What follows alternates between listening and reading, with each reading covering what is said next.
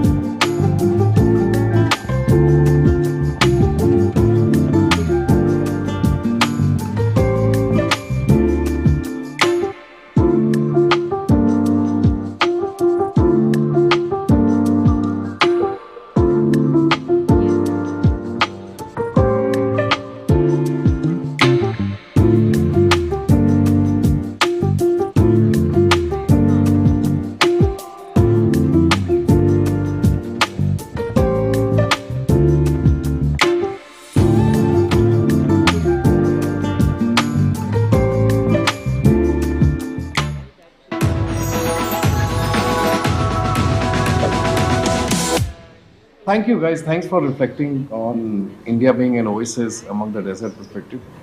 Resiliency, consumption-based economy. I think we've done a capital investment, which is as a spotlight, which are What are your views on that? Yeah, no, I think I totally sort of echo what we were just discussing. We definitely are the brightest spot currently. The frenzy that we saw in the IPO market last year was probably unprecedented. It continues right now in the M&A market. I think what has also happened post-COVID is that Indian people have become a little bit less conservative, which they used to be before, I think, in terms of spending. People are more open to spending a lot more, and considering a population, that has had a great impact on just the economy as a whole. And because of that, there's a lot of demand, and therefore we're seeing a lot of new companies setting up, new demands coming in, and I think that has also helped a lot in terms of just the whole growth story that we are looking at. Our GDP is probably the highest currently all over, and that's across the globe. Global IPO market is also getting overheated.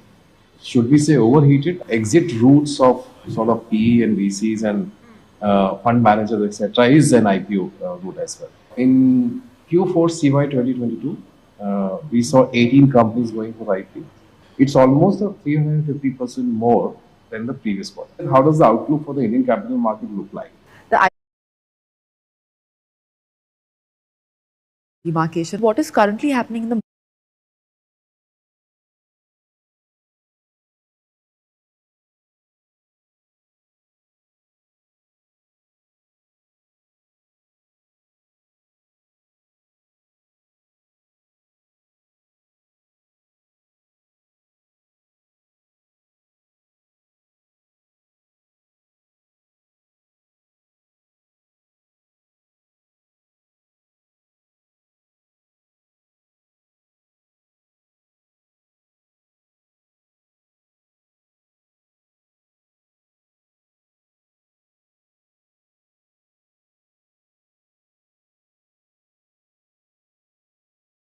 gone well, his market value goes up, otherwise it goes down. So if people have made money in the recent IPOs, they feel good about IPO market, they're more willing to experiment. If they've lost money, there is a little bit of slowdown. Now the market currently is choppy because of a variety of reasons. So people are being a little cautious. Sentiments are changing for investors, right?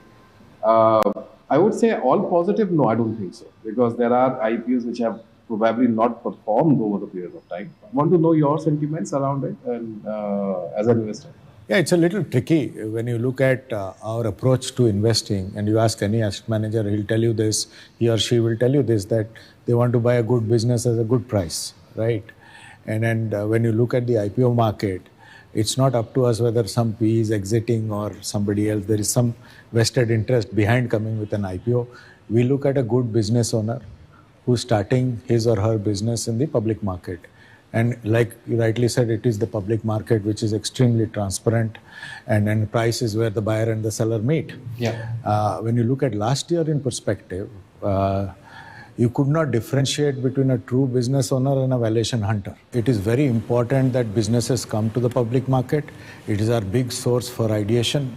And when that gets tricky, and the coveted anchor list starts getting hunted down on social media, one has to think twice. Should we wait for the secondary market to appear, or should we do it the right at the IPO level? So we would encourage people to go to an IPO from the beginning. Why go through the PE route? Come to us, show us a good business. We are ready to evaluate at that stage. We are hunting for good businesses. There is inflow. Yeah. The mutual fund industry today has money to invest. At 13,000 crores SIP per month, the structure of the Indian stock market stands permanently corrected.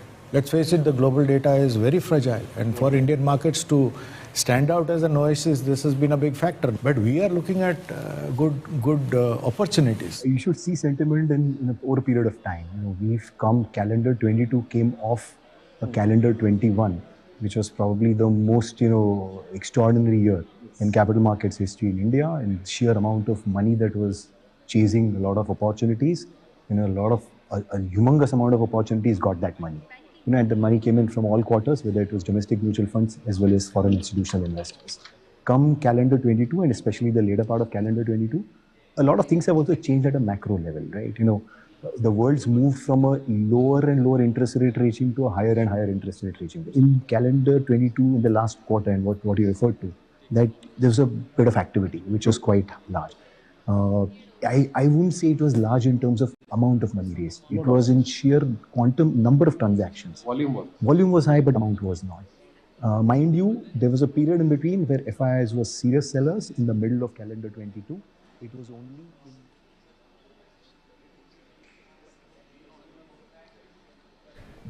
Check, 1, 2. All right. Hearty good afternoon, ladies and gentlemen, and a warm welcome to all of you to the Mint India Investment Summit. My name is Kavya R. Chavali. I must admit that when I was taking a good look at the pre-function area, the mood seemed rather too buoyant. I don't know if it was the lunch of St. Regis or if it is the theme that we have for all of you today, which is India Bright Spot. But whatever it is, I'm really happy that all of you are here together, joined us this afternoon to be part of some very important and some really pertinent discussions. So thank you once again, and a warm welcome to all of you. Ladies and gentlemen, the Indian economy, as we all know, when we take a good look at the year 2022, that definitely highlighted certain macroeconomic chaos, but Indian economy has proved to be a bright spot amidst all of that. And at the Mint India Investment Summit, we'll be bringing together some of the influential minds, thought leaders, as well as legal luminaries in order to help us understand India's place in the current global macroeconomic environment, or for that matter, the opportunities that India can take advantage of, and at the same time, the challenges that can derail India's journey to becoming a $5 trillion economy. So yes, there's a lot more discussions in store for all of you today, as well as tomorrow. But before we move ahead, I'm going to take a quick minute to thank our partners, our presenting partner, Trilegal, associate partner, Bandhan Bank, brand partner, Bank of Baroda, and booth partners, Rurosh and Capwise. That being said, I'd also like to inform you that we have a very interesting hashtag so that we can take the conversation beyond the walls of this ballroom, and the hashtag is Mint India Investment Summit 2023.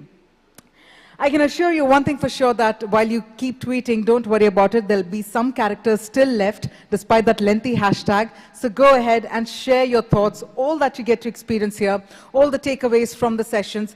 Please go ahead and use our hashtag in order to share your thoughts.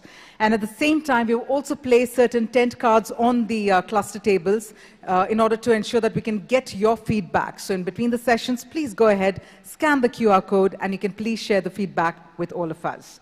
With that, we're now about to set the tone for the program. And ladies and gentlemen, I'd now like to invite the man who leads the editorial team at Mint, but he, along with his team, have also managed to bring a galaxy of thought leaders and amazing speakers for the next 2 days in order to ensure that we have some amazing takeaways from the summit. So please put your hands together and please help me welcome on stage Shrutajit KK, Editor-in-Chief, Mint, to present the opening remarks. Can we have a louder round of applause, everyone? Thank you.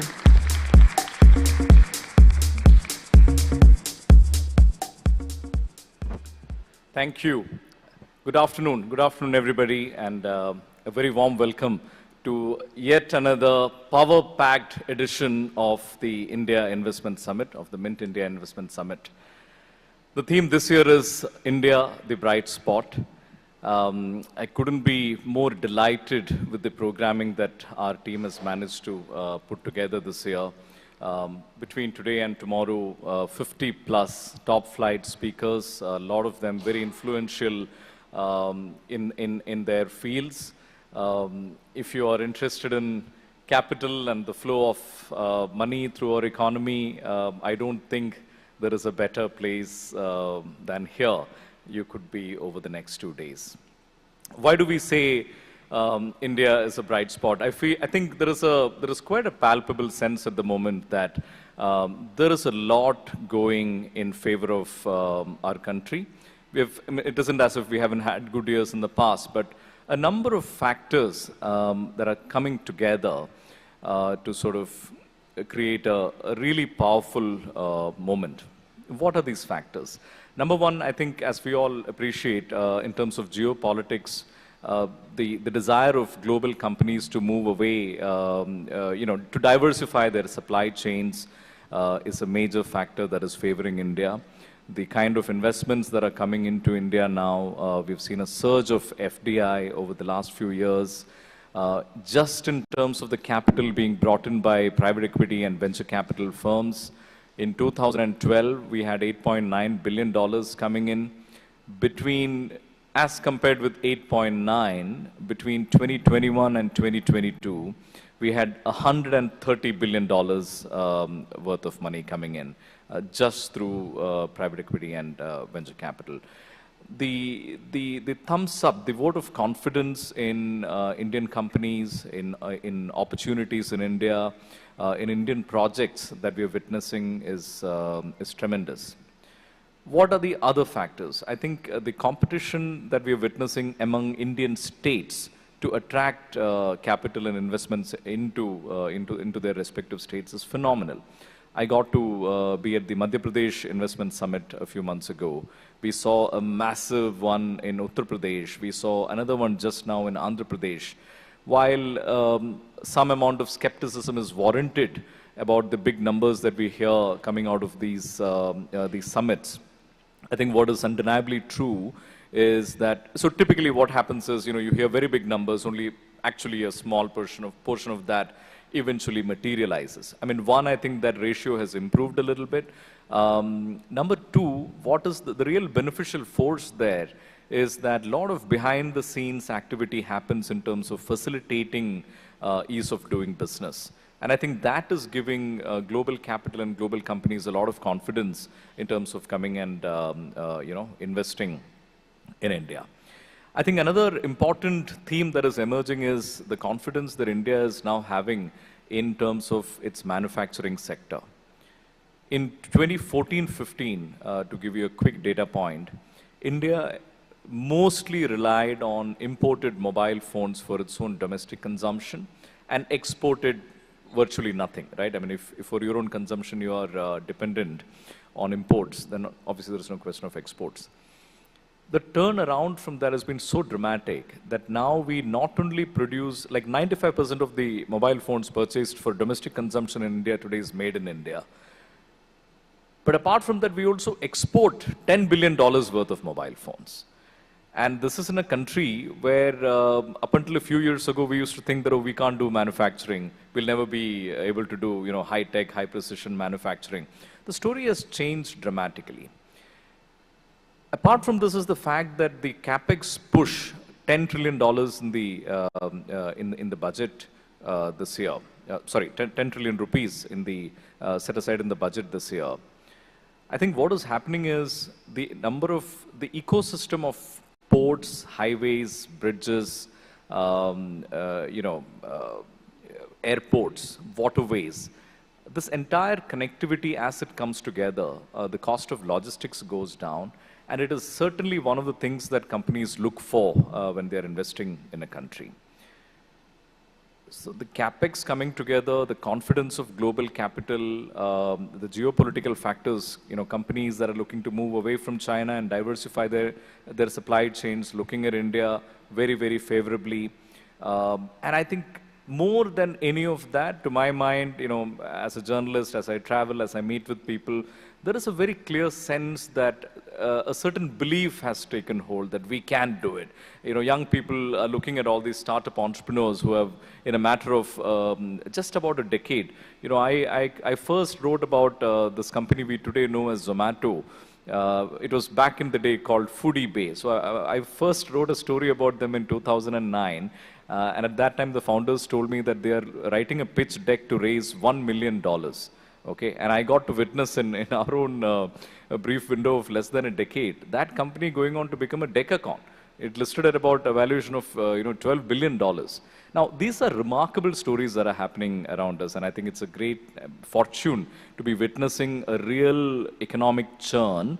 And I think in terms of belief, when people look at entrepreneurs like Dipinder or Vijay Shekhar Sharma or any of these iconic founders, people start believing that we can do it as well. And I think that is spawning a large number of enterprises, a lot of startups. And that is really the, what gives me tremendous optimism. I mean, all these other factors are one thing, but if the people of a country believe that a lot can be accomplished, that's a pretty tremendous one. And therefore, I think this is quite a great moment for us to reflect over 2 days about the themes in terms of capital flows. I couldn't be more delighted at the caliber of speakers we've managed to bring in today. The first panel is a tremendous one, which will get underway very quickly. We are delighted to have with us the head of SIDBI, another major institution that is facilitating investments, helping startups. A big theme that we will discuss during the summit is domestic capital. And we are so grateful that Mr. S. Raman could join us today to deliver the opening keynote. We will discuss between today and tomorrow the rise of global MNCs. We will discuss the rise of domestic capital, of course, governance. None of this is to say that we don't have issues. We have lots of issues to think through and resolve. But over the next 2 days, as at Mint, we are so pleased to be able to bring you this programming. I hope it's 2 days of learning for all of us. And apart from what happens on stages, at events like this, quite apart from what happens on stage is what happens off stage. I hope all of you get to meet really interesting people to collaborate with and to learn from. Thank you once again for joining us today, and I hope you have a great event ahead. Thank you.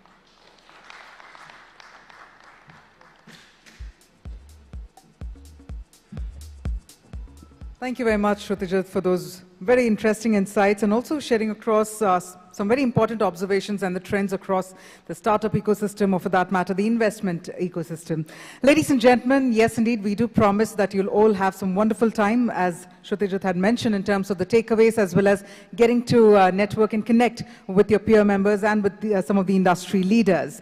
That being said, it's now time to deep dive into our very first opening keynote address. And our very esteemed keynote speaker who has joined us this afternoon, he's someone who belongs to the 1991 batch of the Indian Audit and Accounts Service, and we also know him for being a very pioneering name as the chairman and managing director of SIDBI. We have the august presence of none other than Mr. Shivasubramanian Raman. So please put your hands together, ladies and gentlemen, to invite our keynote speaker on stage, Mr. S. Raman.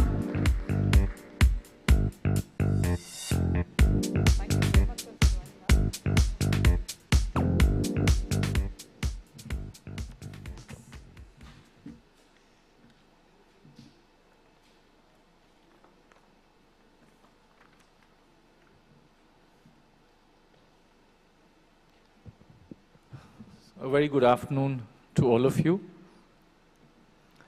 Thank you so much to the Mint and Shrutijit for inviting me here.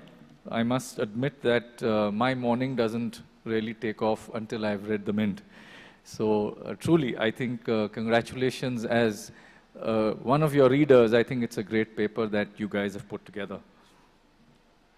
So let me just sort of try and stick to the topic which I was asked to speak about. SIDBI does essentially a banking service. But interestingly, even when I sort of joined SIDBI, I found that over the years, SIDBI has done several activities, and many of them clearly in the area of risk-taking. It started a venture capital fund way back in 2000. And over the years, it has curated several products. The largest of them was something called a risk capital scheme, which actually talked about giving equity and subordinated debt to a vast number of MSMEs. What typically does happen in these kind of institutions is that when something sort of starts going wrong, then you panic and then you sort of shut shop and you don't go back to that. But maybe those are the learnings that institutions do go through. And therefore, apart from the fact that SIDBI today supports about 15% of the total credit that goes to the MSMEs in India. So roughly that figure of credit to MSMEs is about 23 to 24 lakh crores. And therefore, on our balance sheet, we have about 15% of that through indirect and direct lending. But having said that, it's really about the journey that SIDBI has undertaken in the space of investment, in the space of supporting MSMEs, in the space of venture capital. And that has been quite interesting. As many of you would know, it's the early stage investments in NGOs and in small lenders who later on came to be known as microfinance institutions, which then went on to become the SFBs.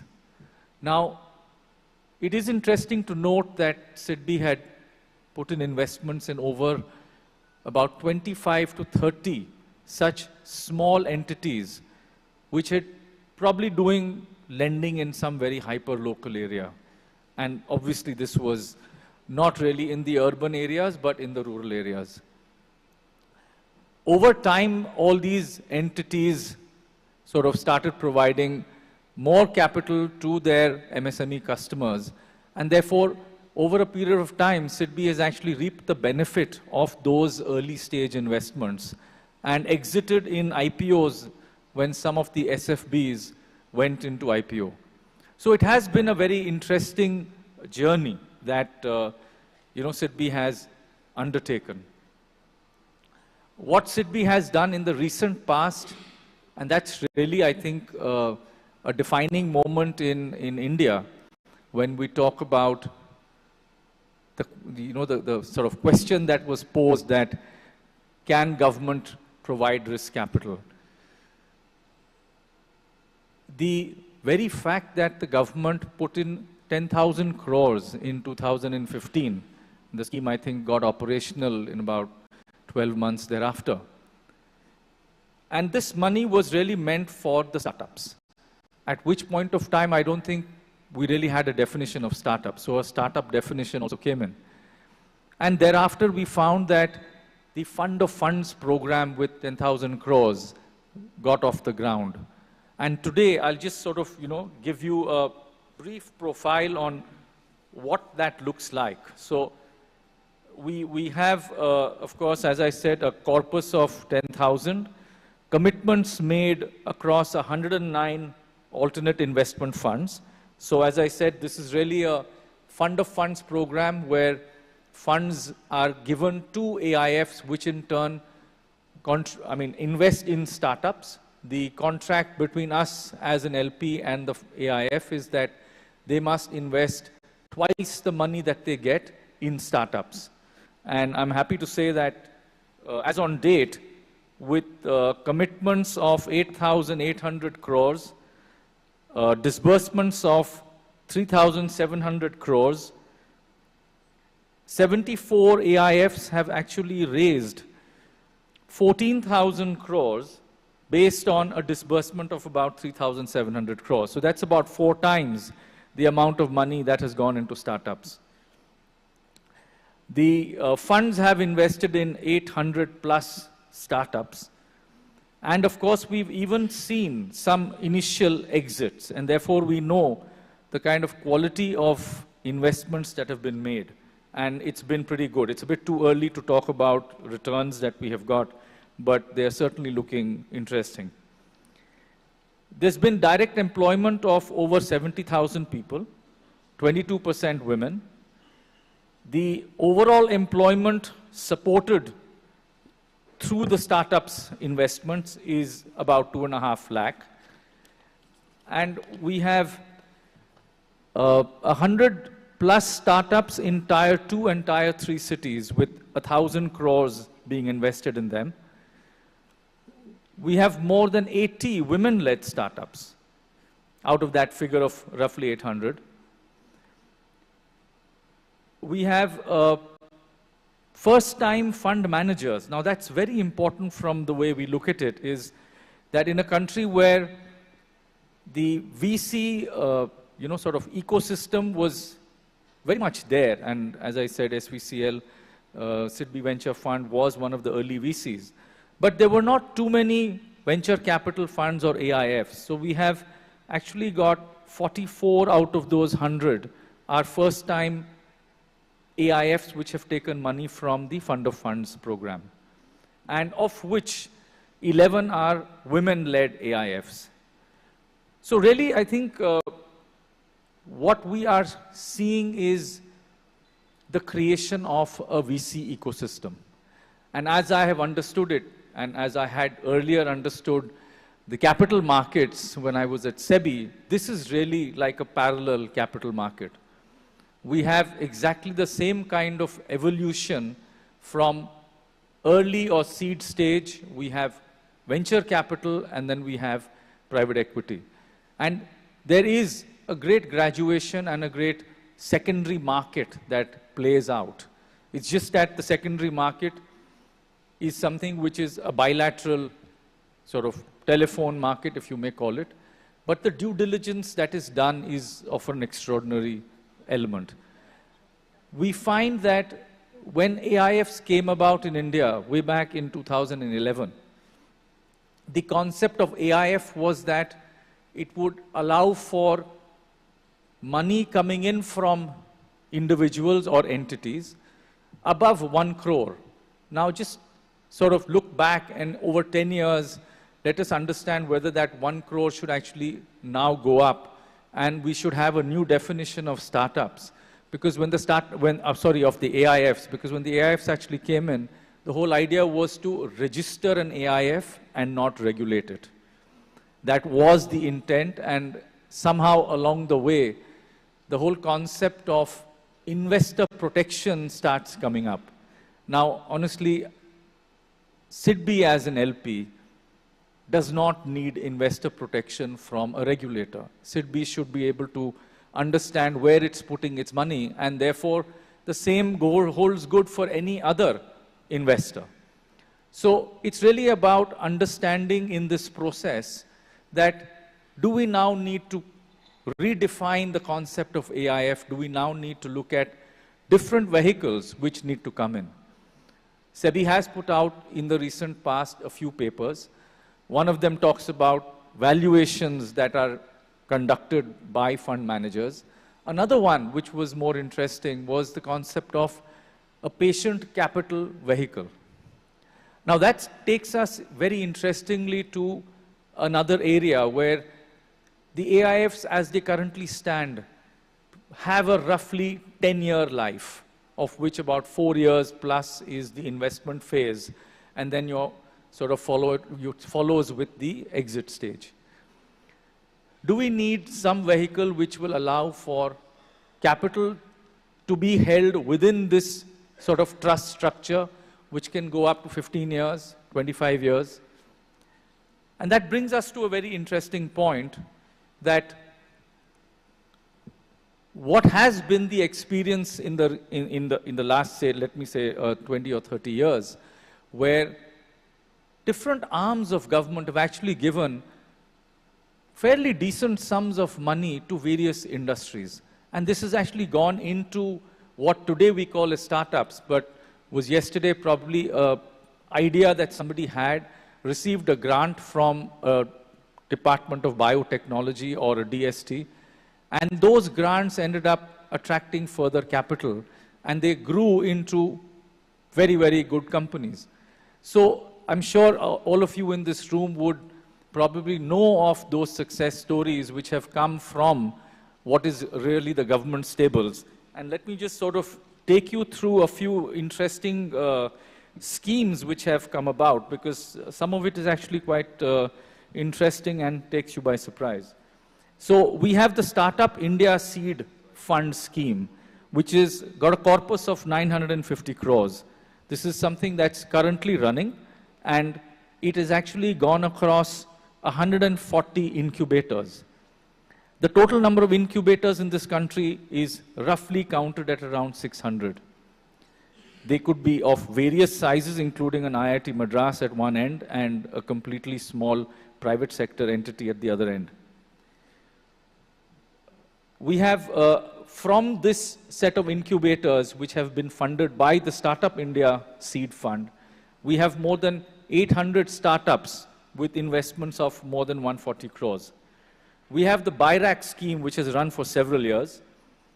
It has committed over 250 crores to about 125 startups. We have the BioNest scheme, again from the same department, committing 371 crores to over 63 incubators. We then have something called the Technology Incubation and Development of Entrepreneurs. That's called TIDE, which is a scheme of the mighty. And we have an outlay of about 265 crores. More recently and more celebrated amongst this particular audience would be the kind of innovations and products that are coming from startups in the defense industry, helped entirely by a very innovative scheme from the Defense Ministry, which is the Innovation for Defense Excellence, or IDEX as it's known as. We're already looking at some great products that have emanated through those investments.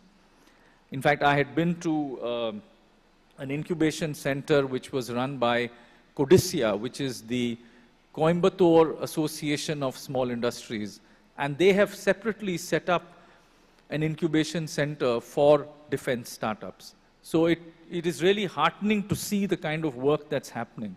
Then, of course, the largest of all is the Atal Innovation Mission with a corpus of 1,000 crores.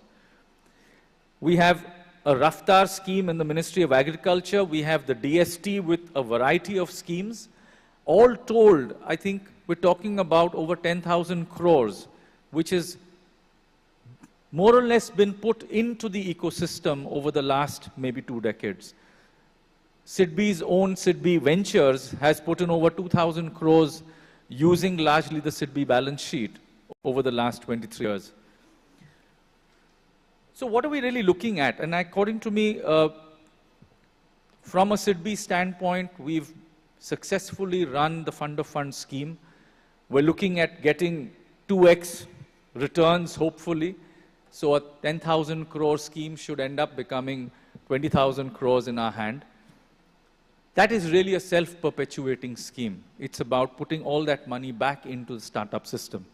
But I think of greater interest to us is, where is the seed stage, where is the idea stage money going to come from? We certainly have incubation centers attached to academic institutions, and they have really done us proud, there's no doubt about it.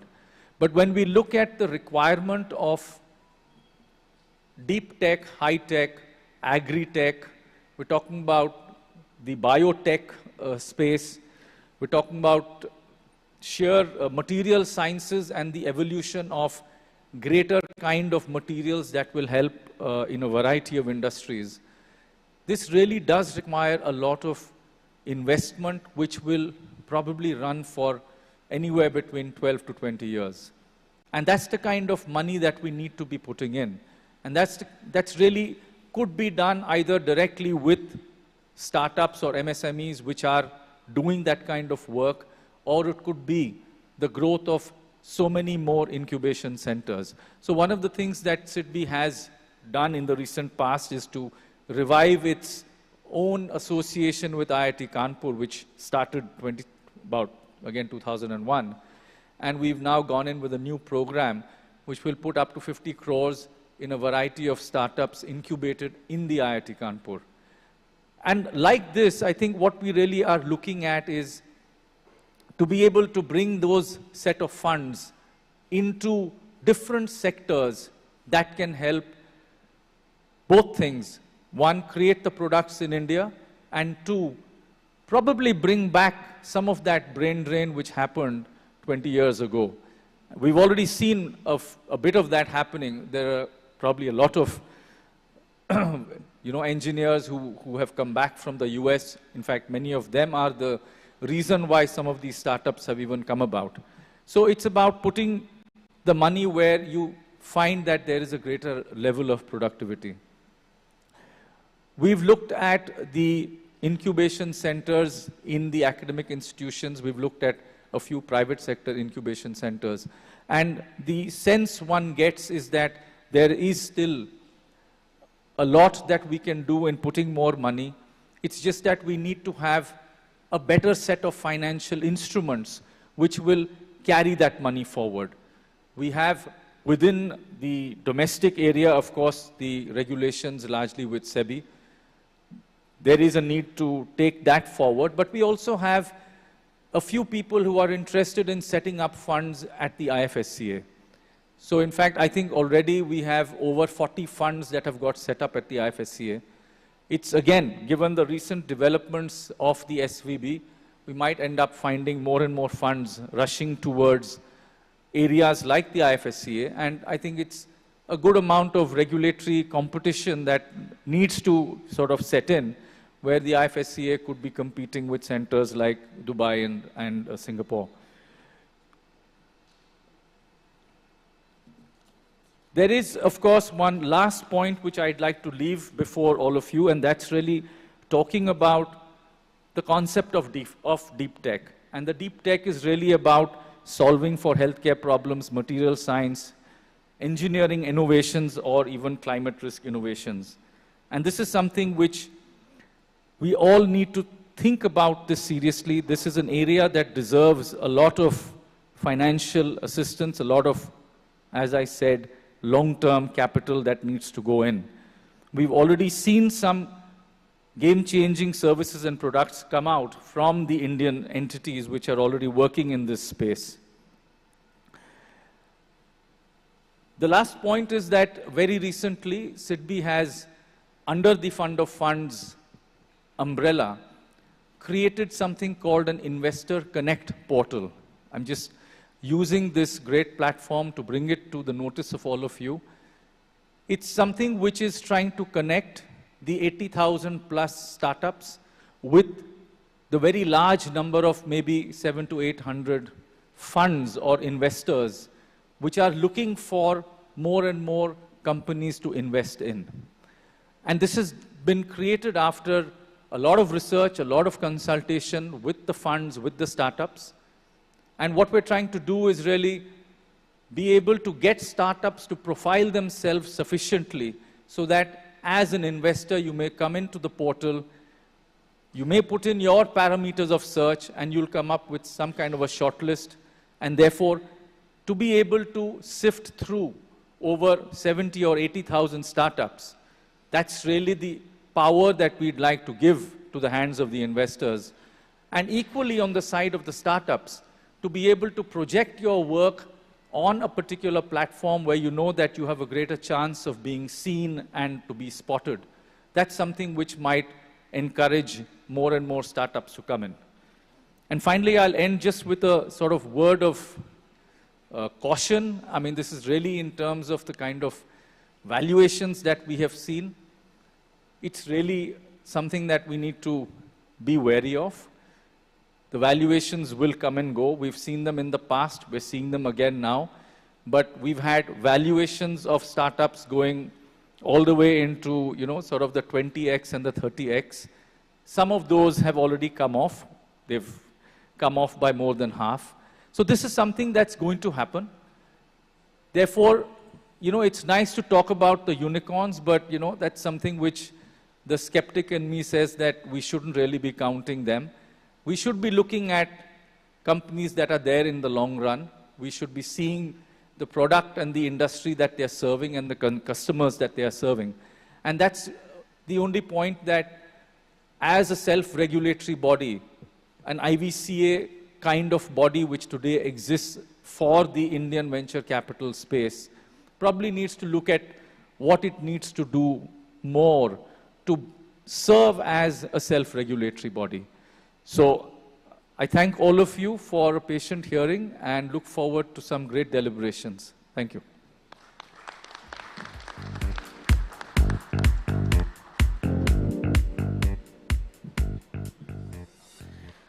Thank you very much, Mr. Raman, for those very important guidelines that you have shared, along with the different initiatives that have been taken up by SIDBI as well. And we managed to gather some very pertinent takeaways. That being said, we will take that forward. And now let's quickly deep dive into our next panel discussion coming your way, which has got to do with the theme of the summit, India, the Bright Spot. Before I invite the speakers, we also have a very quick factoid that we'd like to play across. So let's take a look.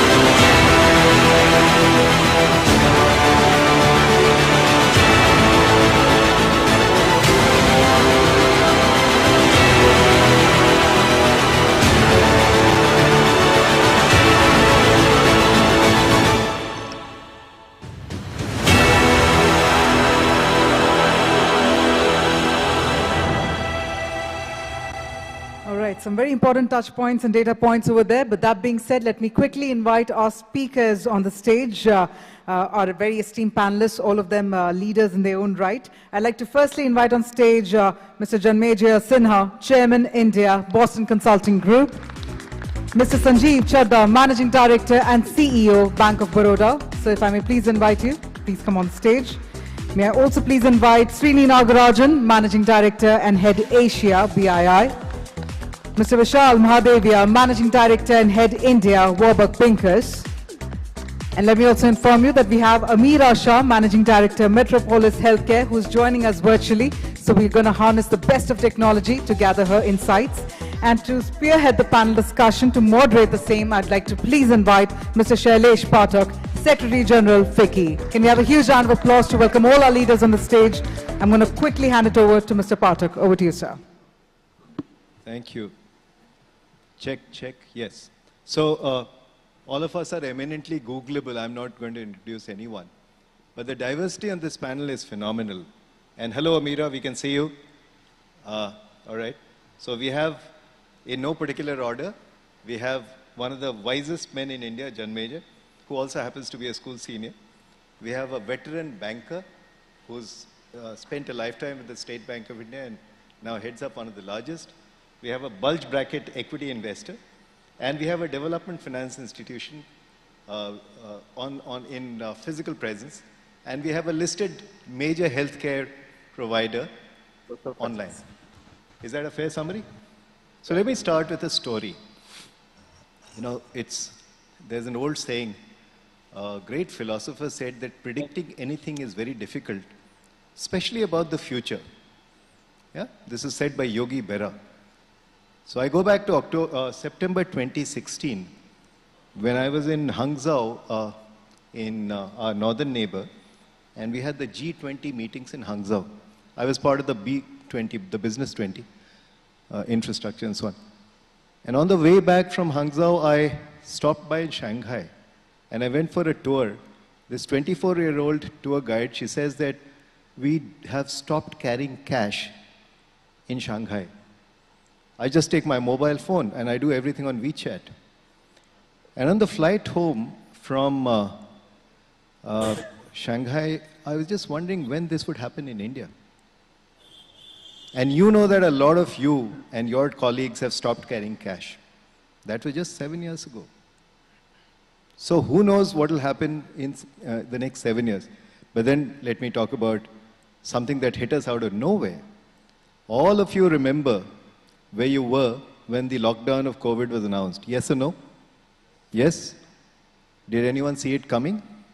All these great risk analysts that we have, highly paid if I may say so, did they tell us that this was going to happen? No. So here's the googly for everyone in the panel. What is the one great thing that can happen in the bright spot that is in India that we look back 7 years later and say, wow, that happened in India? And let me start with Janmejaya.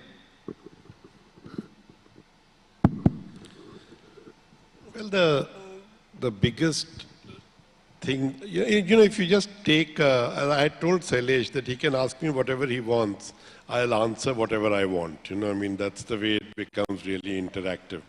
So I feel there are 5 things which are trends which are really incontrovertible, which are affecting the world. 3 of them are really positive for India. So if you look at it, there is geopolitics, which has now entered economics. In a fashion, we had thought when Francis Fukuyama was saying end of history was over, and we can just see that he was wrong. The second is technology, where India, in different aspects of technology, you know, data, digitization, the entire ability for quantum computing as it comes. The third is demographics. The fourth is sustainability. And the fifth is the current inflationary environment across the world. So the first 3 are net positives for India. And they are net positives in a really positive way. India's average age is 27, that of much of Europe is over 40, 45, Japan is 48, US is 38, China is 38. So it's a really big change. So if you really look at it, technology, 20% of the West Coast is of Indian origin or Indian. Right now, a lot of those H-1Bs which have expired are coming back to India, so there's talent. And geopolitics now with the US certainly anxious about China, it puts us in a good spot.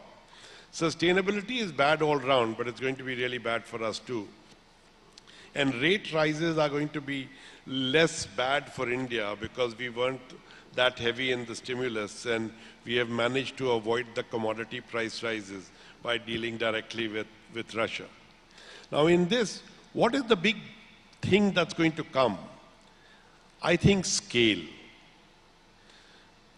Scale has a wonderful aspect around it.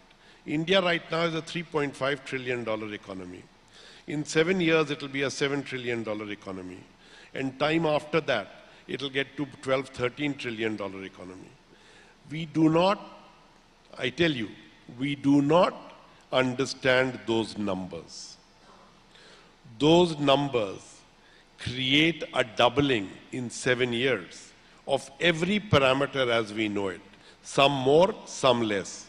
So to your question, the biggest thing that's going to happen is a level of scale which is not evident, which is not possible in most part of the developed world and most part of the developing world. So that level of scale, no one can ignore. Absolutely, I completely agree. The kind of scale, actually a whole lot of Indians don't realize how large our country is. And a whole lot of business people don't realize how large the opportunities are. So let me come to Amira. What do you think 7 years later we'll say, wow, we never thought of that? Absolutely, Shailesh. But I think as my colleague mentioned, I won't repeat the economic points, but I just want to add to that I think as a nation, we will be obviously truly successful, not only as we scale and as we grow in size and, our people are all growing themselves. But as a nation, I think we'll all be prouder Indians, we'll be happier Indians if we also take care of two more things. I would really emphasize, culture and health.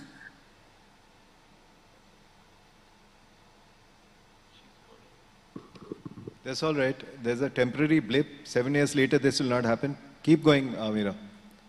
We lost the audio midway. Whichever part of the country that you live in. And every Indian, whether you're a minority or whether you're an unaffording person, wants to feel their basic rights and their equality is taken care of. And lastly, of course, our environment and the diseases. So I think if I was to look 7 years later and look back in hindsight, I would truly hope we have an India which is not only economically developed, but also developed with a culture and a health in mind, that we have not only well-off Indians who are economically more powerful, but also healthy Indians who feel very safe and protected in their country. Thank you. Thank you. So we have a development banker, we have a commercial banker, and we have an equity investor. We'll start with the commercial banker. Sanjeev. So thank you. Commercial bankers are supposed to be conservative. So let me again start by talking about things which are not happening in India and for which we possibly need to be grateful, because very often we take things for granted and lose sight. I think first, of course, is again in terms of the uncertainty which is there in the world in so many ways. I think Janmajay touched upon it. Uncertainty in terms of interest rates, uncertainty in terms of inflation, right? These are things which are almost never part of the discussion, but these are things which are upending, again, you might say, investors, investment plans all over the world. And I think this largely is because of what, again, Janmajay mentioned, that we were very, very calibrated in terms of both the fiscal and monetary policy during the COVID period. I think in some ways, when we look back and we see what were the different trajectories that countries took, it would be largely be based upon what was their response to the COVID pandemic. And the fact that we did not go overboard, I think that was something which was really fundamental. Because once you go overboard, whether it comes to the fisc or it comes to the monetary policy, coming back on track is enormously disruptive. And that is the disruption that we are seeing now all over the world. And we are not seeing that. And since we are not seeing that, we almost do not notice that. I think to my mind, that is the one thing which is important. In fact, Janmaja might recall again, he was my senior in college reading history. So there was a book which was very popular then, Barrington Moore, right? So the chapter on India was titled India and the Price of Peaceful Change. I think we always have been that way. At times, it seems that, again, that we have missed the bus. But in today's uncertain world, I think there's much to be grateful for. So that's one. Number two, again, if we were to look at things like whether there's going to be a recession, whether the US is going to have a soft landing, again, questions which we don't ask in India, much to be grateful for, right? That's, again, something which is important. Impact of decoupling from China. What is it going to be on the US economy, on Europe? How does Germany position itself? India, debate is lacking because, again, we have positioned ourselves politically where you can continue to have China as your major economic partner while sorting out politics at the level where it needs to be sorted out. And going ahead, it's going to be very important because I think there are so many flashpoints which are going to be there. Taiwan, right? How does it play out for US? How does it play out for China? How does it play out for the bilateral relationship? But look at us again. The fact is we are part of the Quad, but not part of the AUKUS. So I think how India has positioned itself in all these years, and I hope how it will continue to do, is going to be of fundamental importance. So I think if we look at ourselves, right, even in our philosophy, we talk of neti neti, things which are not there. I think let's focus upon that and be grateful for that. Thank you. If I may, I think the reason why we are sitting here in March 2023 and saying India is a bright spot is that we got a lot of things right since March of 2020. Yep. And a lot of the countries that did not get it right are feeling the pain. And I'll go to you, Vishal, next.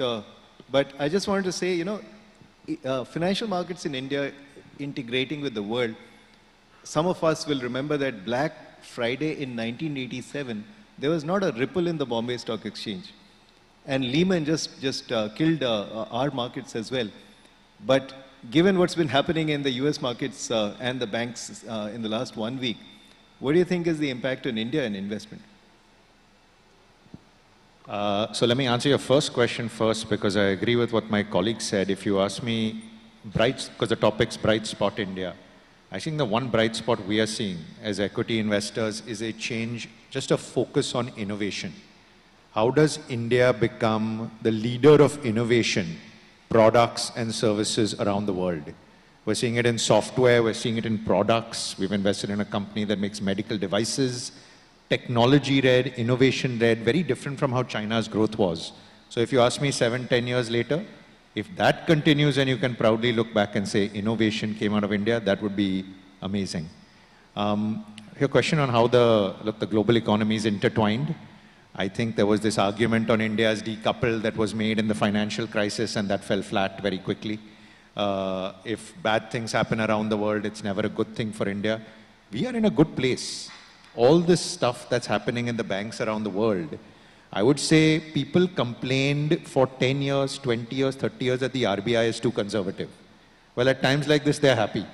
Most of the time, they're unhappy and they're complaining. But generally, our central bank is fantastic. Our banks are well capitalized.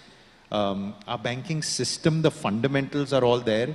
And I think the points that were made, really, our problems are our own problems. We don't have external borrowings. It's India's issue. So I think while this will happen around the world, it's not that it won't have an impact on our stock markets, sentiment, investors. I really don't think it affects our business. We need to stick to our own knitting and our banking system. Thank you, Vishal. And I'll come to you, Srini, in a minute. I just want to say that we have 21 minutes, 34 seconds to go, and we want to make it interactive. And the best way to do that is, on your table, there's something like this. You have a pen. If you don't get somebody to give you one, write a question, send it to me. I'll make sure, if it is sensible, it gets asked, right? So, Srini, question number 1, what do you think will surprise us 7 years later? And since you're a development finance institution, and IRR and ERR, so internal rate of return is for Vishal, economic rate of return presumably is for you. How do you look at stuff differently? Thank you. Thank Mint for the wonderful opportunity. See, striking a balance between being developmental and commercial is always a very difficult balance. Which one do you put ahead of yourself? Yeah. So to answer your question first.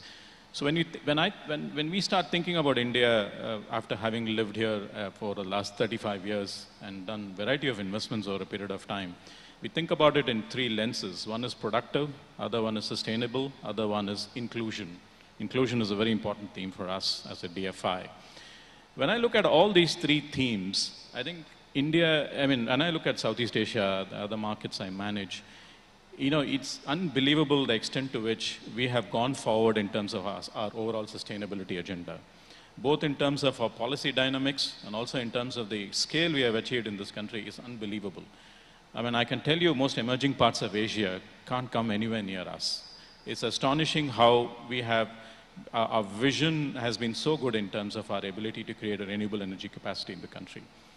To answer your question, where I think we will be in a brighter spot thinking about it, is I always think about Just Energy Transition Program, which we call as a JETP, which we work in South Africa, Vietnam, and Indonesia. India will do much better on the JETP, principally because of three important reasons. One is, I think, the extent of renewable energy capacity we're creating in this country, both on solar and wind. Second important thing is, I think we are really thinking about how to move away from coal in a very systematic manner. We are not agreed 2050, we agreed 2070. And that's actually is a good thing in a way. And the Western economies will also get there. I don't think any economy today sitting where they are will get to 2050 at all. I think we're thinking about it in a very systematic way. And the third important thing, aspect is this, is that I think we are embarking on a kind of a distributed generation in this country, not depending too much on the grid, both on the CNI side and any form of localized solutions which we are finding, which is pretty unique in this country. Tata Rock Foundation, and we are all working towards a small kit, a solar kit, which could be used in villages, actually. The thing about, only one point I will mention where I get concerned about the country is on sustainability, is sustainability and inclusion. They are very difficult to marry all the time, because capital will always gravitate towards developed markets, because it's got the size, it's got the certainty. But actually, I manage Pakistan, 1/3 of the country, I never seen rains in Karachi. And now 1/3 of the country is underwater. And all the cotton farms are completely affected. What happens in some other part of the country is affecting some other part of the country. So inclusion, how do we ensure that the poor people are also, who are affected because of climate change? And how do we gravitate capital towards that is what we are working on currently. That's. Thank you, Srini. In fact, let me stay with you. I think inclusion is something that we'll discuss further down. But let's talk about success stories. Ayana was a great success story. You want to spend a couple of minutes on how you conceived and made a lot of money on that? Yeah, sure. In 2018, I took a PowerPoint presentation to the board saying that, look, we want to start a renewable energy company generation in the country. They threw me out of the 6th floor, saying that control position in an Indian infrastructure with our sovereign, we are owned by the UK government. We persisted for 6 months and then we started this. I think we started this because of 3 objectives. One is we wanted to work in a world-class environment on corporate governance. Corporate governance and infrastructure don't go always together. Many countries, India is no exception. 2, we wanted to develop this in the poorer parts of the country. And third important thing is we want to make sure that we are able to link the rest of South Asia between Nepal, India, and Bangladesh. So we started that and we went through the journey and we brought in Lightsource BP and we brought in National Infrastructure Fund of the government. And we mobilized something like $750 million. And today it's generating 2 gigawatt of operating and 2 gigawatt under operation. And so fundamentally, I think what this shows is there is a lack of bankable opportunities in this country. If you have well-governed institutions, I think institutions like us have to take that particular responsibility of creating well-governed organizations and bankable opportunities so that the war books can come. Absolutely. I'm reminded of a friend telling me that, the Indian healthcare, or rather the pharmaceutical industry, did not adhere to good manufacturing practices till the 70s. And then they realized that they could make much more money by exporting. And because they had to export, they had to become more compliant. And today they're really taking on global challenges in the pharmaceutical. So maybe as India opens up and we start approaching global markets, Vishal, you said that innovation would make the difference. Give us a success story. And I'll give you the story of the most recent company we invested in. It's publicly known now. It's a company called Merrill Life Sciences. Some of you may have heard of them. They make medical devices, hip replacement, knee replacements, stents, heart valve replacement, seriously high-tech medical devices. And they're doing it, engineering it and building the technology here in India. They're selling it in India and around the world. And it's a very difficult business because you may have the best product and the best innovation, but if you know medical devices in the US and Europe, the countries have incumbents that will do everything they can to stop you. But that hasn't stopped them. And they are out there basically using this innovation. They've already succeeded in a small way. Will they succeed in a big way? We hope so. We've taken that bet. But that's something in the next 5 or 7 years. If you had asked me 5 years ago, I would not have thought something like this was possible out of India. It's possible right now, and 5 years hence, look at it in software. It's the easiest example, right? How many software companies in India right now that are creating innovative software that is being sold around the world? It's only the start. So I'd give you 2 examples, themes where I just think it's the beginning. Thank you. Amira, I'll come to you and ask you about your success story. But actually, you know, since we talked about innovation, there's a startup based out of Mumbai, which is, you know, doing something that sounds too good to be true. They say that with a simple blood test, they can tell you whether you have the possibility of getting cancer in the next 1 year. And and I know that the earlier you detect cancer, the better you can get it cured. So if this succeeds, people will get cancer, but they'll stop dying of cancer. And I've taken them to the Health Secretary and the DG ICMR. Let the power of Indian science examine their claims. And if it succeeds, then we have another co-vaccine. Yeah? And on a lighter note, Amira will be able to use that test in her labs and it'll be fantastic. So absolutely. So Amira, success story, including your own company. I mean, you guys listed in 2019. How's it been? It's been, well, the last 3 years have been a bit insane. Obviously the 2 years of COVID, while most financial investors look at us, the healthcare industry from outside, and think it was a bonanza time. I think it's only those of us in healthcare who knows how difficult it was. It was a real challenge, I think, just taking care of people while taking care of your own employees, because, you know, everybody was stretched. But, healthcare is obviously a pretty interesting sector in our country, right? No government regulation, highly fragmented. So 85% of the market is still completely fragmented as we see. Everything is really out of pocket. And the reason I made the comment earlier about culture and health being very critical for the next 7 years is because whatever we do economically, these 2 areas can significantly push us back on our economic agenda if we don't carry these areas with us. We look at the outcomes of healthcare today and the burden of healthcare today. Healthcare is the single biggest bankrupter in India today for families, and especially for unaffording families. So especially with the inclusion, concept, it's very important that all Indians, especially the unaffording ones, are carried along. And this burden of out-of-pocket spend on healthcare is not put on them alone. So currently we've got 2 sort of structure in healthcare, right? You've got the government saying, we're going to take care of BPL. And we have the private sector, which takes care of 70% of India, which is, BPL and above. But if we have to, achieve the government's agenda of accessibility and affordability, the only way to really go forward on that is really a couple of things, right? One thing is that the accessibility agenda is not possible to achieve unless the government pools its volumes with private sector. Because private sector can never make money in rural India at the current cost and at giving good quality.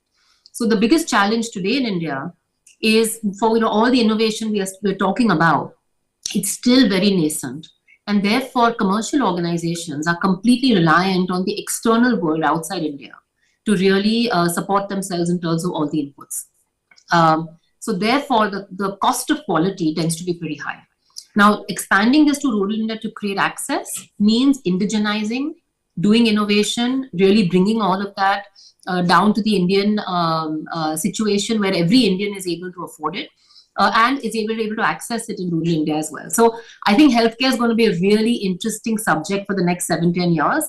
But I will say that healthcare as a business opportunity is only a very long-term opportunity. It is not an opportunity for people looking to make money in the short term. Thank you, Amira. Janmejay, you were saying something about the healthcare opportunity. You want to add? So if you look at the way the world is aging, Japan is a 127 million people country, and in 20 years will be 100 million. The average age in Japan is 48.6. And if you look at pension ages, they have stayed at 65, 66, while life expectancy has gone to 80. So there is an unfunded pension liability which is going to bankrupt the richest countries. The US spends about 4.4 trillion on healthcare. An American who is 65 years old, on him $22,000 is spent on healthcare. If the person is 85, they're likely to live till 92, and there'll be about $44,000 spent on them. Now, if you think of it, if we could get 1,000 of those dollars and reduce that expense by $5,000, it's a TCS. TCS between 2000 and 2016, in 16 years, grew 40 times. It went from 400 million to 16 billion, in revenues. 40 times. It doubled every second year. It's almost unknown in history. Now, would the next TCS be able to do it in 10 years? And how many TCSs could you have in 10 years who are at $25 billion scale in an opportunity which is ours? Because it has technology, it has young people, it has the entire health chain, from data to diagnostics, to care, to medical tourism, to convalescence, the whole value chain. How big should this be? Would this be that the challenge is, could this be bigger than India's GDP? India's GDP is 3.5 trillion. Could this opportunity be a $3 trillion opportunity for India in 7-10 years? That's the scale we have to think of. I mean, the global economy today is $94 trillion. 22 trillion is in the US. If you add UK to Europe, it is 20 trillion, and China is 16. After that, the third largest economy is Japan at 5 trillion, and we are at 3.5 trillion. When we are going to 7 and 13 trillion, we will be the third largest economy. But just look at that scale. And we will need to rethink our scale to fit that India. India is actually 3 countries. It is 50 million Europeans, 425 million Indonesians, and about 950 million sub-Saharan Africans. The problem is for Indian business and global business and most Indians, just Indonesia and Europe are good enough for us. It's overall India as a country with a moral imperative that needs to take sub-Saharan Africa into Indonesia. So that's the level of scale that we are dealing with. And that's the nature of the size of the opportunity. I have to say, most people today in India, I'm going to be provocative, do not know how to imagine. They use their experience too much and their imagination too little. Because if you imagine a $7-8 trillion economy and come to the present, it's different from imagining a $1.6 trillion economy coming to 3.5 trillion. That is the biggest challenge we face. There are very few corporates in India that can vision at scale. The more people we have who can vision at scale, the more India will grow faster.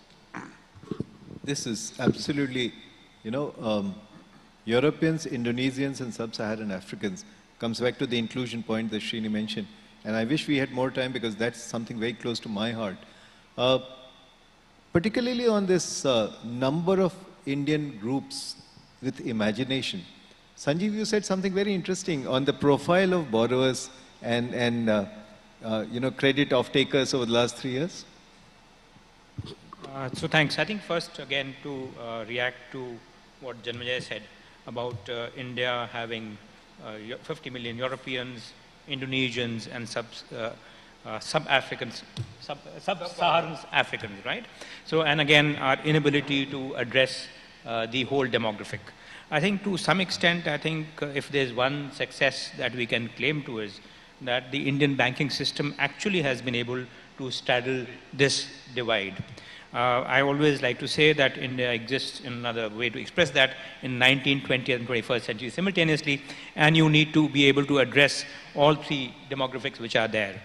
Just to give you again an example in terms of how we have been able and to... I will say that you have done that particularly well at Bank of Baroda. Yeah. So I think how again it's worked is that for us, you might say and for all banks, the core piece of the strategy again always used to be branch banking, which you can argue addressed the Indonesia part of the demographic. And what has changed over the last 2 or 3 years is that we actually have been able to touch all three. So we launched Bob World about 1.5 years back. Today we have got 30 million customers. That pretty much corresponds to the 50 million Europeans that you talk of. Then, of course, we have branch banking, but what about the 950 million in sub-Saharan Africa? So what we decided simultaneously, like we were working on Bob World, was to see how we can reach out more. Today, I'm very proud to say that we have a 6% market share in the country, but we have a 17% market share in Jan Dhan accounts. And that's something that we have been able to address because we have got something like 50,000 business correspondents. We used to have just 2 years back 17,000, today it's 50,000. So I think what Jamji says is absolutely right. One, we need to be able to work at scale. And if you need to work at scale, you cannot only concentrate on the European part of the Indian population. You need to look at all three. Coming again to what Shailesh, you said, I think the fundamental challenge, and we were talking what might be the challenges as we go forward, is that what you see is that the breadth and the depth of the entrepreneurial class in India is actually possibly shrunk. Now, that is a huge issue when it comes to, again, our ability to invest, because somebody must take risk. We talk in terms of credit offtake, we talk in terms of banks being risk averse, but somebody must take the entrepreneurial risk. Only then the banks can take what is a bankable risk. And that is a big challenge as we go forward. And to my mind, part of the answer, or a large part of the answer, really is on my left-hand side, which is the private equity firms, which have stepped in over the last few years to take a large part of the slack. Now, of course, the ambit of private equity in terms of how much they would invest, where they would invest, and for how long they would invest is something that we need to again see, which is where again role of SIDBI, of pension funds becoming much more vibrant institutions is important. But I think this fundamental question that we have, we talked in terms of innovation. Another side, of course, is risk-taking, which goes simultaneously. I think we need to see how we can actually have a much broader entrepreneurial class which can make significant investments, take risks. Part of it will come from the certainty of the environment. And when we talked initially about the fact that there's a lot of uncertainty in the world, and India seems to be a bright spot, or at least a place where a lot of uncertainties don't exist, I think that is one way which we can be a little bit more sanguine, a little more optimistic that as we go forward the next 5, 10, 15 years, there will be an entrepreneurial class which will again be taking us from where we are to where we need to be. That's an interesting insight that actually the borrowing group has shrunk. And this deserves a much longer discussion. So just to again supplement and why that has happened is, I think in some ways it is good for banks, but in some ways it's tough, because what has happened is that there's been a lot of deleveraging which has happened. The groups again which have deleveraged actually are in a very strong position. At times they don't even need to borrow, right? And therefore again what you might think of as credit-worthy customers, that base is today narrow as compared to where it was 10, 15 years back. So you have a situation where the top of the pyramid is getting narrower, but you have a lot of people who were unbanked previously, who now have bank accounts because of the Jam Trinity and so on. So I'll quickly read out the questions, and if the organizers are kind, they will give us 30 seconds per speaker to respond to some of them. The questions from the audience, how do we grow in double digits? Because that's the best way to... Is there a risk of India witnessing the middle income crisis? And how do we get to middle income? Yeah. IT sector is supposed to be booming and the AI, artificial intelligence world is expanding. Do you think AI is the bright spot? Ease of doing business has improved in India in the last few years, but there are problem areas in manufacturing. How do we see India on this EODB 7 years later. And I'll talk a little bit about this because FICCI represents quite a few manufacturing units. India, unlike the West, is immature in the bond markets. Market risks are much lower. In this scenario, does the Basel framework work across the globe really work for India? And what do we need to do in promoting credit growth? And India wants to become a $30 trillion economy. What are the 3 key steps to make this happen? And how to ensure continuous FDI in India? On the ease of doing business, I mean, one fun fact about FICCI, Federation of Indian Chambers of Commerce and Industry, is that all of us have heard of this gentleman called Mahatma Gandhi. He was the chief guest at the 4th annual general meeting of FICCI, right? And we'll celebrate 100 years in 2027. Our members actually tell us that at the union government level, a lot of the compliances have become so much easier in ease of doing business. The challenge actually is at the state level, and in particular at the city level. But I'll stop at that. I'll give Amira the first, so 30 seconds, time's up, but 30 seconds on any of these questions, Amira. I'll comment on the ease of doing business part. It was very interesting during COVID. We were operating in 250 cities and towns across India. And what most people don't know, that health is actually not a central subject. It's not a state subject. It's a municipal corporation subject. So in Bombay alone, you have 7 municipal corporations. And each one of them had the authority and the right to make their own decisions every morning on what should be the lay of the land for that week. So I remember waking up every morning at 7, not knowing in which city where that morning rules were going to change, and it had to be effective immediately. And of course, if you were non-compliant, then, there were all kinds of complications. But I think, these kind of situations where you're in the middle of an epidemic and actually having alignment between center, state, municipal corporation, or whatever your authority body is, I think we could have together as government and private sector actually be able to handle the whole COVID situation probably even better if there was an even stronger alignment. And I think that's where more probably the ease of doing business, I think, is an area that we could still all work on. While so many things have really gotten better, but that alignment in our federal structure sometimes can still be a challenge on the ground for most of us. I've gone in the last 20 years of making this from a single lab to where we are today, 175 labs in 5 countries and about 3,600 centers. And every single center we start, we have to go and get an approval from the local authority. Those kind of things, I think if we could fix on the ground, the kind of scale we are talking about could be absolutely tremendous. Thank you, Amira. Srini? Thank you. I will stick to my inclusion thesis, really. I think the income disparity has got worsened now, post-COVID, and all of us, there's a lot of evidence to that. And I think on the gender side, I'm glad Amira is here. Otherwise, it'll be all male again. On the gender side, I think gender is not just a question of making sure that there is, we given more, we give much more empowerment to women, but even for economic development and achieving an 8% growth, we got to make sure that women come into the overall workforce, which is very low as opposed to China today. So, I would say we're trying to answer 4 questions in BII as I speak today. How do we ensure that the capital gets into the hands of those who need it most? Second one, how do we get businesses to think about climate adaptation and in support of the energy transition? Because energy transition converting into business opportunities is still somewhere to go, really. Third one is about how do we invest to create livelihoods that will support the growing population, which is very important for us. And fourth one is about structural changes that will feed a growing global this is more about the food security issue, which you're working across various continents in Africa, in Asia as well, in making sure that whatever support we can provide towards energy security and food security, we are trying to do in these markets. Last point is about making sure that the different pools of capital are well utilized by the country. We invest from 3 pools of capital. One is growth, one is the catalytic capital, the other one is the blended finance, which is called kinetic, which is more on the climate innovation side. So I think making sure that we try and utilize these pools of capital for different, it's horses for courses, yeah?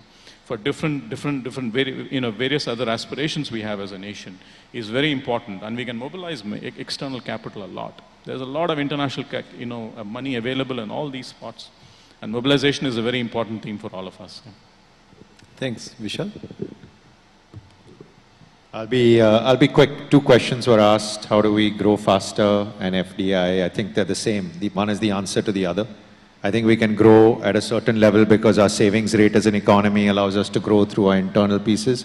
But if we don't attract global capital to India, and frankly, this is what the topic of the summit is, India's the bright spot. In the next decade, if we are not attracting as much global capital as we can, without worrying about, today it just takes too long. There's too many regulatory hindrances, delays in bringing it in, tax, there's just everything for global investors when you hear what they complain about. If we can think out of the box and just mobilize that capital and say India is the bright spot, come here, that is how we are going to supercharge growth and also kickstart the investment cycle. Sanjeev? Yeah, so I think I will just point to 2 or 3 things which possibly are actually in train and it will have a great impact as we go forward. I think I and Janmajay again once were having a discussion in terms of the kind of coverage that India gets in the international press. And there were 2 things that actually I noticed in the last few days. One was the Economist report in terms of how infrastructure is going to transform India. And then today, I think it was the EIU, which again put out a report in terms of how manufacturing India's moment has come. So I think the fact that now what were, you might say, 2 fundamental gaps which were there. The fact that there is now a global consensus emerging that probably we are there now. I think that should in turn again make sure that there's, we attract again the kind of investments we are required to power it further. And there are a variety of reasons why this is happening. We will not dwell upon that. But to my mind, these 2 pieces, and particularly when we talk in terms of the demographic dividend, I think all told, despite all that we talk of the service economy, it is manufacturing which again, and this is again part of what, which can get the women workforce in. Today, India's labor participation rate as far as women is concerned is at par with Saudi Arabia. The only way it can move where it needs to move is when manufacturing also moves. To my mind, we possibly are where it should start moving, and that will again have a multi-level impact. The third piece to my mind where we are fortunate and which we do not appreciate enough again is again the strength and vibrancy of our financial sector. And even if you look at a few years back when we talked in terms of competitiveness ranking, one place where India outperformed by far was the financial sector. And over the last few years, there are so many components which actually have come together, whether it is the financial infrastructure like the UPI or the superstructure, which means commercial banks, DFIs, private equity funds, all of these are actually first rate. So to my mind, these 3 things, infrastructure and its second order impact as we move forward, manufacturing are making a breakthrough, and again having a comparative advantage when it comes to the financial infrastructure. I think these are 3 things which should help us get there. Janmajay?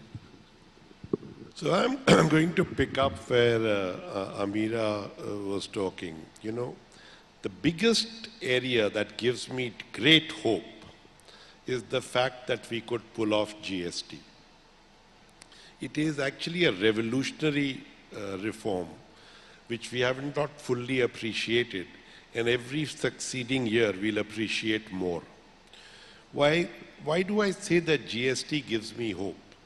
GST gives me hope because in education, in health, in skilling, areas which are, state subjects and where you actually need center-state coordination, you can create a council which can actually start taking decisions for the whole country.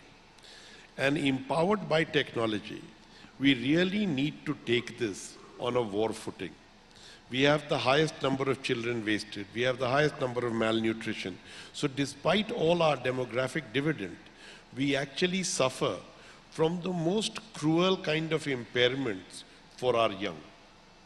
Unless they have a full chance at getting into the Indian dream, so to speak, we are not going to be able to fully capture all that India can be and the moral imperative of pulling people out of sub-Saharan Africa into Indonesia will not be met. So that is a completely mission-like imperative that stands ahead of us. And I don't really, people keep talking about India needing double-digit growth rate. Who says so? Why do we? It is just that we should not fall below 6.5% growth rate. If we are growing at 6.5% in the world for the next 10 years, we don't even recognize what that means. And we are on a path that we can actually pull that for the next 30 years. We don't need, this all sound, we get stuck in the old record. Who says we need 10% growth rate? When did Germany and Japan grow at 10%? They didn't. So I'm just saying that some of these, yes, if we get it, it'll be great. But we should not fall below 6.57% growth rate on a sustainable 20 years. And if we can get education and health at a national level, we won't. That's the hope. Last 30 seconds from my side. Thank you all. Let me make a couple of predictions. One is that 7 years later, India is going to be a much, much bigger economy. Much, much bigger economy. The Mint 2030 India Investment Summit will think back that we couldn't even dream of this kind of growth in 2023. That's the first prediction. The second prediction is that India's cities will become much larger. All of you guys in this room were born in a city that was half its size it is in 2023. And in another 20 years, it will be double its current size. The Mumbai-Pune Expressway started in the late 90s. Since then, both Mumbai and Pune have doubled. There's only one expressway. And that's the defining nature of our economic development going forward. And the third prediction is, business is all about converting ideas into cash flow. Ideas into cash flow. And for that, you need finance and you need execution. And all the young people in the room that I can see are listening very intently to the wise people on the panel and making sure that they convert their ideas into cash flow. Thank you, Mint. Thank you, panel.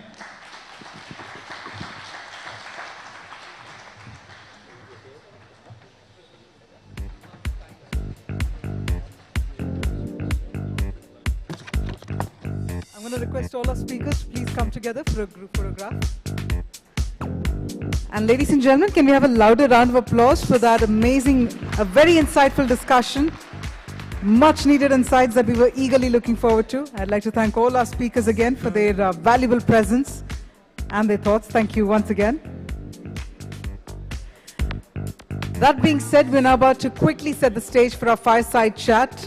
Let me inform you all that we're just going to set the stage in a minute and get the fireside chat started. A very feisty topic, especially I think one topic is becoming a segue to another. It's all about investing in India's future. So we're going to get that started in a couple of minutes. I'm going to request everyone to please be seated.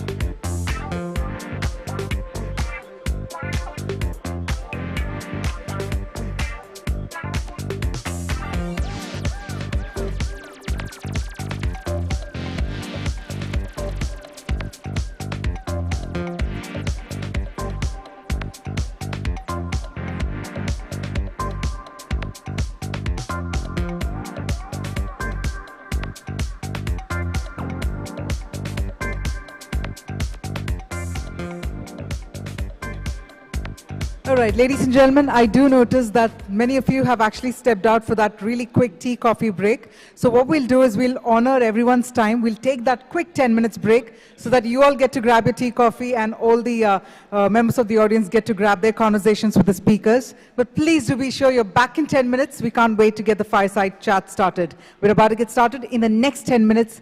Please ensure you're back inside the hall and please take care of your belongings. See you in 10 minutes. True house music is an instrument of God, and if this instrument is used wisely, it can change your soul. Your soul. Your soul. Your soul. Your soul. It can change your soul.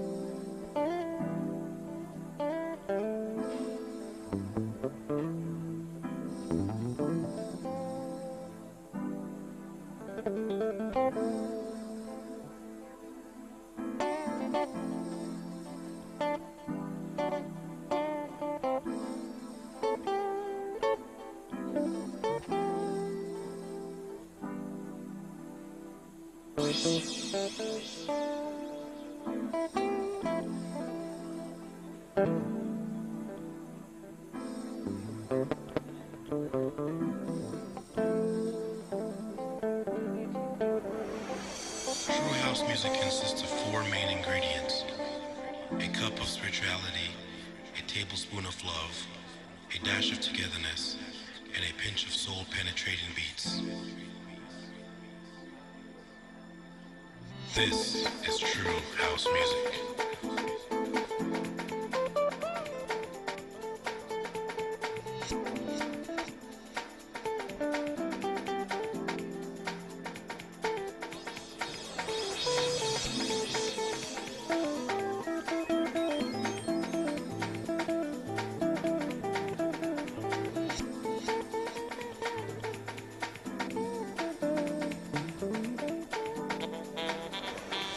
This is true house music.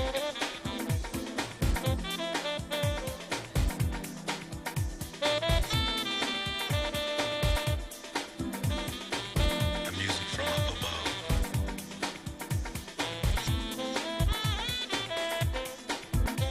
It's a music of love. House music.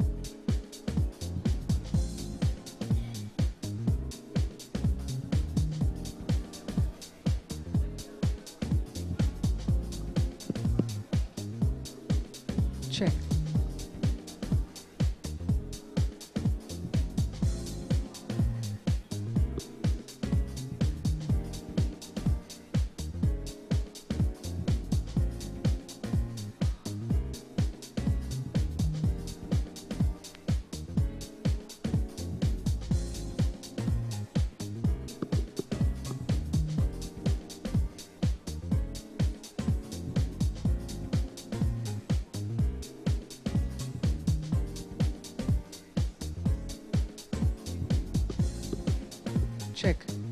All right, ladies and gentlemen, our next session is about to begin. We're going to request everyone.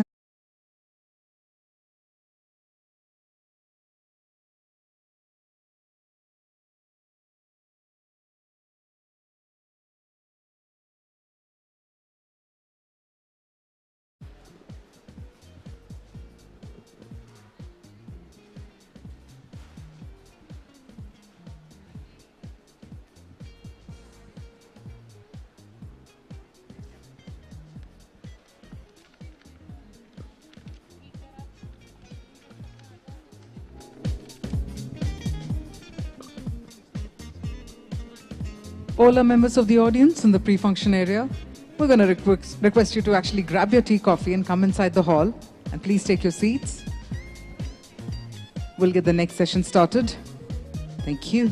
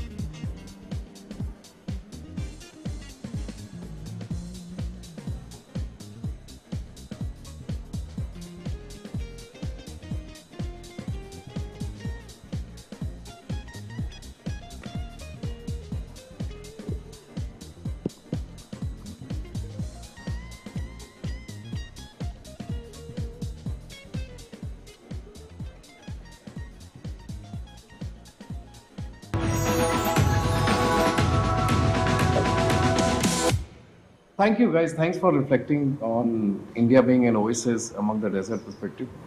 Resiliency, consumption-based economy. I think we've done a capital investment, which is as a spotlight. Which I want to know your views on. Yeah, no, I think I totally sort of echo what we were just discussing. We definitely are the brightest spot currently.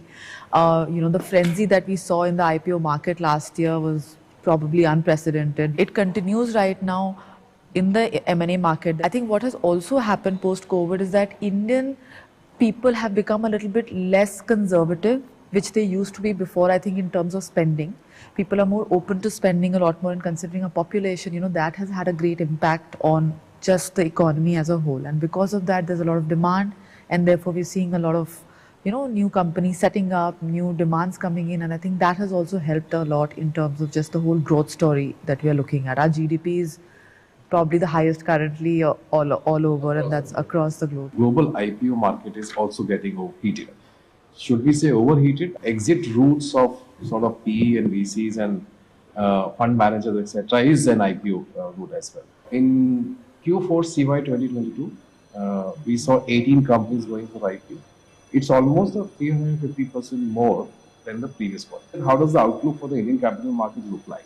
The IPO market should be divided, or is divided without a clear demarcation. What is currently happening in the market is that we are doing more of these 400 to 1500, where a lot of HNI. We all enjoy a good tea and coffee break. It just allows us to deep dive into more conversations with our peer members, with all the industry leaders, and I hope you made the most of it. That being said, we're officially about to get started. I'm going to request everyone to take your seats. Please note, we're about to get started with a fireside chat, so I'm going to request all the speakers, all the members of the audience, everyone, please grab your seats. A feisty topic coming your way. It's all about investing in India's future. That's coming up next. Meanwhile, I'm also going to urge you all to take a minute to also scan the QR code in the form of a tent card that's been placed on the tables. You can also go ahead and share your feedback. All you have to do is scan the QR code, share your feedback with us. Well, the bell is just ringing outside, just like good old school days. So it means it's time for the sessions to commence inside the hall. And we're about to do that because we already have our speaker lined up next. If I could request everyone to take your seats, all of our previous set of speakers, our next set of speakers, all the members of the audience, grab your seats. Our next speaker is all set. Thank you so much. And with that, I'm going to request the hotel team to please close the doors so that we can get the session started right here. Wonderful. All right, as we are focusing on investing in India's future, this will be a fireside chat spearheaded once again by Kshitijit KK, Editor-in-Chief, Mint. And he will be in conversation with none other than Parth Jindal, Managing Director, JSW Cement and JSW Paints. So ladies and gentlemen, this is going to be a very befitting conversation as we talk about where exactly the investments are headed when it's all about India's future and what's really in store. So let's grab all those insights, all that more, while I invite Kshitijit and Mr. Parth Jindal on stage. I know we've enjoyed a good cup of tea and coffee, and can we energize ourselves with a dose of caffeine and a round of applause? Please help me welcome on stage Kshitijit and Parth right here.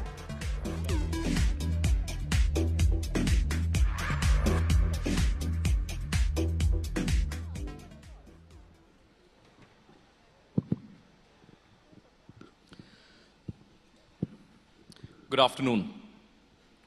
You know, the intellectual heft at the previous panel was so much that, you know, I was quite immersed in that discussion, quite delighted that we are able to organize such high quality discussions. We will now pivot, you know, I'll take off from the thought that was expressed towards the end of that panel about converting ideas into cash flow, about imagination. You know, I think Janmejay made a really interesting point about how we are limited by our imagination. And I couldn't be more excited to have with us today, you know, someone who epitomizes a lot of those possibilities. Parth Jindal, you know, from the JSW Group. He has, I think broadly today in our chat, we're going to talk about three broad pillars. One is about the businesses that he spearheads. Cement and paints are the new ventures of the group. He's also involved with energy and other businesses, but these are two that he spearheads. And I look forward to hearing really from him about the pulse of these businesses, both domestically as well as the international steel piece that he also does. The second aspect about Parth that I find fascinating is that he's an incorrigible sports fan, and he is also somebody who puts his money where his mouth is. He doesn't just cheer from the sidelines. I think he's risking capital there, and I think it's a received wisdom in India that you know, a lot of sports don't do really well, and too, these are risky investments. So I'm hoping to hear from him what's happening there, what drives him, and so on and so forth. And third, really, you know, I think the legacy of family businesses, Indian businesses, dominated by family businesses, and you know, Parth, of course, is from one of the most illustrious business families in this country. His father, Sajjan Jindal, of course, is an iconic entrepreneur and founder. So does that mean, you know, a lot of burden of expectations for him, and what are the other dynamics in play while operating in a family environment? These are broadly three things that I look forward to hearing from you, Parth, today. Thank you so much for joining us. Let's kick off with the business. We'll take cement first. We are talking about India growing at a phenomenal rate of growth, and you know, as we heard from the last panel, it's going to compound and so on. Give us a picture of how much cement is India going to need, how much capacity do we have today, and what is the roadmap that you as well as the other players are pursuing? First of all, thank you so much for having me, and good evening to everyone. In terms of cement, so if India grows at 7% a year, the cement industry is likely to go anywhere between 7 to 10%. And, you know, just the percentage is not very large, but if you look at what that means on a million-ton basis, This year, India is likely to consume about 375 million tons of cement. So that means every year about 30 to 40 million tons of incremental cement capacity is going to get consumed. So today, India has an installed base of roughly 550 million tons. And this year, about 375 million tons will get consumed. It's about a 70% utilization level across the country. Cement is also very interesting because it's regional. So you have some regions which are oversupplied. You have other regions which are already having a deficit. And you have very little cement actually flowing from region to region because it's very freight sensitive. So there are various pockets of opportunity. So if you look at central India, for example, you look at North India, for example, you look at the Northeast, for example, these areas are already having capacity utilization levels in excess of 90%.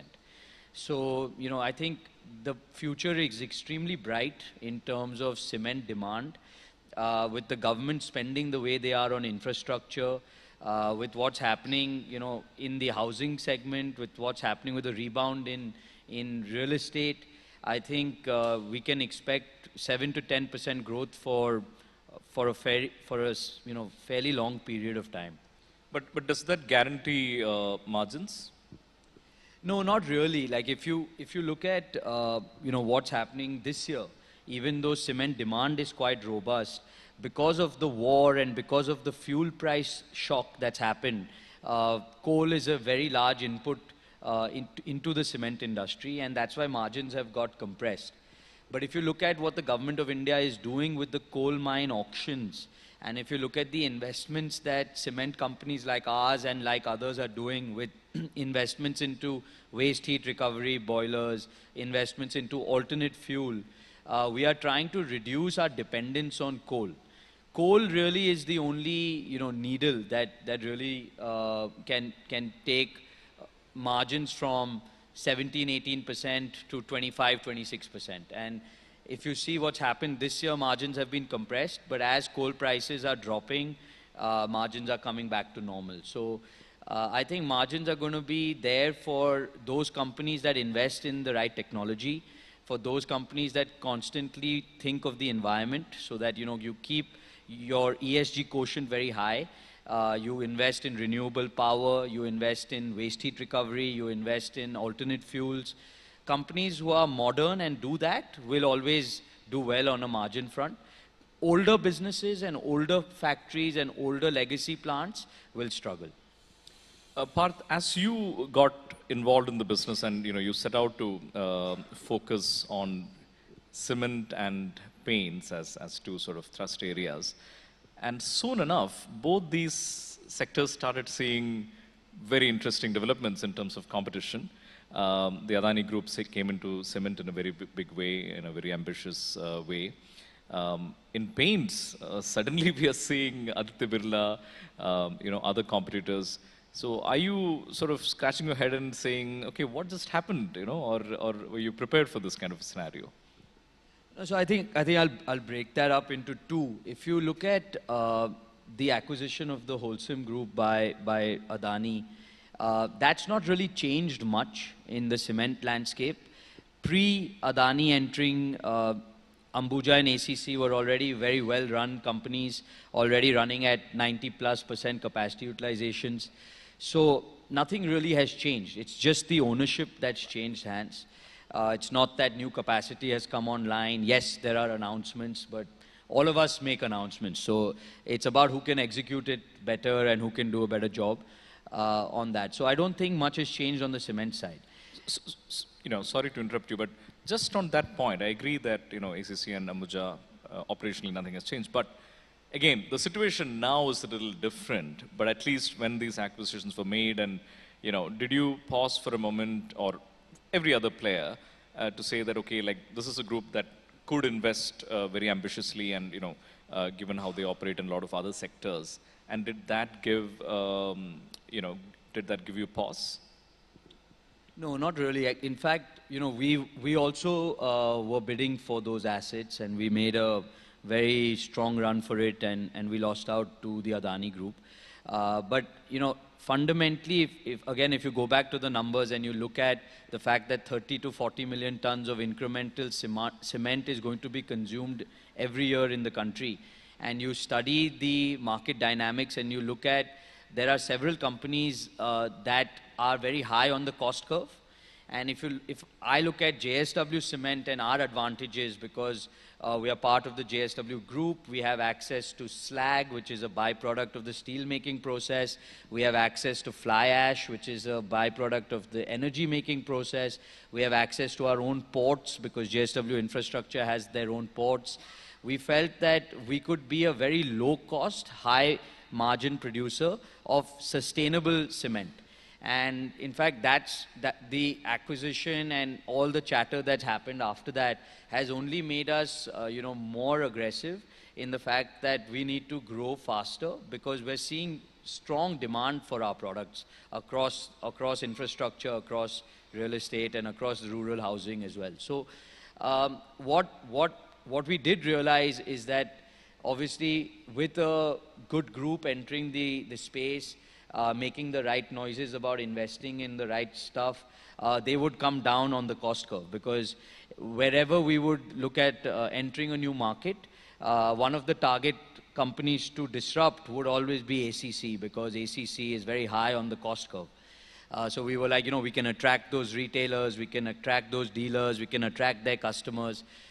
So maybe in a couple of years that opportunity will go away, but still enough opportunity out there. In the infrastructure business, infra-related commodities, I mean, to an extent, cement, paint, etc. Like the brand is very important. Like JSW is in steel, is it hard to break into new segments like cement and paint, where there are other brands that have been trusted for a long time, and that whole distributor relationships and all of that?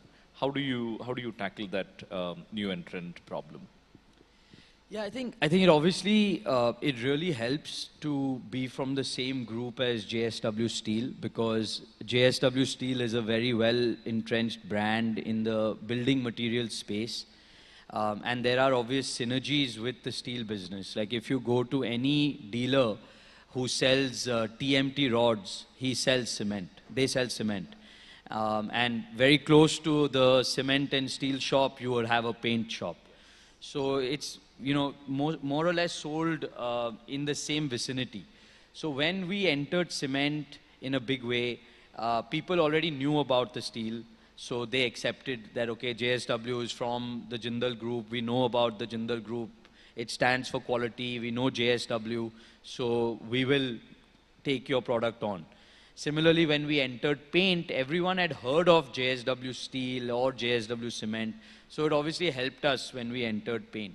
But at the same time, in cement, you compete with the Birla Group, which has been in cement for decades, and Ultratech is a very powerful brand. In paint, you compete with Asian Paints, which is a household name and is a very powerful brand. So you have to build that brand equity, and that can only be done by giving the best customer service, giving the best quality. And in some ways, our investments into sport have also helped us enhance our brand image significantly across the country. And the relevance and the knowledge of JSW has gone up because of all the various investments that we've made in sport, because of the work we've done through our foundation. All these things help. But if you get your product right, you get your quality right, you get your customer service right, then it is a slow game, but you will get brand affinity eventually. That's a great moment to segue into sports, but before that I want to just ask one other point about the paints business. Like we discussed the cement sector, can you give us a sense of what is the story in paints? Yeah, no, I think unlike what I said about Adani's entry into cement not changing the landscape much, Grasim's entry into paint with what they have announced and what they are building, because we are tracking it every week, is very, very interesting, because they're talking about investing 10,000 crores in a sector which has not seen this size of investment for a very long time. They're talking about building the same capacity that Asian Paints has today. in one shot. So they're currently constructing 8 simultaneous manufacturing facilities across the country. Compared to us, we built 2. And it's taken us 3 years to get to 60% capacity utilization. So I frankly don't really understand what the strategy is, because it's a consumer play. Do you think they're overestimating demand? No, I think means whatever interviews I've heard and of Kumar Uncle and whatever I've spoken to people, they've said that they want to be the number 2 player in the industry very fast. And I think I think until and unless the consumer demands your product, until and unless you connect with the consumer, it's very difficult to do that. Unless they go down the path of a price war. If they go down the path of a price war, we would just be very happy that we're a private company and not having to deal with the issues that the publicly traded companies will have to deal with. But I think that's the only real thing I can think of, which may not be a long-term strategy. But their entry has not spurred you to think differently about the sector. No, not really. Again, I think we have so in paint the retailers play a very large role, and then your influencers play a very large role. So your contractors, your painters, your architects, your interior designers, and your retailers. These are your 5 pillars of paint, and obviously the consumer at the end of the day. To attract a retailer, and when you know you've actually got the retailer convinced on your product, is when the retailer invests in your tinting machine. Now a retailer and a retail shop in a city or in the rural parts of the country, they have space for maximum 2 tinting machines. Most of our retailers are already having an Asian Paints machine, and now they have our machine. Now, where is the space for a 3rd machine? Can you explain for the rest of us what is a tinting machine? Absolutely. So paint, for example, we have 1808 shades that we offer. Now it's not possible for you to carry 1808 SKUs in different pack sizes of 1 liter, 4 liter, 10 liter, 20 liter. So you have a tinting machine. So the tinting machine basically is connected to a computer. You put the pack size below the computer. It has the colorants preloaded. The base paint goes into the tinting machine, and then through the computer you choose the shade and it will put the colorants. Then right next to the tinting machine there's a vibro shaker where the paint gets shaken, and then you come out with your color of paint. So this is a very important thing, because without this tinting machine you're not able to service the end customer, and the end customer normally wants it immediately. They don't want you to wait for more than 15 minutes to get their paint. So now for example, Asian Paints, they say they have 150,000 touch points across the country, and they have 70,000 retailers across the country with tinting machines. So they claim to have 70,000 tinting machines. We today in 3 years have been able to get 5,000 tinting machines. 5,000 retailers across the country. So this is the game that is very difficult. An Indigo Paint, for example, would have 7,500 tinting machines across the country. A Berger would have 16,000 or 17,000 tinting machines across the country. So how is a new player, whoever it is, going to attract the existing network to come on to them is a big question. It's not a question, it's not, for example, like the steel business, where you can build a large factory. India is still a net importer of steel, so the steel will get consumed. Building 8 factories doesn't mean you're going to sell that much material, unless there's some strategy which none of us or I clearly can't see. That's really interesting, and you know, I'm fascinated by that, the tinting machine domination aspect of it, because you know, retailers presumably have limited space, and if they already have an Asian Paints tinting machine and a Berger tinting machine, for another player to get in there is probably going to be pretty hard. Fascinating. Let's come to sports. Firstly, how did you get into this whole thing? Have you always been a sports fan, and is that how this happened? Yeah, no, I mean, I've always loved sport, and I studied abroad. I was in boarding school in England, and then I went to do college in the US, and I played squash for my university when I was there. In Boston? Yeah, I was at a Brown University in Rhode Island, and then I did my MBA from Harvard. So I was in the Northeast, and I was an avid squash player. And when I was in Cathedral in Mumbai, I played whatever sport I could inter-school or inter-district. And you know, when I was abroad, there were two events that I remember very, very clearly. One was when India won the 2007. I was in the cricket team at my boarding school in Sevenoaks, and I remember watching with my 17 English friends Yuvraj Singh hitting Stuart Broad for 6 sixes, and then India winning the World Cup, and poking a lot of fun at all of them, and being very Indian about the whole event, doing a dada and doing everything, you know. So, and then 2008 Beijing Olympics. I went hiding under the bed, under the sofa, because the same people came back to me and said, "Where is your country?" I said, "You don't understand, India won a gold medal after 20-something years. Abhinav Bindra won gold, Janagana Mana was heard." And that really struck me. And they were like, how can a country of 1.1 billion people at that time, 1.4 billion today, not win Olympic medals? And that stayed with me when I went to college in the US. When we traveled all across the country, saw the NCAA facilities, it was just unbelievable to see what facilities amateur athletes, college level athletes, school level athletes have in those countries, and what we have in India. The difference was enormous. So when I came back to India in 2012 after finishing Brown, I really wanted to do something for Olympic sports. And I had a very interesting conversation with Mahesh Bhupati, who you know is a legend of tennis, and we all stayed up to watch him and Leander fight, and him and Leander try and win an Olympic medal. And I asked him that, you know, why does India not win Olympic medals? And he said the same thing. He said India lacks three things: sports science, infrastructure, and coaching. And India needs somebody to build a high-performance center to really change the way we think about sport. And when I came back and I joined the business, one of the first projects I did was in sales and marketing, was trying to understand why Tata Tiscon TMT rod sells at a 7,000 rupee premium to a JSW Neo Steel TMT rod in the retail market. And when I went to the market, I saw the sheer strength of the Tata brand was just so powerful and so strong that people were willing to pay a premium for that. Like they are. The delta is 4,000 rupees? 7,000. It was.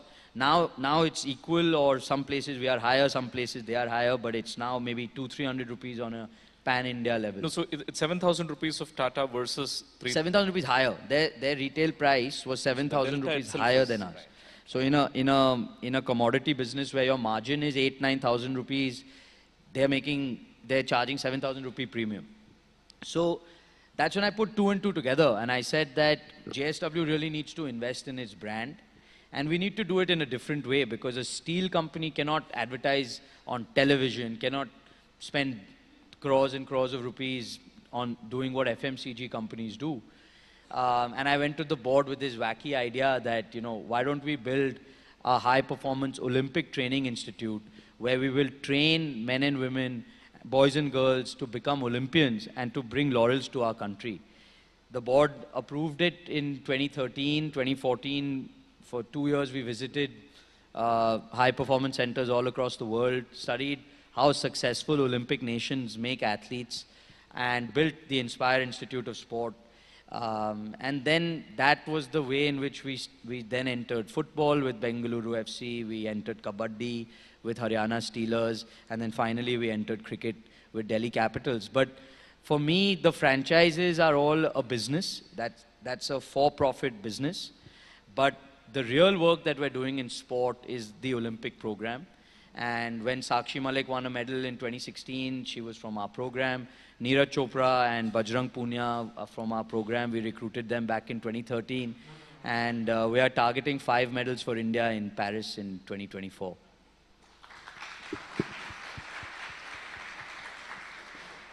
I think remarkable indeed, both your desire to do it and also the board's vision to approve it. I mean, I'm sure it helped that you are the chairman's son, but nonetheless, this is a really long-term game, right? Like you can invest and this might not come back, especially if there is if one of the imperatives was that the JSW brand would also then benefit in farther corners of the country. So, but anyway, real congratulations on that. And when Neeraj Chopra I think won big is when I think a lot of people realized what you were doing with the High Performance Center.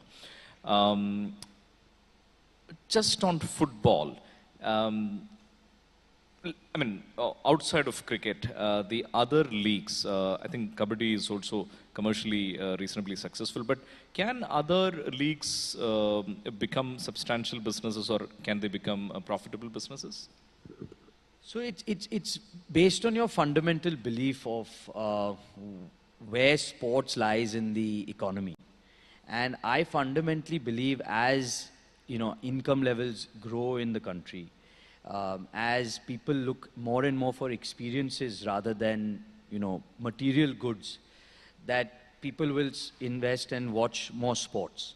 Today, the reason football, just as an example, many of us who have the affordability to watch football, watch English Premier League or watch the Spanish La Liga. The timing of the English Premier League is also very suited to the Indian audience. But eventually, and we're seeing it more and more, that there is a local connection that you want to have. Like, I'm a big Arsenal fan, but what is my connection with North London? Absolutely nothing. But, if I talk to someone from Mumbai and I say, why don't you watch Mumbai City play? One of the reasons they give is that, I'd rather watch Chelsea play or rather watch Arsenal play. But increasingly, a lot of the youngsters are saying, no, I would love to watch Mumbai City play, but the quality and the level of football is not there. So this is a long-term investment. It's only if people invest, like us, like we are investing through Bengaluru FC, other ISL team owners are investing through their clubs. It's only if we invest will the quality of football improve. If the quality of football improves, maybe an Indian goes and plays in the English Premier League. Maybe an Indian goes and plays in the MLS. Maybe an Indian goes and plays in the La Liga. And it will only take one Indian, really, one Indian footballer to go and play in one of these leagues for the game to catch fire in the country. And that's what I fundamentally believe. And I'm seeing it, I'm seeing already the increase in viewership in football. It's still maybe 10 years away. But if we don't invest in Indian football, the national team won't improve. If the national team doesn't improve, then you won't get that player going and playing for a big club because you won't get those international scouts here. So it's all part of the process. It's a long-term game, but right now it does not make any money at all. It loses money. But there will be a time, there will be an inflection point, and the fact that, large football groups like the Manchester City, the Abu Dhabi-owned Manchester City group has come into India, shows that even they believe that in the long term, Indian football can only grow. Some of the other leagues, are a bit more, a lot of leagues started because of the success of the IPL. But we have to remember that the IPL attracts the best cricketing talent from around the world to India. None of the other leagues really do that, including football. Kabaddi, it's the best Kabaddi you can watch in the world is in India. And that's why people want to watch it in India, want to watch it abroad. But yeah, it's a call you have to take. It's also a media and entertainment call because I think live sports and live news are probably the only two things you can get someone to tune in at a particular time for. Everything else is on demand. So in news also has gone on demand for a lot of people. So sports is literally the only thing left. So I feel it's a call in that direction. And it's also a real passion and love for the game and dream is to see India reach the FIFA World Cup, and whatever I can do to make that happen, I will keep doing. Wonderful. Tell us about women's IPL. I don't want to talk about men's IPL since it gets more attention. I mean, but very exciting. And, what I notice is that, to your point about how, these leagues, for them to be successful, they need big stars. I noticed that in the last few years, many of the women cricketers have actually become very well known, more perhaps than even many of the male football stars, right? Give us a peek into the universe of women's IPL. You own We own the Delhi Capitals women's team as well. No, it's amazing. I mean, cricket is, it's a religion here. It's the most popular sport here, and for several decades, girls didn't have the opportunity to play cricket at a very competitive level. I mean, we've all seen the horror stories of how the national team, the women's national team, were treated just not even 10 years ago. So it's really made a remarkable change. It's been amazing, the work that the BCCI has done, the work that, other countries have done. In fact, I think India is late to the party when it comes to women's cricket, because if you look at the Big Bash that's happening in Australia, for many years they've had a women's Big Bash. The Women's 100 has been extremely popular in England. So it's high time that the Women's Premier League actually came to India. And again, it's the best stars from all around the world are playing. It's the most lucrative league in the world. Quality of cricket is amazing. It obviously helps that India is doing well in the international arena as well. We should have won the World Cup. If Harmanpreet didn't get run out, we may have won it. So that obviously helps, but there is a lot of interest. I was a little bit upset this year that they didn't do home and away, because if I had to sell 4 home games in Delhi, I know my stadium would have been sold out. But to play every single match in Mumbai, very difficult for the stadium to get full every time. And obviously, if the stadium is not full, it doesn't look the greatest on television. Even though the quality of cricket, the competitiveness, it's right up there with the men's game. I don't see any difference, and I think that there will be, because of the reason the BCCI kept only 5 teams in the Women's Premier League rather than 10 in the men's, is because there is no breadth of talent in our country yet. Now with Women's Premier League coming, cricket becoming a career choice for women cricketers, the money being there, you'll see an explosion of talent all across the country. And I wouldn't be surprised if within the next 5 years they keep adding teams to the Women's Premier League. Incredible. How much of your time do you spend on the infrastructure businesses versus the sports businesses? I spend my time on the business. Sports is a passion. It's when I am have even 2 minutes, I'm doing sports. Any time I get which is not associated with business, it's sports. It's also joint ventures. Those are not the easiest, but sports is a pure passion. And I wake up, I sleep, all day I dream about sports. That's my mantra. So. Wonderful. Quick time check. Okay, we have a few minutes. I want to come to the last part of what we said we would, which is about about legacy, about the complexity of operating in family and family business frameworks and so on. Firstly, as I mentioned previously, you bear the weight of, I don't want to say burden, but there is a weight of the JSW legacy and the work that your father and your grandfather have done. How does it, affect you? No, I think I see it slightly differently. I think I see it as a massive opportunity and an unbelievable platform. And I just think back to the way my father built JSW Steel, when he moved to Bombay in '84 and what he's done and what he's created.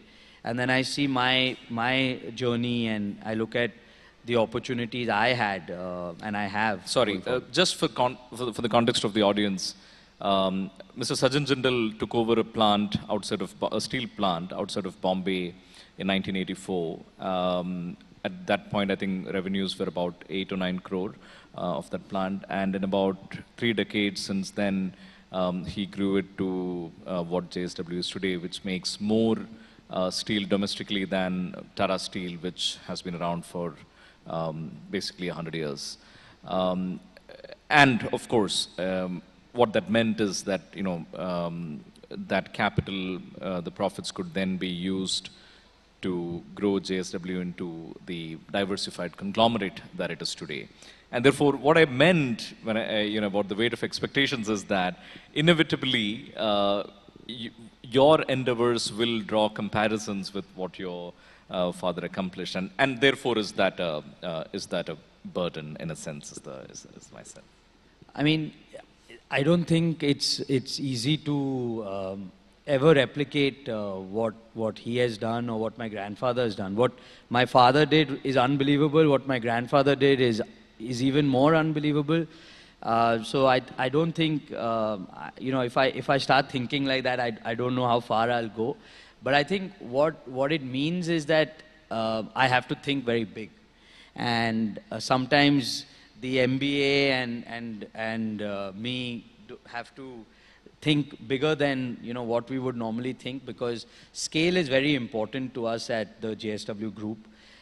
Being large is very important, and balancing that with my passions, balancing that with my abilities is also very important. So, I feel extremely proud and extremely privileged to get the platform of the JSW Group. And frankly, I don't think JSW Cement or JSW Paints would have grown as fast as they have grown without the name JSW. And the name JSW is only relevant because of what my father could do with the steel business. So it can be seen as a burden. I like to see it as an opportunity.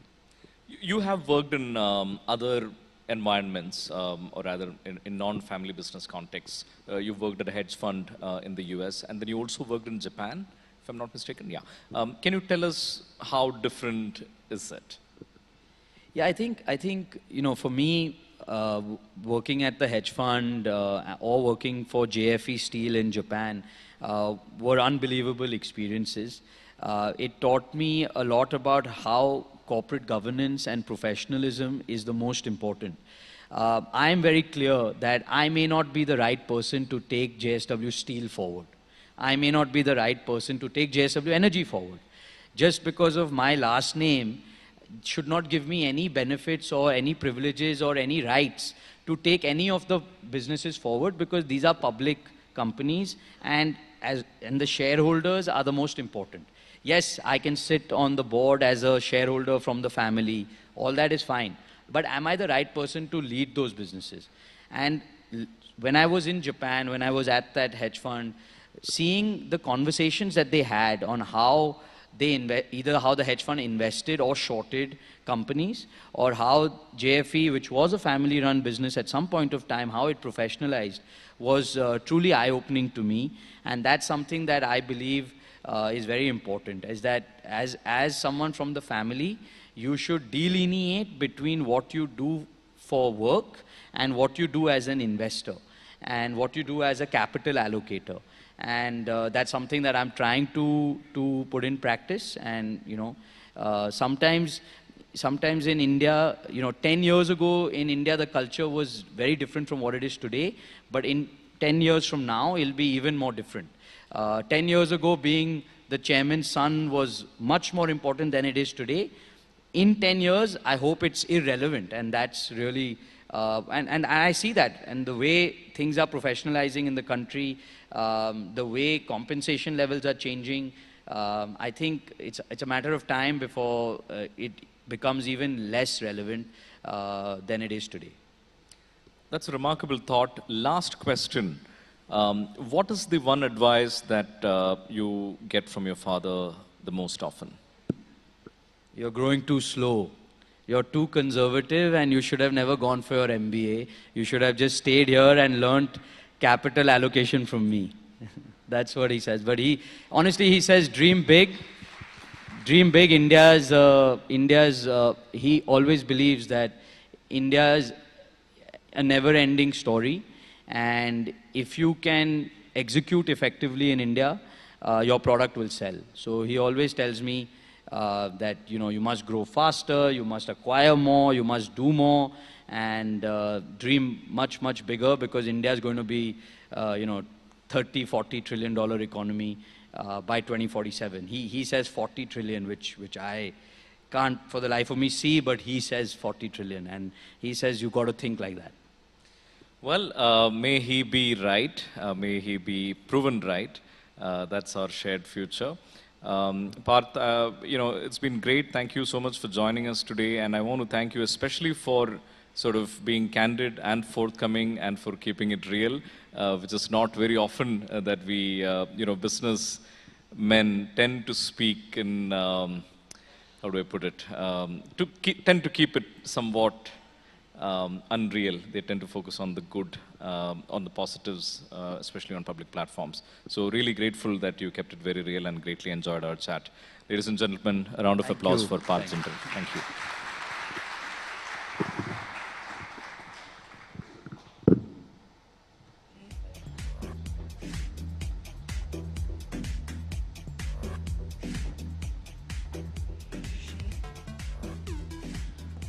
Well, that seemed like a masterclass in itself.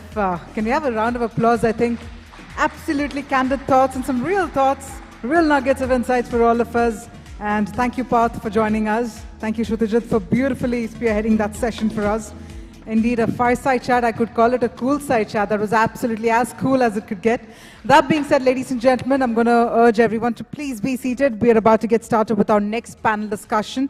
Looks like the previous session allowed us to turbocharge into understanding investing in India's future, but now we're going to talk about private capital and fuel to turbocharge the economy. So we're going to actually find out how the investors are evaluating the investment landscape in India, and most importantly, this particular panel will also discuss what India really needs to do to attract larger sums of global private capital to its shores. As you can see, we're giving a quick makeover to the stage, so we're going to quickly invite all of our speakers, and this particular session will be spearheaded by Ranjini Raghavan, Senior Associate Editor, VC Circle. So Ranjini will be moderating this panel discussion. Meanwhile, if I could request to all the speakers, all the members of the audience in the aisle area, please quickly take your seats so that we can quickly invite our next set of speakers on stage as well.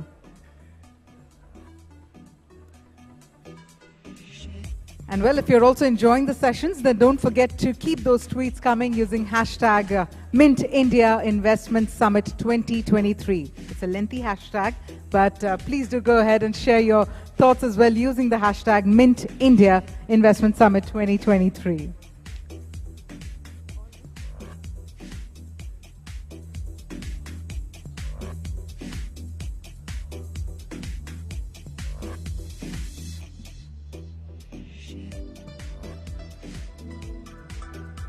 All right, so quick request, if I could please urge our members of the audience. I know sometimes when the session is so good, everybody will go ahead and grab our speakers, but let's ensure you can take the discussions offline. Meanwhile, we'll get the panel started right away. We've got two of our speakers already over here, including our session moderator, Ranjini Raghavan, Senior Associate Editor, VC Circle. I'm going to quickly invite all of our speakers on the stage. May I please invite Utsav Baijal, Head India Private Equity, Apollo Global Management, Nikhil Srivastava, Partner and Managing Director, Head of India Private Equity, PAG. We have with us Amit Soni, Partner, CVC Capital Partners, Nitya Ishwaran, Managing Director, Multiples Alternate Asset Management Private Limited, Anjana Sashidharan, Partner and Head of India and Southeast Asia Growth Investments, L. Catterton, and Mukesh Mehta, Senior Managing Director, Blackstone. Well, if you were all turbocharged also from the previous session, can we have a turbocharging round of applause to welcome all of our speakers? Give your energy right here so that we can get the insights from our speakers. Ranjini, over to you then.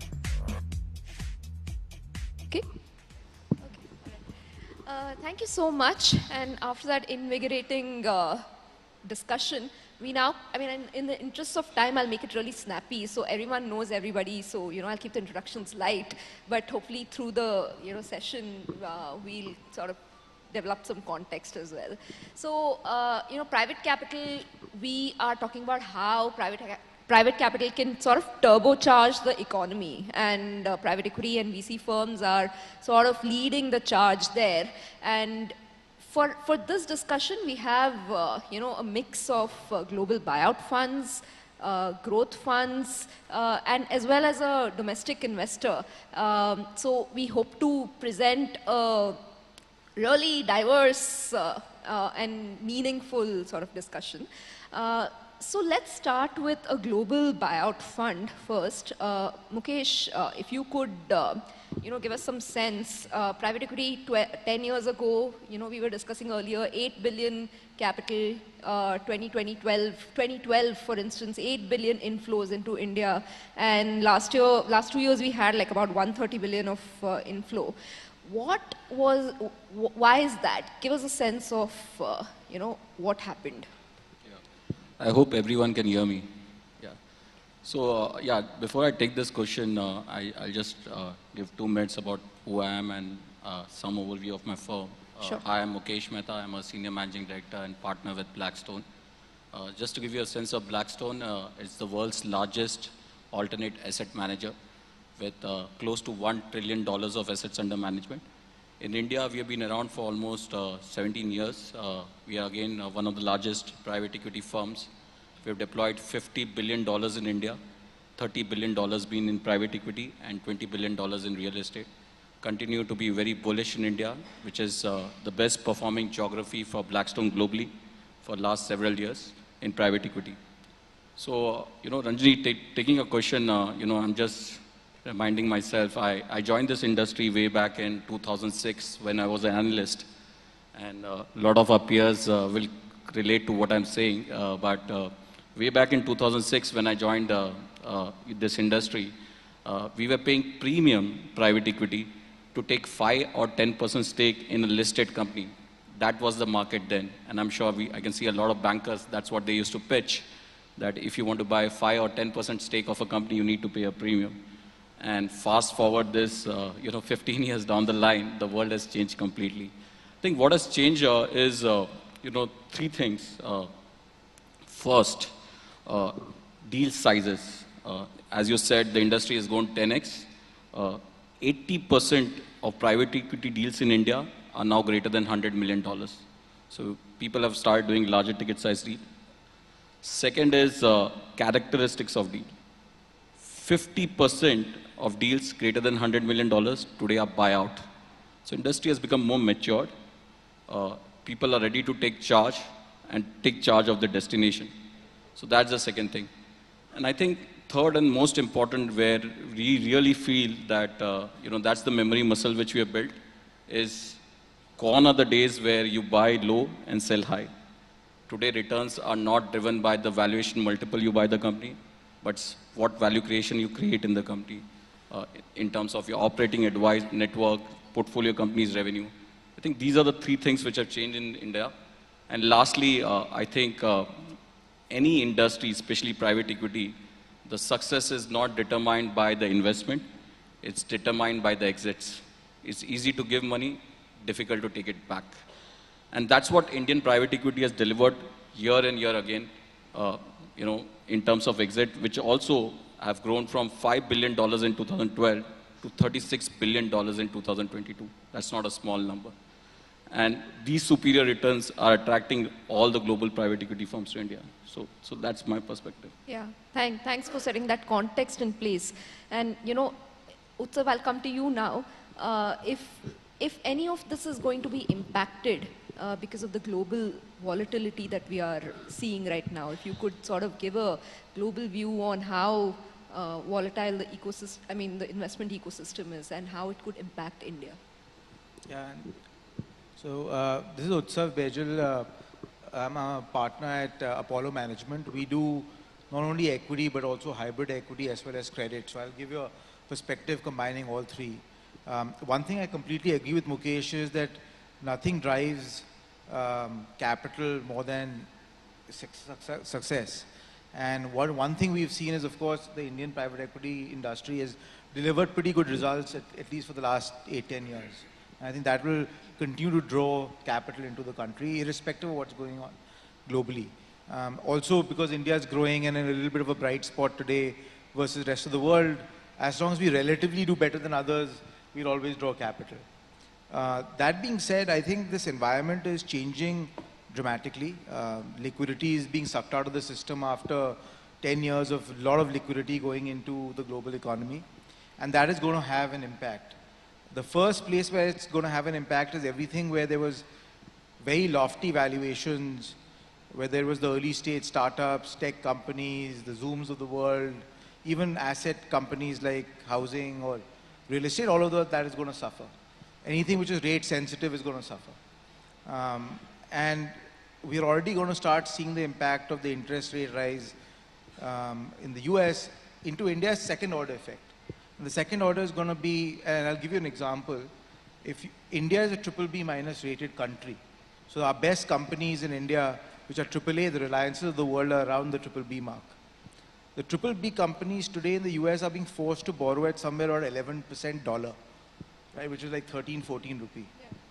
So why would I invest as a global investor into a BBB company in India when I can get 300-400 basis points higher return in debt terms on a similar company or similarly rated risk company in the US? So I think that's going to draw out some global capital from India. The lucky thing for us is that the domestic liquidity and domestic savings are very healthy. We are a little bit of a closed economy, so that is going to protect the overall industry. But I do think that we should brace for a difficult year as far as investing is concerned for this year. Is the Credit Suisse thing going to make it worse?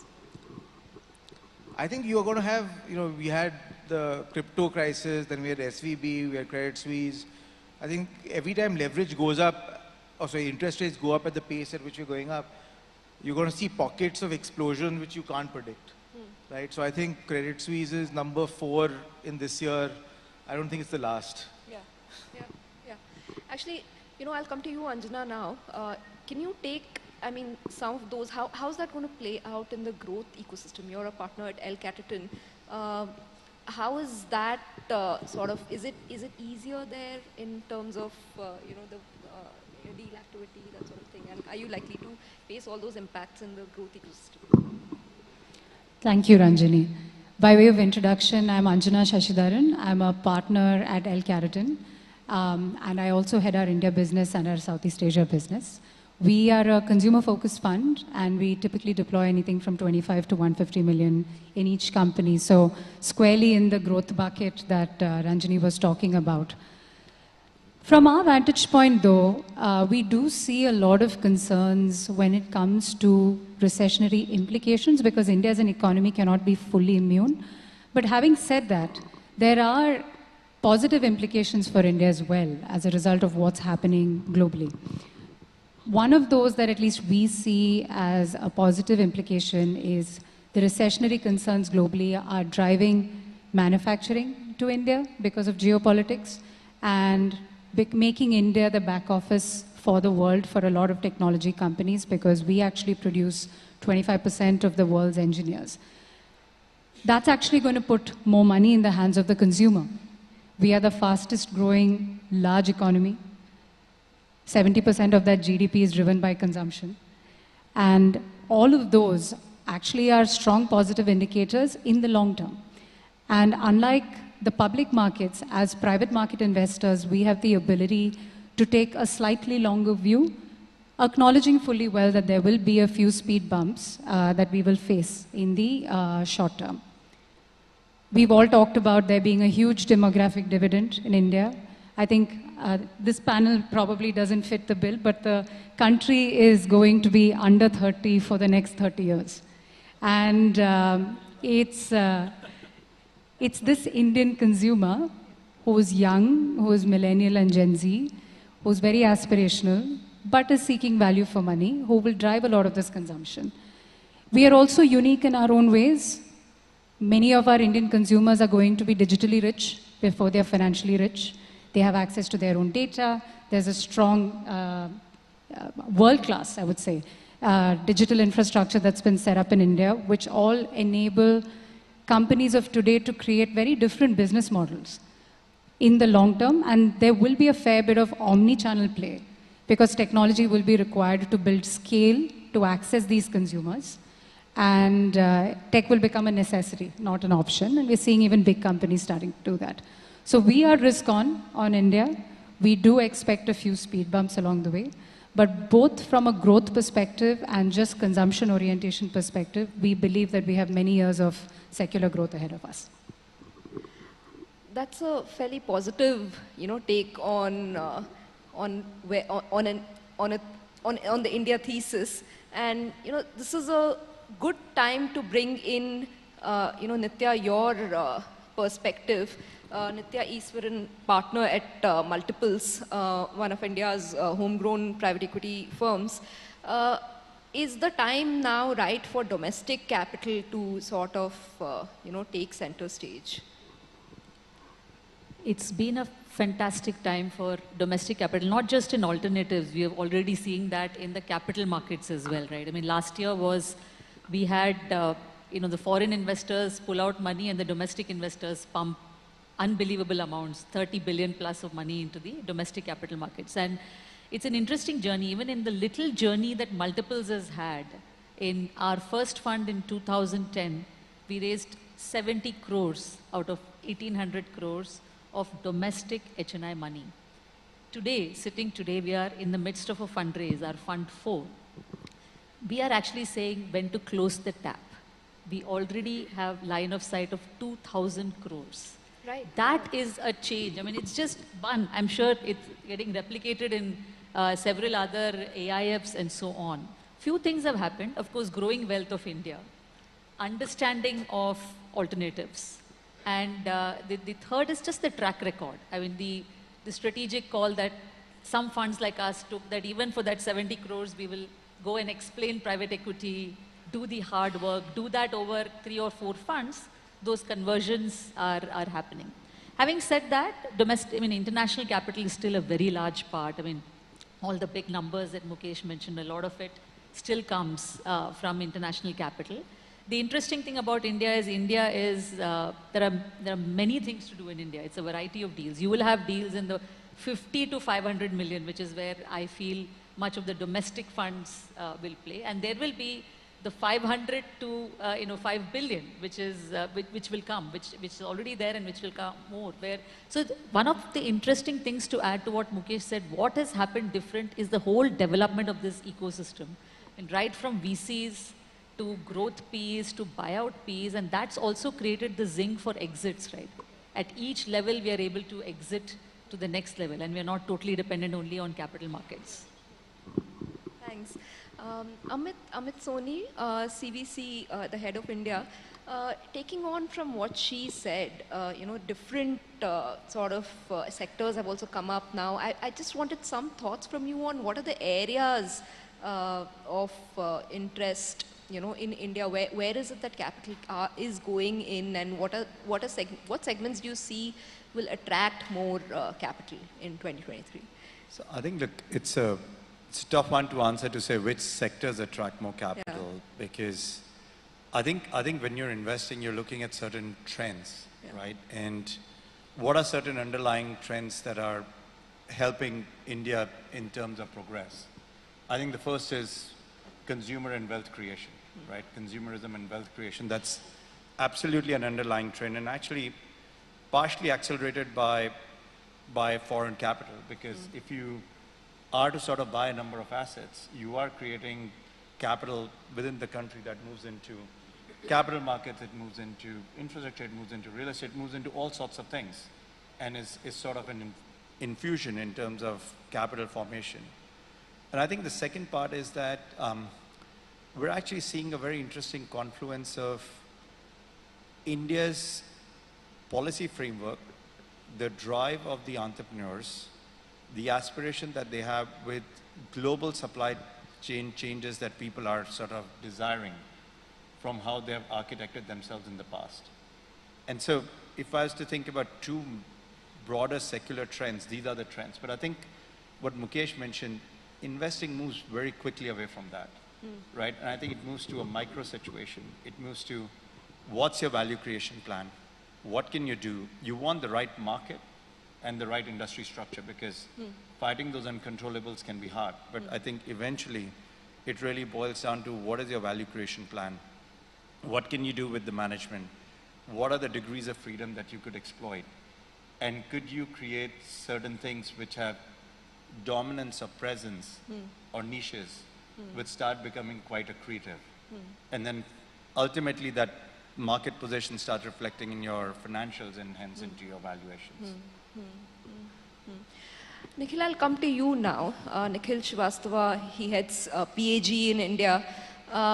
He spoke about creating value, and you have invested in financial services and pharma areas where you're looking at building platforms.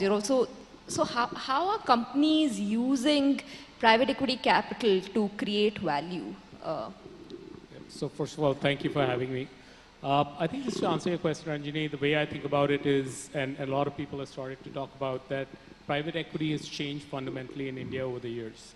Especially post 2014, the type of investments have moved from minority to buyout, majority, and so on and so forth. And there are a number of reasons for that, why that has happened. So in my view, there are four things that have contributed the most. When you had promoter-led businesses, there was issues on access to capital. There were issues on access to quality of management teams, which is critical for leading value creation. There was hesitance in terms of investing into the systems and processes and making these businesses scalable, which is really required for doing that. And I think the fourth part, which is sort of unique to private equity, is the M&A muscle. So a lot of the first three factors lead to organic growth of the business, but in India, it's hard to build scale. And not being able to pull the lever on M&A was really stopping a lot of companies, which, as you said, are platform companies, are in smaller markets, good macro trends, but too small to take advantage of any of these. So pulling that fourth string or fourth lever for value creation is where we can come into the picture. I think what's also changed is that earlier you saw that the promoters were majority holders and investors were along for the ride in some ways, but now it's the opposite, where we as buyout firms are driving the agenda. And the investors want to stay in there because they're obviously adding value, but at the same time, they can partake in the value creation. And the hope is that the value that they got in the first transaction, the value you create in the second one, where they hold a minority stake, is much more than the first one. So cumulatively, they've been able to benefit from that. So I think those are changes that have happened over time. It's good for the industry. It's good for attracting private capital in India, and we hope that trend continues. There's also a rise of private credit, right, in India. And Utsav, I'll come to you because you all give a fair bit of structured solutions to companies as well. How has that trend, increased over the last decade? I think 2022 was a peak for private credit as well. Now, if you look at the US market, for example, only 20% of all credit is held by banks. But in India, it's about 85% is held by banks. So the slow move away from banks to other alternate sources is going to happen. It's a global trend. Banks typically end up being slower moving, more bloated. Regulations have made it much harder for them to lend in most parts of the world. So you're going to see that trend happen everywhere, and it's starting to happen in India. I think in India specifically, getting long-term capital is a challenge. And the bond market is not efficient. So private providers of credit have stepped in. And just to add to what Nikhil was saying, I think one is, of course, there are more buyouts happening, but the promoter or the Indian entrepreneurs also become much more intelligent about how to use different pools of capital from private equity. So they know when to tap for equity, they know when to tap for a hybrid piece of capital, they know when to tap for private credit. In fact, I'm an investor with Parth in a cement business, and they brought us on really to push the company from level 1 to level 2 prior to an IPO, but in very clear terms, knowing exactly why they're bringing in an investor. I think if you go back to what Mukesh was saying when he was an analyst in 2006, so even the Indian promoter was learning about how to use private equity. And we were discussing earlier that when private equity came into their boardrooms, they were not used to dealing with this external party Yeah. who is actually asking them questions. Yeah. Right? Now they're much more knowledgeable about how to work with private equity, and that's been a major shift. Yeah, yeah, yeah. And also there's a little less stigma, selling your business to, private equity investors, which used to be quite significant earlier. And, that sort of, I think, sets the stage for our discussion on exits also, because in the past, 3-4 years, we've seen like exits sort of accelerate a lot for private equity investors, and that's a good way to, like you all mentioned, to attract more capital into India as well. So, first of all, why are we seeing that rise in exits? Is it because of scale, or is it just much more interest, fresh new investors coming into the play, which is allowing that cycle to sort of perpetuate? So, anyone can take that question. Mukesh, do you want to start, and then we can go? See, it's investors. It's not just that they have love with private equity, that they'll give you your money, hard-earned money. So I think the reason why I think exits are coming and they are being successful is because private equity companies are building successful companies. The corporate governance, the quality of management team, the professionalization in the company, these are the three key drivers which is leading to a profitable growth and market-leading position in these companies. Just to give you an example, and the industry is also matured. If I would have told you 15 years back, sitting over here, that in my investment committee that I can exit this company in public market, people would have thought I'm a fool. On Monday, we just did a blog where we exited the entire company on public market. Yeah, exactly. So, which was unheard, and which is where the developed markets are, Australia, US, you can exit companies in public markets. And the reason why this is happening is, even the public market investors, they understand private equity companies have finite time life, but these guys have built quality companies with great management team, which are here to stay. And with the corporate governance, the board governance, which private equity companies build together, I think this itself shows how matured Indian private equity industry is coming up.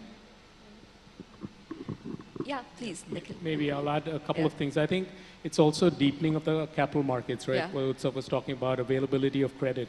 But it's also in some ways the shift in the type of transaction. So as you have buyout transaction, there's one party that has control, and therefore you increase the options that are available to you in terms of exit. You can deliver control to a strategic, you can do a public listing, you can sell to another sponsor, and so on and so forth. So I think just the optionality is increased, the depth of capital markets, and the quality of companies, which is leading to better quality exit. Just add to that, Ranjani, I think just adding on, right, the whole secondaries is become 2-3 things which have stand out over the last 5-6 years for exits, right? There's money available to take out the other private equity investor, which if I were to wind back 10 years, we would have again struggled to make that in a very big case on that. And we can see now in every deal it comes with, we ourselves have done 2 or 3 transactions last year. It's a primary plus secondary, and you're able to thereby consolidate the cap table of the company as well. Second is what Mukesh spoke about, ability to sell large blocks, and it's almost 1/4 of the total exits that happened last year is public market blocks where private equity has sold, which means there were private equity owned companies which got listed, which are well considered, which would have happened in the last 5 years. Yeah, so these are amazing trends for us, and that kind of builds and will bring more capital in. Yeah. So I want to bring you in also, because you all recently did the IGT exit, and also there was a turnaround that you all managed to successfully make through. How hard or difficult was it to get these? Was it easier in the last 2-3 years to sort of get an exit as compared to say 6-8 years ago? I'll give you an example. We used to own a stock in a company which was worth $100 million. It took us 3 blocks over 18 months. It gave a 6% discount. And I don't know what size of your block was, Mukesh, but it was probably upwards of $500 million, single 600. block. So, at that time, the thumb rule used to be that, $30-40 million you could exit in the block block market. So it's gone up at least 15x, I think, in the last, I would say, 8-10 years. So it's become much, much easier. I think from a IGT perspective, which was a sponsor-to-sponsor trade, it could have been a strategic trade. Again, what Nikhil is saying is absolutely true. We had all options available for that company. And it was in the heyday, so we could have even done a SPAC. So everything was possible. But again, it was an example of good company, well-run, good management team, and no fear from the buyer of saying, listen, what am I buying? Is there something under the hood which I can't understand? No, there's none of that. And I think there's a big scarcity premium on that still in India. And then finally, on a more lighter note, I think there's so much money which has been raised by Asian funds that there's no option now, frankly, for funds to come in and buy big in India, and especially over the last 2-3 years with China being shut. Pressure to deploy also. Yeah, so there's so much pressure to deploy, so actually it's a opportune time to exit everything. Frankly, if it's not tied to the ground, you should sell it. I want to actually come to you, Anjana.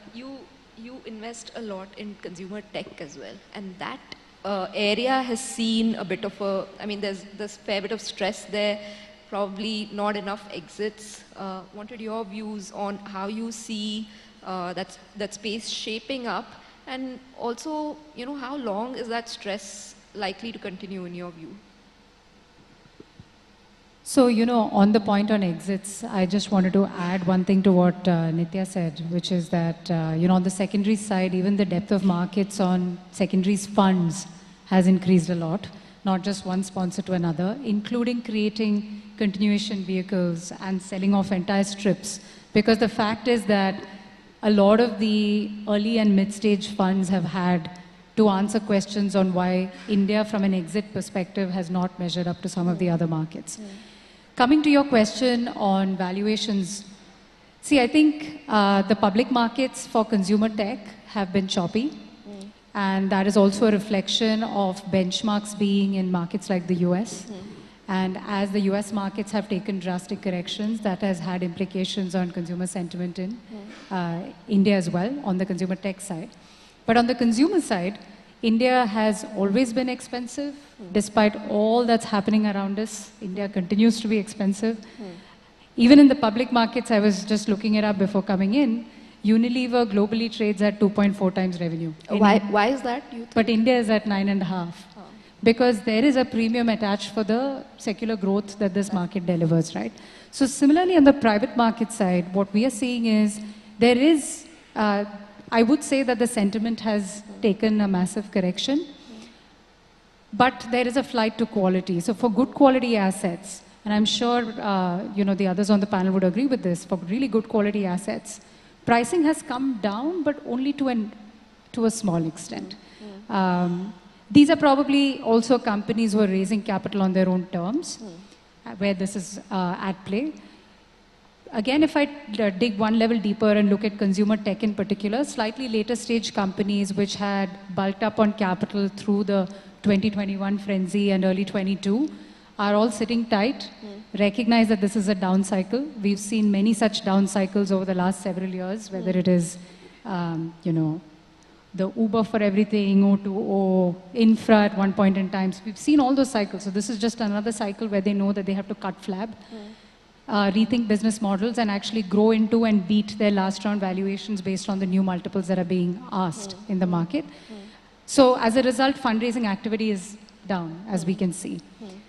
Companies which are in the market today on consumer tech do have to deal with the fact that the multiples that they raised last rounds at are a little bit different from what they can command in the market today. So people are postponing fundraisers, doing only fundraisers to the extent that they really require the capital. But I do believe it's also an important time from a consumer tech perspective for many companies to truly rethink their business models and think about what will matter next. I do feel that this has had a negative implication on the very early stage, which is more venture, because unfortunately there has been a little bit of a push to all companies across stages to say you have to turn profitable tomorrow, right?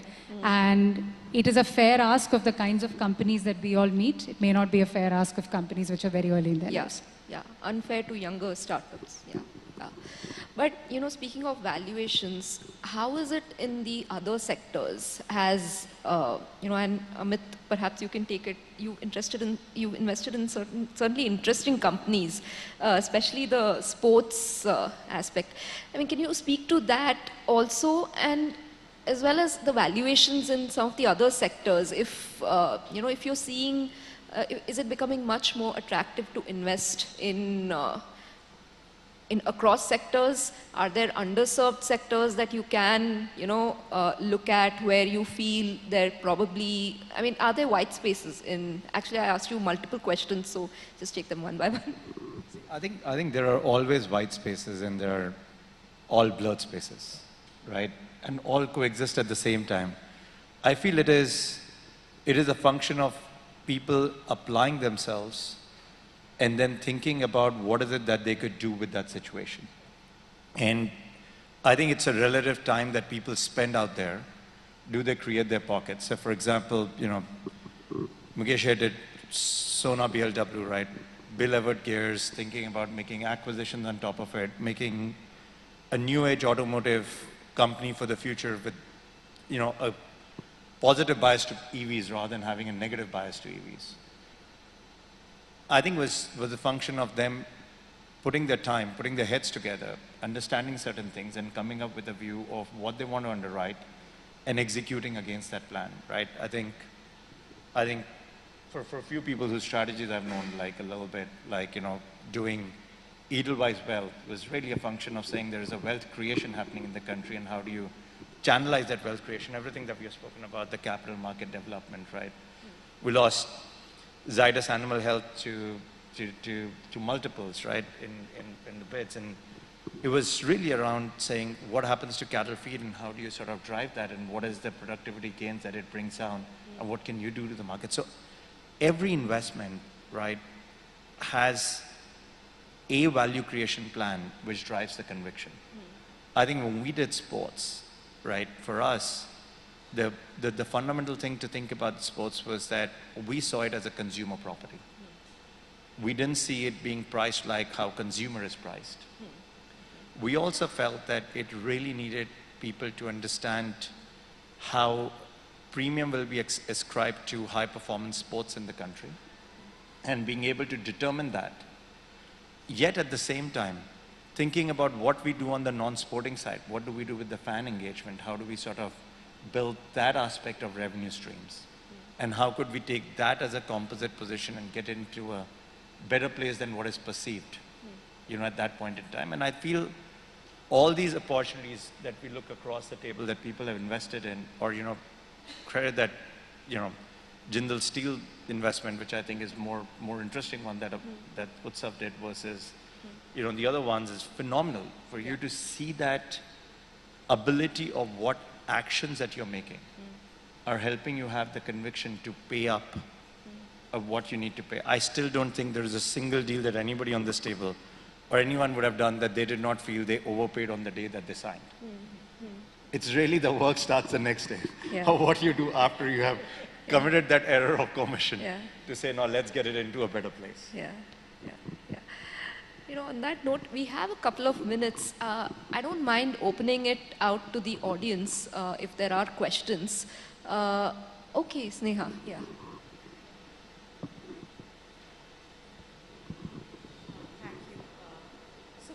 Utsav was briefly trying to touch into the China thing, and so I would want to ask, from being this entire, for the global funds at least, the China plus one strategy, India is now a direct beneficiary of how a lot of reallocation is happening. A lot of reallocation that is happening, across Asia. So if some of the global investors can just take it up and, just talk about how India is a direct beneficiary of the entire reallocation, and, are we seeing a shift and a conclusive shift from the China plus one strategy? And even, Nitya can answer that because they are in a fundraising mode. And do you see that kind of, LP allocations changing and, people warming up more to India? And is it sustainable? Yeah. The global funds, but yeah. So there is,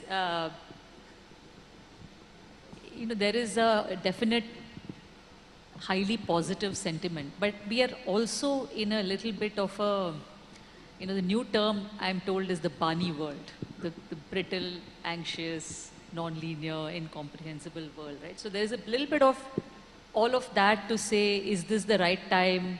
So for investors, the two trends we are seeing. So investors who have been tracking India and who understand India, they are making their allocations easier. But newer investors are just going to wait and watch. They're not going to underwrite a new market in this little bit of a uncertain global world. So we are clearly seeing that break which is happening.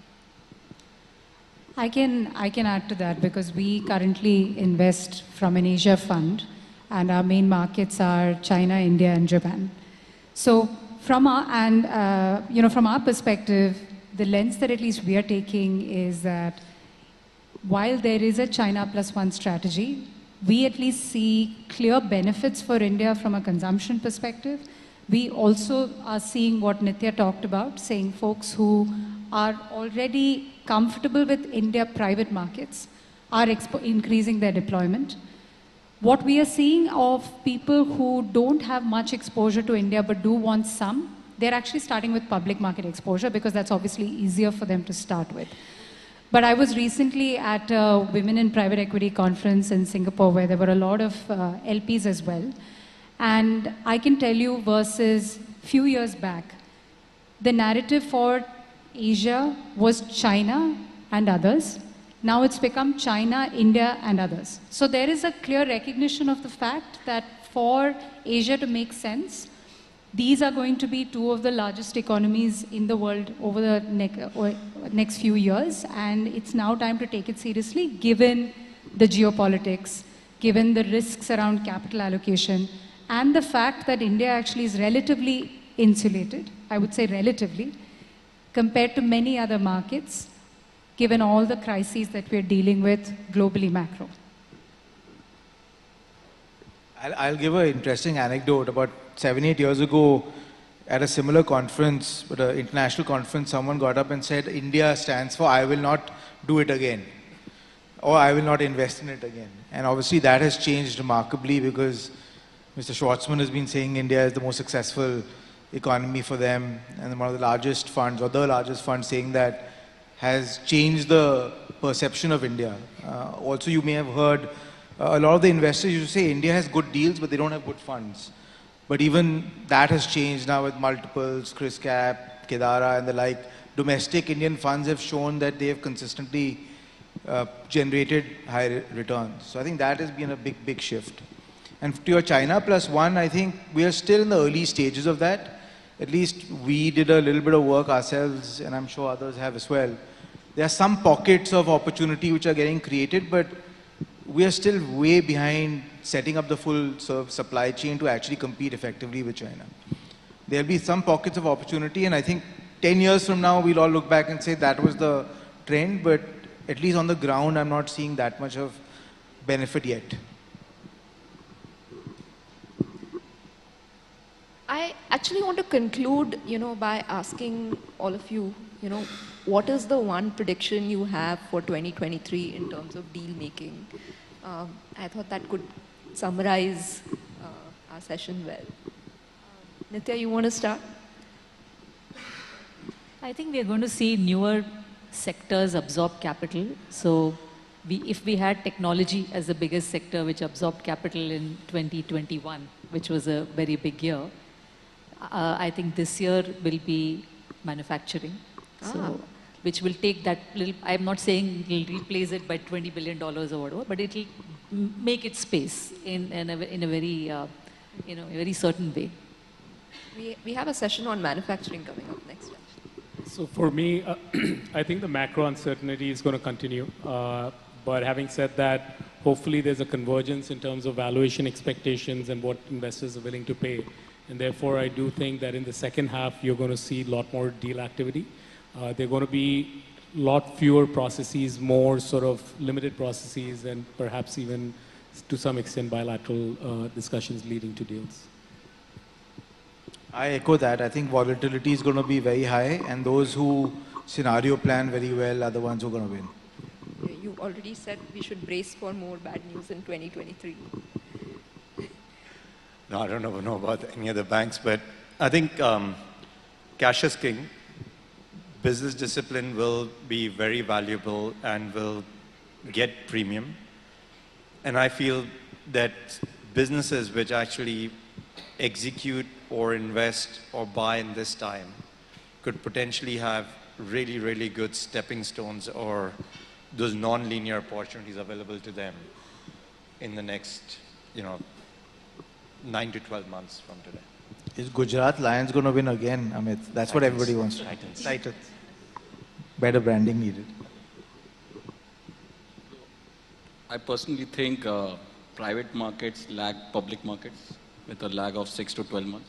So what's happening in public market, you will see the effect in 6 to 12 in private market. But as a philosophy within the firm, we generally not so focused on market, whether you paid 5% up or you paid 5% low. I just saw Vivek entering the room. He made a great killing on Sona Comstar 10x plus. If we would have paid 10-15% more, returns would have not been lesser.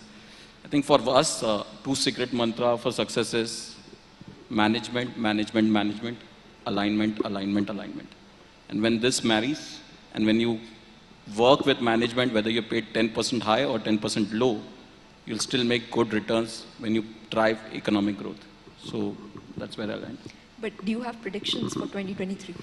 So as I said, I think I think the biggest competitor, one of the biggest competitor to private equity is public market, and access to public market is shut. I don't know when was the last IPO which was more than $200 million in Indian market. So I think capital will, is scarce, and they'll value private equity firms more than ever. So as I said, private markets lag public markets in 6 to 12 months. And next 6 to 12 months will be one of the best time to invest in India. Anjana? It's always Final hard words. to be the last. Yeah. Or the easiest, I don't know. From my perspective, I actually feel that Indian consumers are more resilient than many because we have some muscle memory of dealing with inflation. Indian founders are more resilient than many because we have jugaad in our DNA. As a result, I do think that we will look back on this year, maybe 2-3 years from now, and say that the confluence of the macro, the uncertainty, has forced founders to come up with substantially better business models, which I think for us as investors will provide a very good opportunity to back in this year. So that's my prediction for this year. On that lovely and optimistic note, we will conclude this session. Thank you to all of our panelists. Thank you for your patience. And thanks to a very attentive audience. Thank you. Thank you very much, Ranjani, and thank you very much to all of our panelists. I'm going to request you all to please come together for a group photograph as well.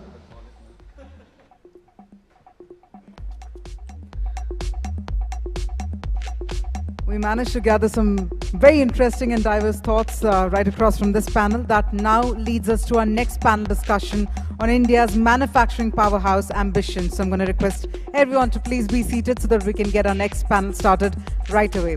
We're going to quickly give a makeover to the stage in a minute and then invite our panelists on stage. So please stay tuned.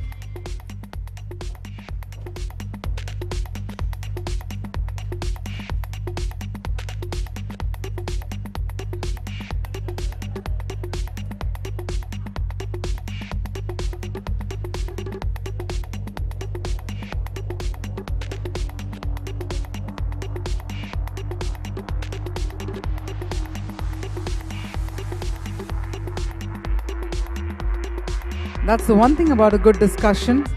It leads to a post-discussion as well.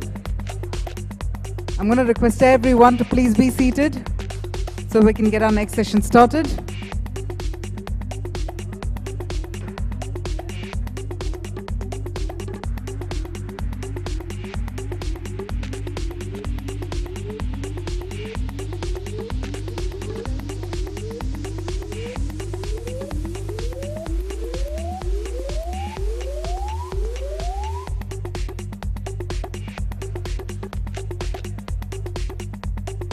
You got it?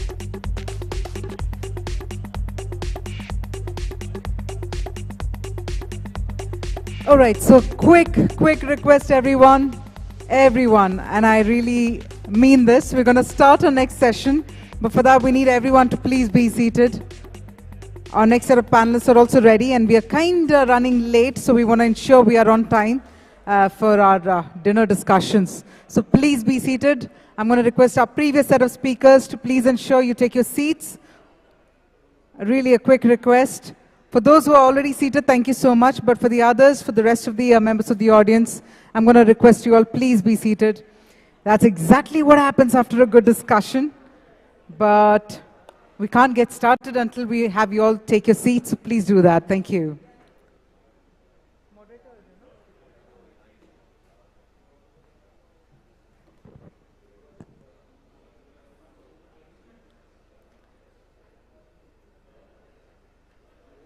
Meanwhile, our next session on India's manufacturing powerhouse ambitions, it's going to be a very interesting take because the panel will actually take a stock of the success of the PLI scheme, the areas that need more focus, and the policy changes that are needed to make domestic manufacturing stronger. That's going to be the theme, but we're going to get the session started once everybody takes your seats. A very tough task after a good discussion, extremely tough task.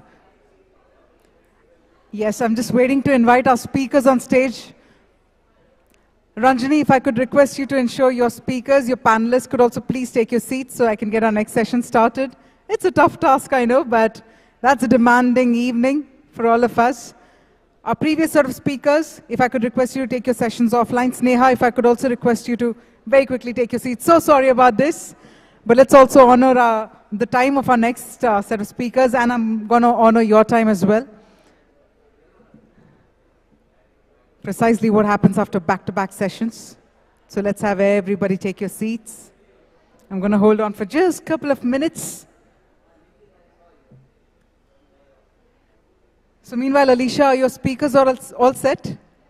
Alicia is set, so are our speakers. All right, so let's do one thing. Let's have you on stage. Let's have all of you on stage. Let's kickstart the discussion. This particular session, meanwhile, I'm going to invite Alicia Sachdev, Assistant Editor, Mint, to moderate it. But let me quickly invite our speakers. We have with us Vivek Vikram Singh, Managing Director and Group CEO, Sona Comstar. We have with us Akarsh Hebbar, Managing Director, Avance Trade. We have Dilip Omen, CEO, ArcelorMittal, Nippon Steel. And we have Sandeep Goyal, Managing Director of Moglix. I'm going to invite our speakers. I'm going to invite Alicia Sachdev as well.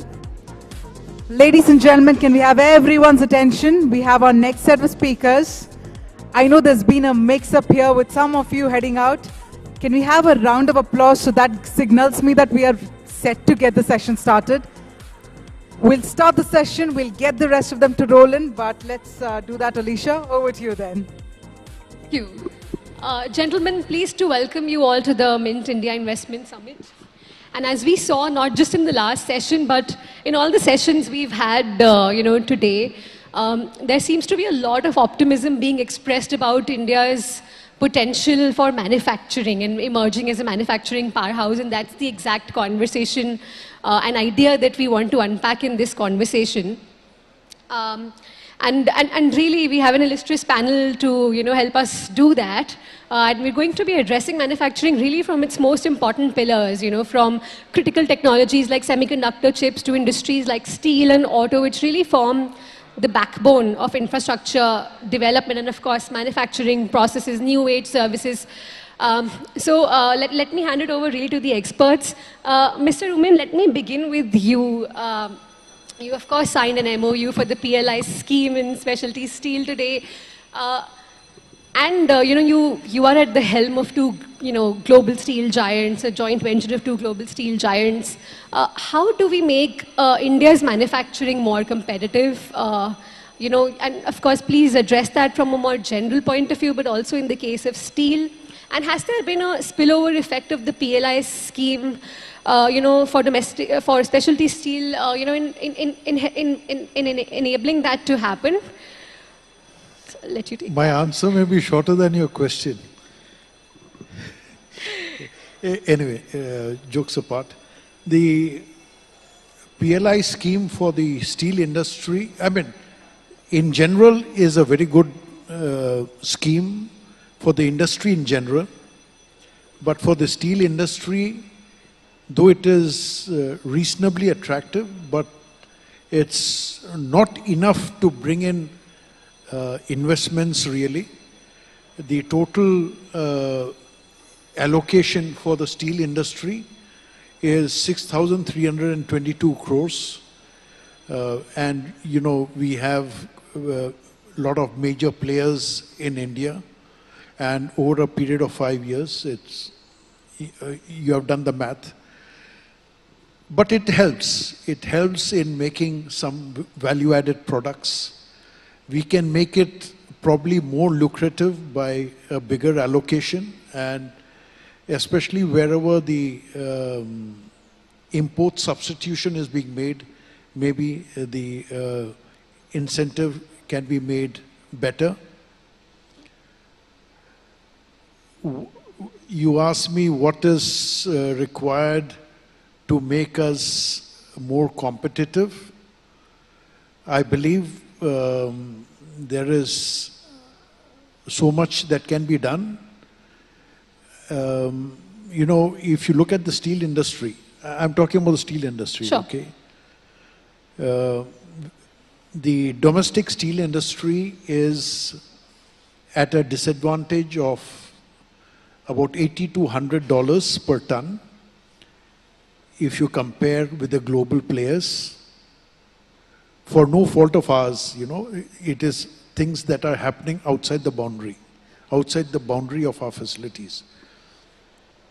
So, I mean, it's cost of capital, it is logistics, it is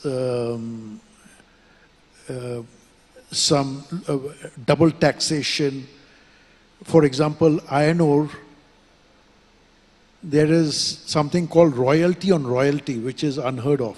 As it is, royalty is high.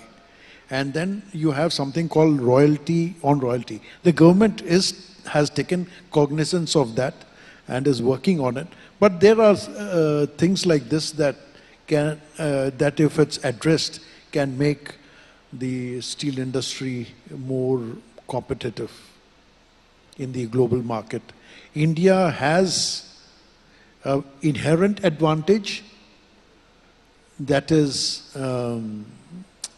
it is home to one of the largest iron ore resources in the world, but then we should keep it that way. We should not erode that advantage for the Indian consumers. See, we don't have coal, we don't have natural gas, we don't have coking coal, enough of coking coal at present. We don't have natural gas enough. And if we allow the advantage due to iron ore to erode, then it makes us less competitive. On the other hand, if some of our issues are addressed, as I said, you know, it'll make us more competitive. And logistics, in any case, there is so much emphasis today on building the infrastructure. This will definitely help in reducing our logistics costs. And it is a win-win situation. The focus on infrastructure helps the industry, and it also increases the steel consumption. Whenever now, for example, in this budget, the allocation for infrastructure is 10 lakh crore, and if you, even keeping apart the 3 lakh crore from the states, it's a big jump. It's 33% jump. So it will definitely benefit the steel industry going forward. Right, sir. So there are advantages, but they can be much greater with, of course, a greater allocation in the PLI scheme, but other non-fiscal policy measures as well. Some of the kinks that you highlighted, if that can be ironed out, then that also makes the industry more competitive. Vivek, let me take the same question to you, really. Your thoughts on how Indian manufacturing can be made more competitive globally, and how do you drive up the value chain? So, I mean, Sir said right now that India doesn't have coking coal, we don't have oil, we don't have many things. What we do have a lot of is people. A lot of talented people, a lot of talented engineers. And I mean, at least the three of us, the others sitting on it, what we do is purely talent. What we can do is go forth with slightly more confidence in ourselves as a country, as a people, in our own talents. We can build a lot of value. And to move up, see, a lot of industry is what is called build to print or contract manufacturing. You work off the designs of your customers or others. Then you move up to co-design and you start developing things with the customer. It's an iterative process. And then you move up to black box, where you start baking the product for the customer to the specifications. That's the holy grail of manufacturing when you start commanding value. There are some companies, including ourselves, who have been able to traverse that journey, but there is no reason there can't be many. I think it has been complacency and a lack of confidence which has held us back. And I think that's fading with our generation, which doesn't remember waiting for trunk calls and scooters. We don't have those handicaps and constraints in our mind. We don't think that just because I look the way I look and I'm not called Matthias Reimann or something, my product's not going to be as good as a global competitors. And we do compete now with them and we beat them in many fields. I think this can continue, at least our sector, which is perhaps, I'd say, more than half of manufacturing. We have shown that. I think there's sectors like pharma and specialty chemicals where we are taking that approach. So I think if we bet on talent, Indian R&D costs per hour are still amongst the lowest in the world. Labor cost arbitrage days are going very fast. But talent arbitrage, we still have a lot left. So I think, yeah, that's the answer. We have one natural resource, we should use that.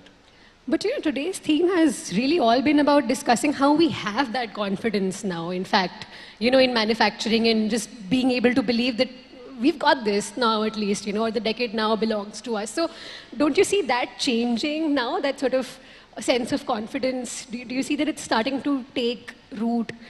And then how does it manifest in more tangible ways, you know?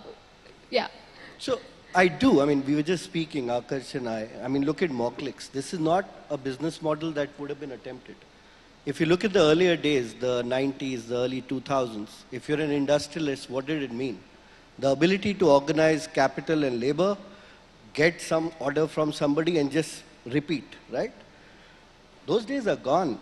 The ability to organize labor is easy. Capital is abundant. We just had a forum here. If you are doing something different, you will get that capital. It is, that confidence is emerging. I think as a country, we are also finding our place, our rightful place, I should say, in the world. And as a people, we too are doing that. I mean, there is no reason the same engineers, you go see them in the US especially, in all the companies, doing the same job. Why can't they do that here? So it's inevitable. I think it's coming. Yes, we lack ecosystem right now. So if we do something like a sensor chip, I do need to find a chip design company in Europe right now. But it will come. People will start, hopefully, and you know, people in the panel before this kind of talked about me and our company. Hopefully examples like this promote more such people to follow in this. Hopefully capital plays a great part in it. Hopefully media plays a part in promoting these stories where Indian companies have built their own product engineering setups and now are competing and winning globally. We need to promote those. Not just bigness, not just that you got some mines allocated by the government and you are now a big person. That day has to pass, and the day of the Indian entrepreneur who does things on their own merit, the confidence has to be the steam of our own ability. It cannot come from tailwinds. It cannot come from things like China +1. Why should we be subservient? Why should we take the scraps of China's table? Why can't we be better? Being better, I think, is the best approach. Let's aim for that. So that's certainly an inspiring note. Akash, let's talk about how the world is now understanding the strategic significance of having domestic competence in these critical technologies like chip manufacturing. And countries want to take a lead in developing such important technology, central really to the development of any modern economy. I mean, the Samsung, investment of 22 billion just yesterday. So has the PLI scheme started to, help foster innovation in this sector? Are we seeing that there is momentum that's building up towards that? Yeah, I mean, Alisha, first of all, thanks for having me here. It's an honor to be amongst all of these individuals.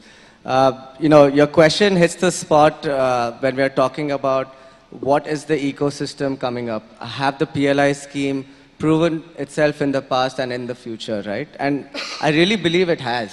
If you see, the government's already sanctioned $5 billion in PLI schemes. We had about 3 lakh jobs coming up with this, right? And now further, to see that, the assembly is going rightly, like how Vivek said, going upstream. When we're going up the value chain, we are looking at, semiconductor foundries coming up. We are looking at glass display coming up. And all of these feed into the value addition that electronic manufacturing is in, right? There is one part where we think that we should be confident, we should jump into it. And there is another part where it's just a burning bridge. We are importing $100 billion in just electronic manufacturing. Yeah. And from where. And this is going to go to $400 billion. And it is not a question of if, it's a question of when. And that essentially is the driving factor that makes India say that we need to take this step here and now. And the good part about it is that not only has the tailwind of import helped us, but also, like how Vivek rightly said, the talent that we have, the people, the ecosystem that we are bringing in, are all looking towards this. You're going to see the PLI schemes which are coming up for foundries going towards $10 billion. This is the first. I don't think if Prime Minister Modi has not come out with this, another 10 years we would have not seen semiconductors and display. It was that bold step that everyone is following behind. And you're going to see a lot of this traction come across ecosystems. You're going to see a lot of this traction come across MSMEs who are going to come here. We are going to have 100 companies from Japan, Taiwan, Korea, US coming here to say that I will support this ecosystem. You're going to have a lot of MSMEs, about 1,000 MSMEs coming up and saying, I'll make my own Xiaomi. I'll make my own Oppo and Vivo. The same things that we went in other places. We will be the 5th country that's going to start manufacturing electronics. And it's not going to be Europe, it's not going to be Middle East, it's going to be India after all the other 4 countries. And that, I think, is going to breed confidence, build confidence, and follow through with confidence. Absolutely. Sandeep, let's talk about how, manufacturing, of course, will also, if that has to become a moment in India, a lot of sustainable MSMEs will have to come up. That will require, new age manufacturing processes, supply chain systems. You're doing a lot of that work yourself. Help us understand what sort of a role these processes, digitalization, technologies like, robotics, ML, AI, what role will these play in ensuring that, those initial hurdles that MSMEs encounter to setting up manufacturing can be removed? So there are 2 unique things about manufacturing. One is it's extremely data intensive, a lot of data. And while ERPs and all came in late 90s, most companies have ERPs. Still 70–80% of data, the inflow is from outside the ERP system. So technology is going to play a critical role, and I always say that the evolution of technology is that you start with automation, then you go towards prediction, and then you go towards optimization. I think where Indian manufacturing stands today, it's more at an automation stage today. I think we over-index on AI. In fact, I've met people, I've interacted with folks who look at AI doing some magic and solving unsolved problems in the manufacturing. We are far from that, to put it realistically. If you look at it from manufacturing point of view, technology can play a role in forecasting, in procurement, in production, in quality, in supply chain, in anomaly detection. But the base has to be right, and I'll follow it up with an interesting example just to tell you the realistic picture, how things work on the ground. And this I quote in many of the conferences I talk about.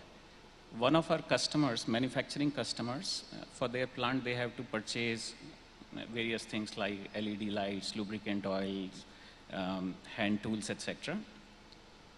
They sent us an order, and order said we need 50 pieces of jalebi light. Right, so we had all sophisticated AI systems, everything to figure out what customer is asking, and the AI system broke that what is jalebi light. And ultimately, we had to call the customer. Of course, it was a customer from North India, and the customer said, "Oh, jalebi light, that's a spiral LED 15 watts Philips."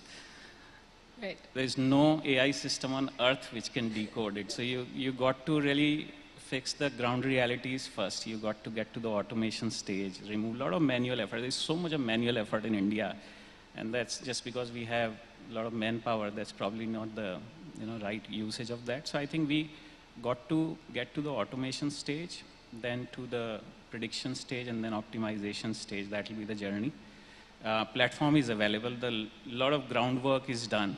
I think a lot of horizontal technologies have come in at every step that I mentioned in the manufacturing life cycle. The question is that how do you apply it in the context of manufacturing? That skill is, by the way, still missing. You can meet a lot of top-notch technocrats who will not be able to map it to the manufacturing part. So I think that putting it in context will be important for India. We are, I would say, 1 or 2 steps away from that right now. Right, thank you. I want to now talk about the new opportunities in manufacturing that we're seeing emerging from the government's push towards green energy. And Mr. Rumen, if I can direct this question to you, how do you see the government's push towards increasing renewable energy capacity impacting sectors like steel? And what opportunities do you see here? Before that, can I just Please, add on to feel what free, he has sir. just Yes. said? I think the manufacturing sector, they are at different stages. I mean, I don't think with the same brush you can paint all the industries.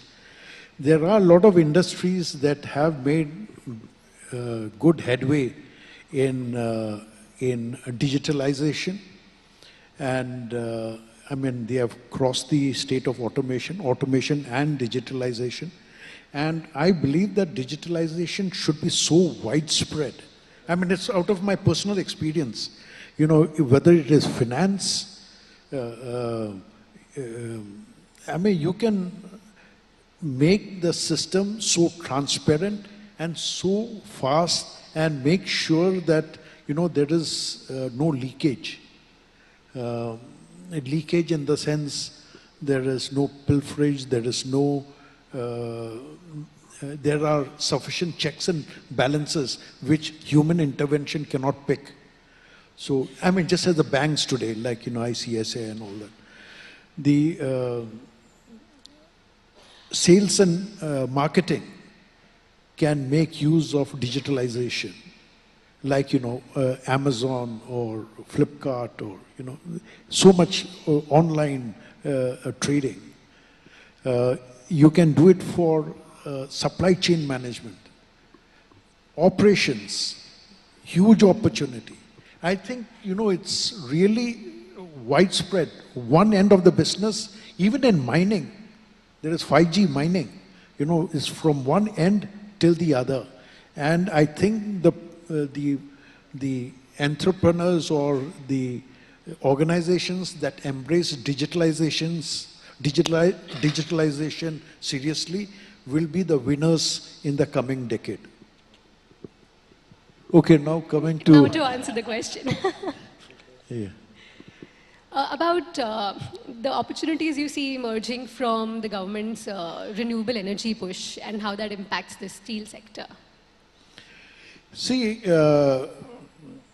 as the emphasis on decarbonization comes in, I think the focus on renewable energy will really catch up. Today, renewable energy is at a level of about 175 gigawatt. And the plan is to reach 300 gigawatt by 2030. I'm just restricting it to renewable energy right now. I'm not talking about hydrogen. So this renewable energy is an area of focus.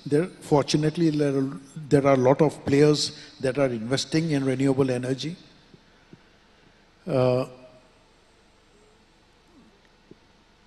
point is, energy, if we talk about final decarbonization, you require hydrogen. 70% of the cost of hydrogen is energy. So in any which way, you have to drive down the cost of renewable energy. Here I have one thing to say, that unfortunately, India does not have adequate capacity to manufacture solar panels and solar cells. As of now, I mean, there's the PLI scheme, is all wonderful. It'll come up in 1 year, 2 years. But as of now, they don't have enough capacity and we have to import. I know that it is very unpalatable to import from China. China is the biggest manufacturer of solar panels in the world. At least for 1 year or 1.5 years or 2 years, until India achieves self-sufficiency, we must allow imports to come in. I mean, today, if you look at the BCD, basic customs duty on solar panels, it's 40%, and on solar cells it's 25%. At a time when India itself does not have enough capacity. So how do you ramp up the renewable energy? You have to source your solar panels from other countries. So I think there has to be incentives for the domestic manufacturer, so that PLI scheme, whatever policies that are required to incentivize manufacturing in India, that is priority number one. But until the capacity comes up, don't restrict the import of solar panels. This is what exactly USA has done. USA is not on best of terms with China, but they still allow the solar panels and solar cells to come in. I think our Prime Minister is very focused on renewable energy. I mean, he has laid out very clear guidelines that we should try and reach 500 gigawatt by 2030. And even more clear, he has said that he has provided guidelines for hydrogen manufacturing as well. I mean, no real progress has happened in hydrogen as yet, but I'm sure, as my colleague was saying, with the Indian talent, Indian entrepreneurship, that will happen. That will happen sooner than later. Thank you. Thank you, sir. Staying with that theme, Vivek, Sona Comstar bet on electrification, and that did wonderfully for your company. So do you see that global electrification movement gives India sort of a level playing field now that this transition is happening and everyone's making these investments from scratch? So how are we positioned here currently, and how do we best capture this opportunity that we're seeing in green energy transition and mobility? So there was a level playing field in 2017. The people who moved early have taken advantage. One iteration has happened, right? One generation of electric vehicles have been produced. Some have done well, some have not. And now the second generation is coming. Those of us who managed to learn in that first iteration are now ready to provide to the second one.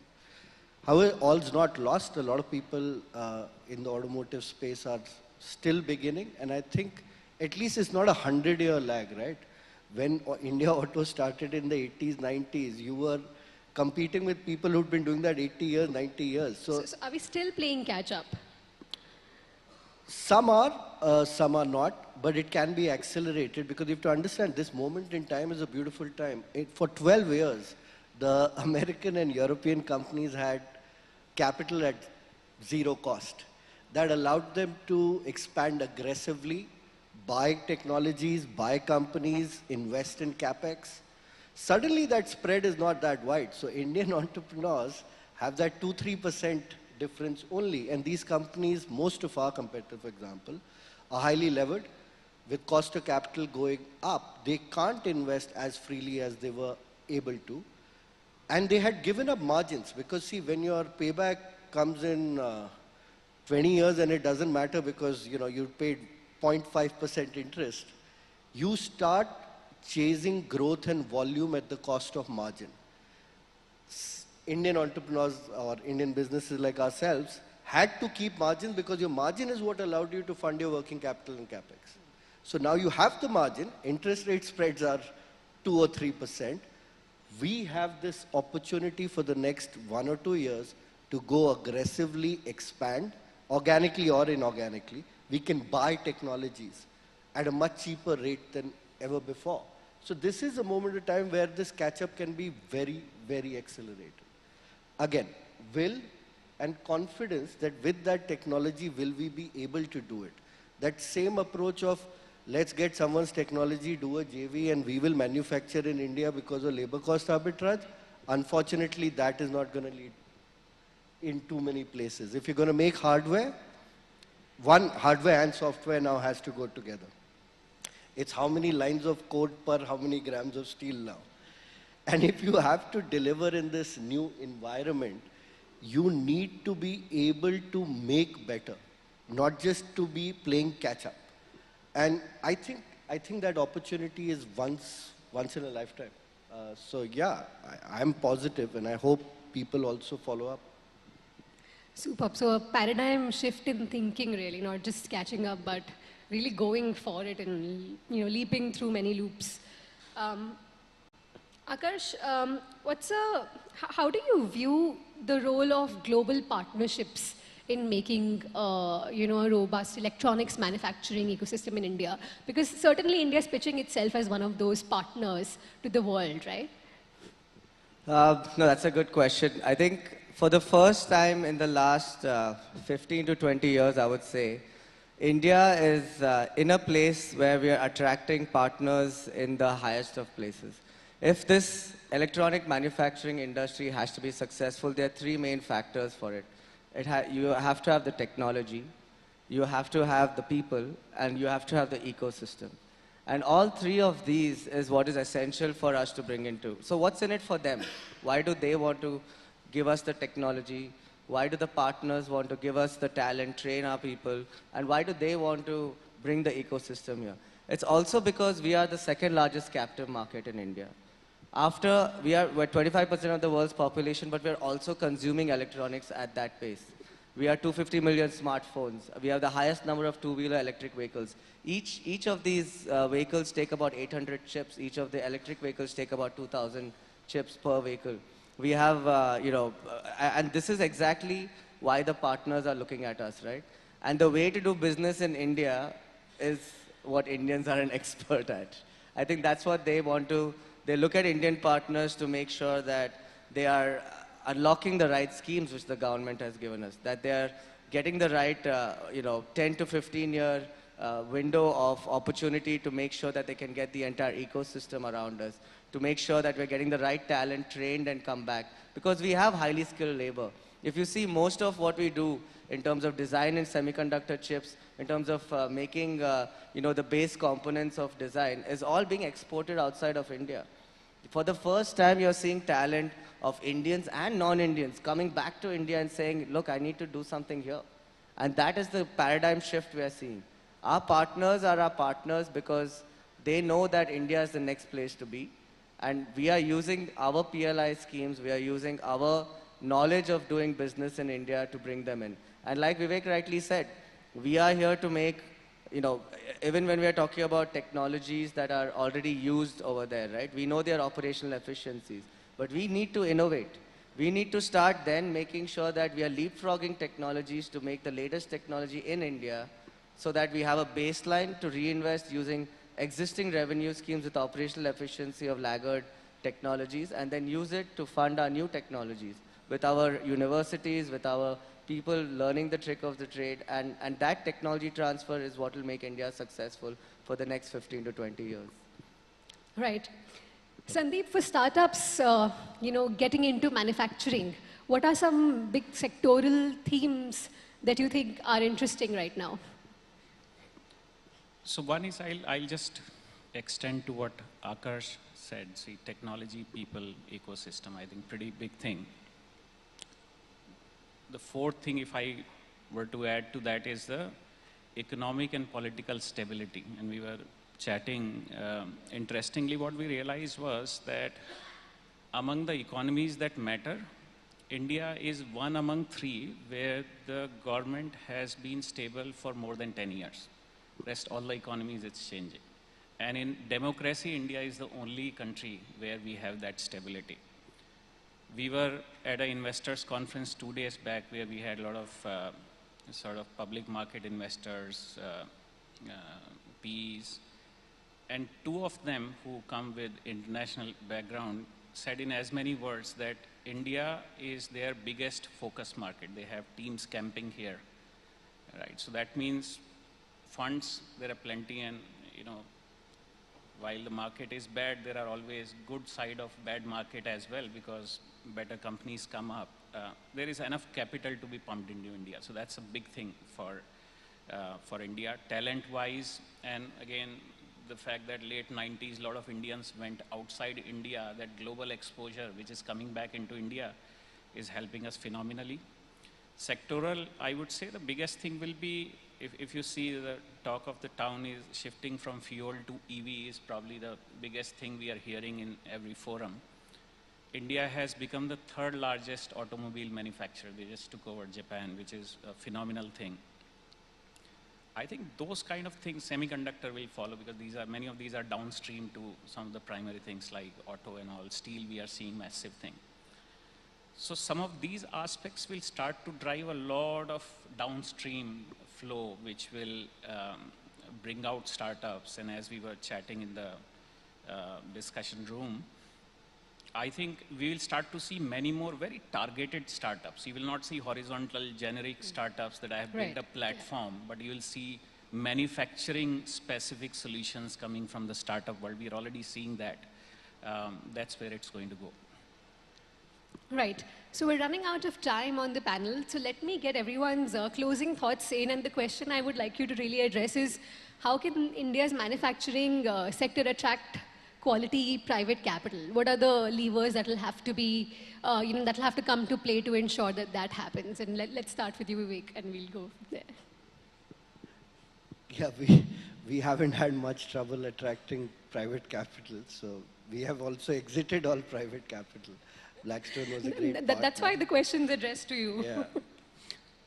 So look, I think if you have a good business model run by ethical and passionate management, and you have some kind of moat which allows you to generate consistent high returns and can deliver on growth, private capital will actually chase you and not the other way around.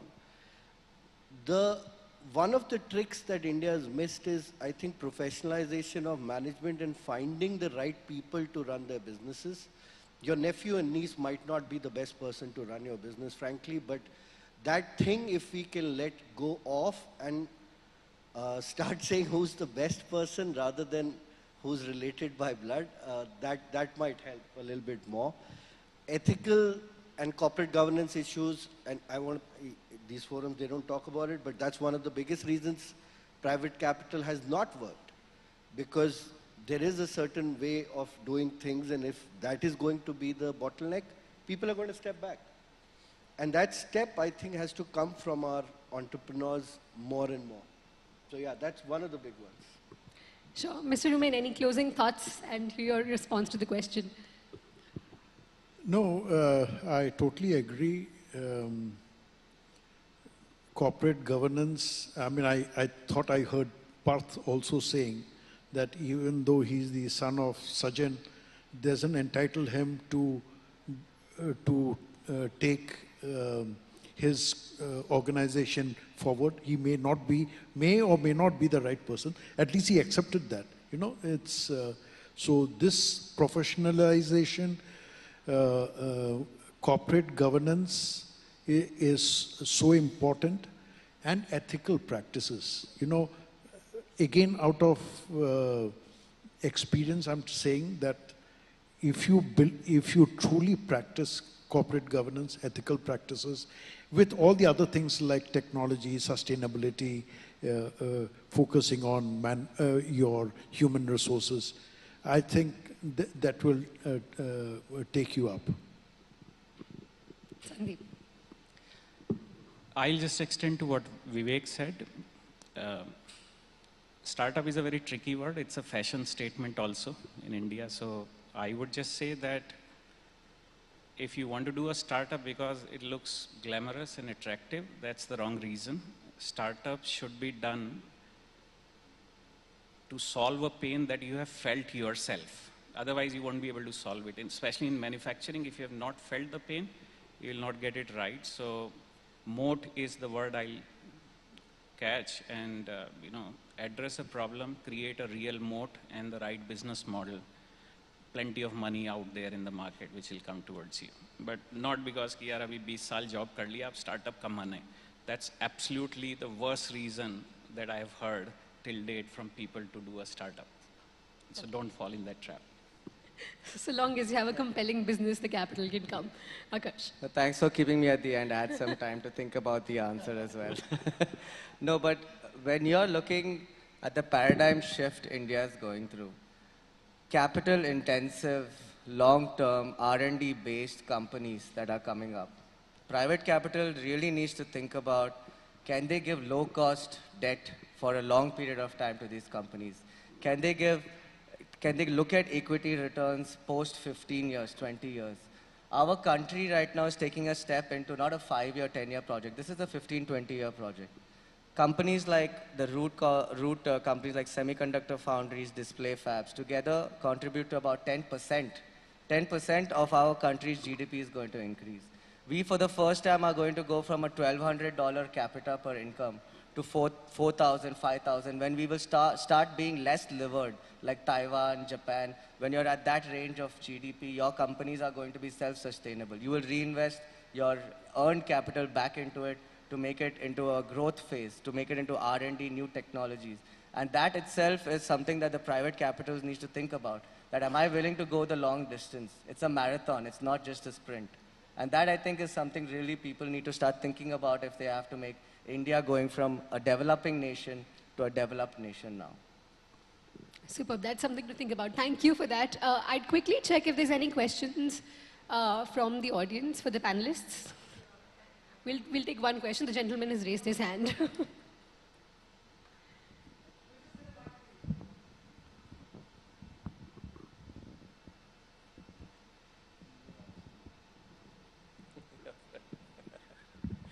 Question is for Vivek. Yeah.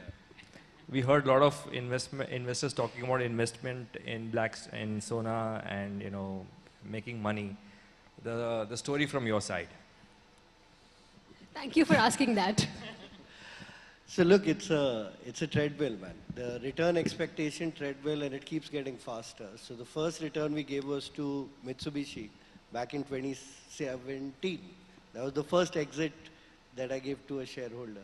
Second was JM Private Equity, who also made 5x. And then JM's stake was bought by Blackstone, who's also made, well, high returns. I don't know how much exactly. Now the responsibility is on me to deliver that for the public investors who have joined us at this juncture. So it never slows down. It keeps getting faster. And if you give very high returns, the pressure is even higher. But as they say, pressure is a privilege. Privilege is not granted to everyone. Pressure comes to those who have delivered and who have the capability to deliver more. So we respect it and take it with all humility and hope we can fulfill it. But this is an inevitable cycle. Investors will come, they will have their investment horizons, and they will exit. What you have to ensure is that you, as a manager of an asset or an owner of an asset, do not favor one over the other, and it has to be the responsibility. Hindi is better actually. Zimmedari ka ehsaas is very important. That the zimmedari is on your shoulders. That you have exited someone means someone has entered. Exit is, it's not, it is a zero-sum game in that sense. So if you stop, then you fail. And it is a huge burden of care. And it keeps getting bigger. Now we have millions of shareholders. That makes it even more, I would say, pressure. But yeah, hope. I hope my shoulders are strong enough. I don't know. Time will tell. Thank you for that, Vivek, and thank you so much, gentlemen, for taking the time and joining us at the Mint India Investment Summit. Hopefully, you will keep returning for our future editions, and it's a conversation we can keep revisiting with all of you. Thank you so much. Vivek is an alum. Thank you very much, Alisha, and thank you to all of our panelists. I'm going to request you to please come together for a group photograph. And ladies and gentlemen, now we'll also be having none other than Mr. B.C. Patnaik joining us, the Managing Director of LIC. That's our immediately next session, a special address in store for all of you, so please stay tuned.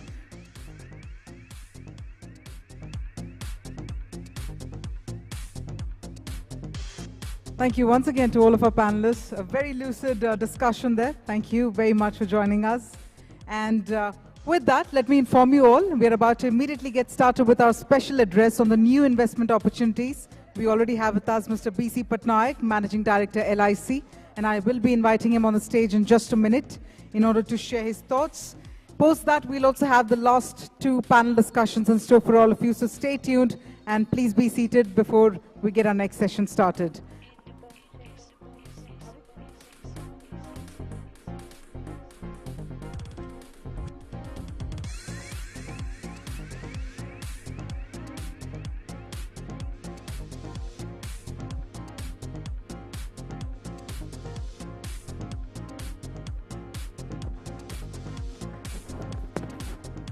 Check, 1, 2, all right. Okay, ladies and gentlemen, we again need your attention because we're completely out of time and we do not want to delay discussions and let it interfere with our dinner discussions. I'm going to request everyone to very quickly take your seats because up next we have someone who is also known as one of the finest leaders who loves to meet people and also share his experiences. And it's indeed a delight to have him here with us this evening. So I'm going to be inviting him in a minute, but that can only happen if everybody takes your seats. So if I could also request the previous set of speakers to take your discussions offline.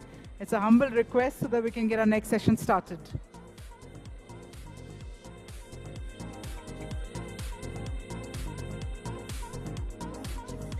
Check. All right.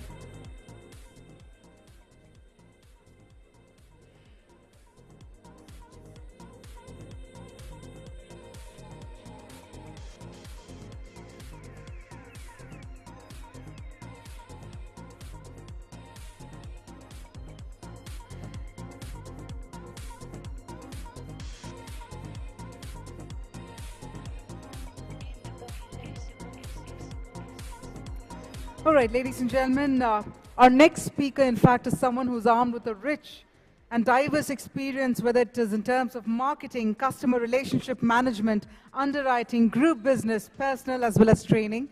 As I earlier mentioned, he's someone who's always known for being extremely enthusiastic about meeting people and sharing his experiences. And this evening, we have the august presence of none other than Mr. B.C. Patnaik, Managing Director, LIC. So if I could please invite Mr. B.C. Patnaik on the stage, and this is where we will understand the new investment opportunities, something that we are eager to know about. So thank you very much, Mr. Patnaik, for joining us this evening. Can we have a huge round of applause, an enthusiastic round of applause to also match his enthusiasm? That's all that really matters. And let's gather this in the form of a special address from a very special leader joining us right here at the Mint India Investment Summit. Mr. Patnaik, thank you once again for joining us. Over to you then, sir.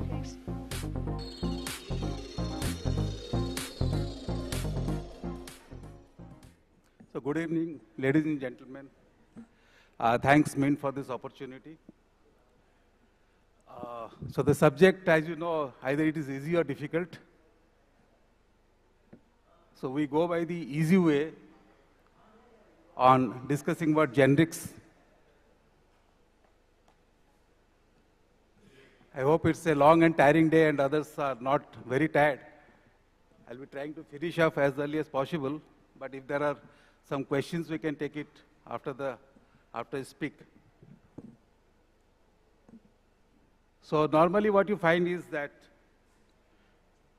as the heading goes, India the bright spot.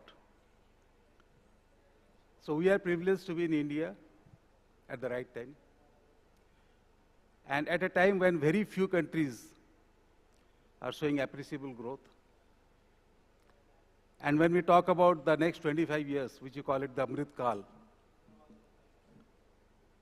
and people talking about being from the 4th largest economy to growing to 2nd or 3rd largest economy, the entire trajectory that is filled with a lot of promises. Yes, when you see the global scenario, or maybe some scenarios, inflation and other things in the country, sometimes you feel shaken that perhaps the narrative may not be so true. But we all believe that whatever the economic pundits throughout the world, they predict, most of the times it has come true. And being Indians, being in India, and seeing India being part of the investing community, we can very well come to the conclusion that yes, this story will be true for India. So when we say the Amrit Kal has a special feature in the budget that is called Saptarshi. And if I can read out, the Saptarshi is inclusive development, reaching the last mile, infrastructure and investment, unleashing the potential, green growth, youth power, and financial sectors. So yes, as an organization, we are in the financial sector. One of the main jobs is investment also. And by law, we have to invest in infrastructure. And we are in infrastructure for a long time. And we believe in last mile connectivity. Throughout the country, wherever there is an opportunity, we are there. And the philosophy, because we are a 66-year-old organization, a nationalist organization, and one of the philosophies is to develop India and develop Indians. So we are mainly known as an institution builder. So whenever there has been an opportunity to build institutions, we had never said no.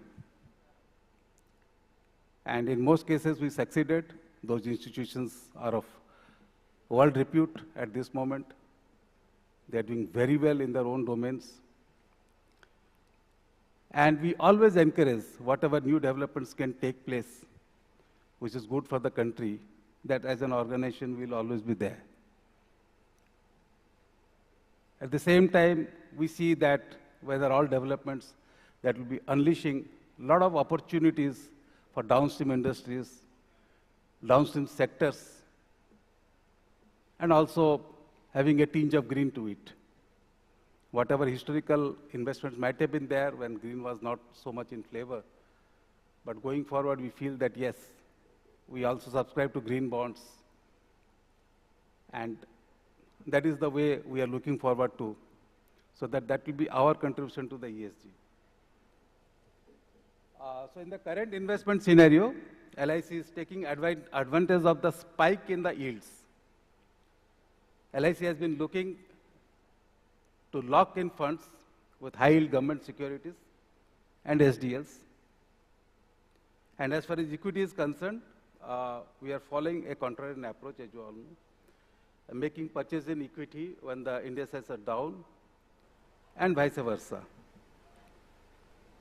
But as you all know, all investments, they are done with IRDA guidelines, different notifications issued by the Government of India, the RBI guidelines, the SEBI guidelines, and also the LIC Investment Committee guidelines, which is a committee under the board.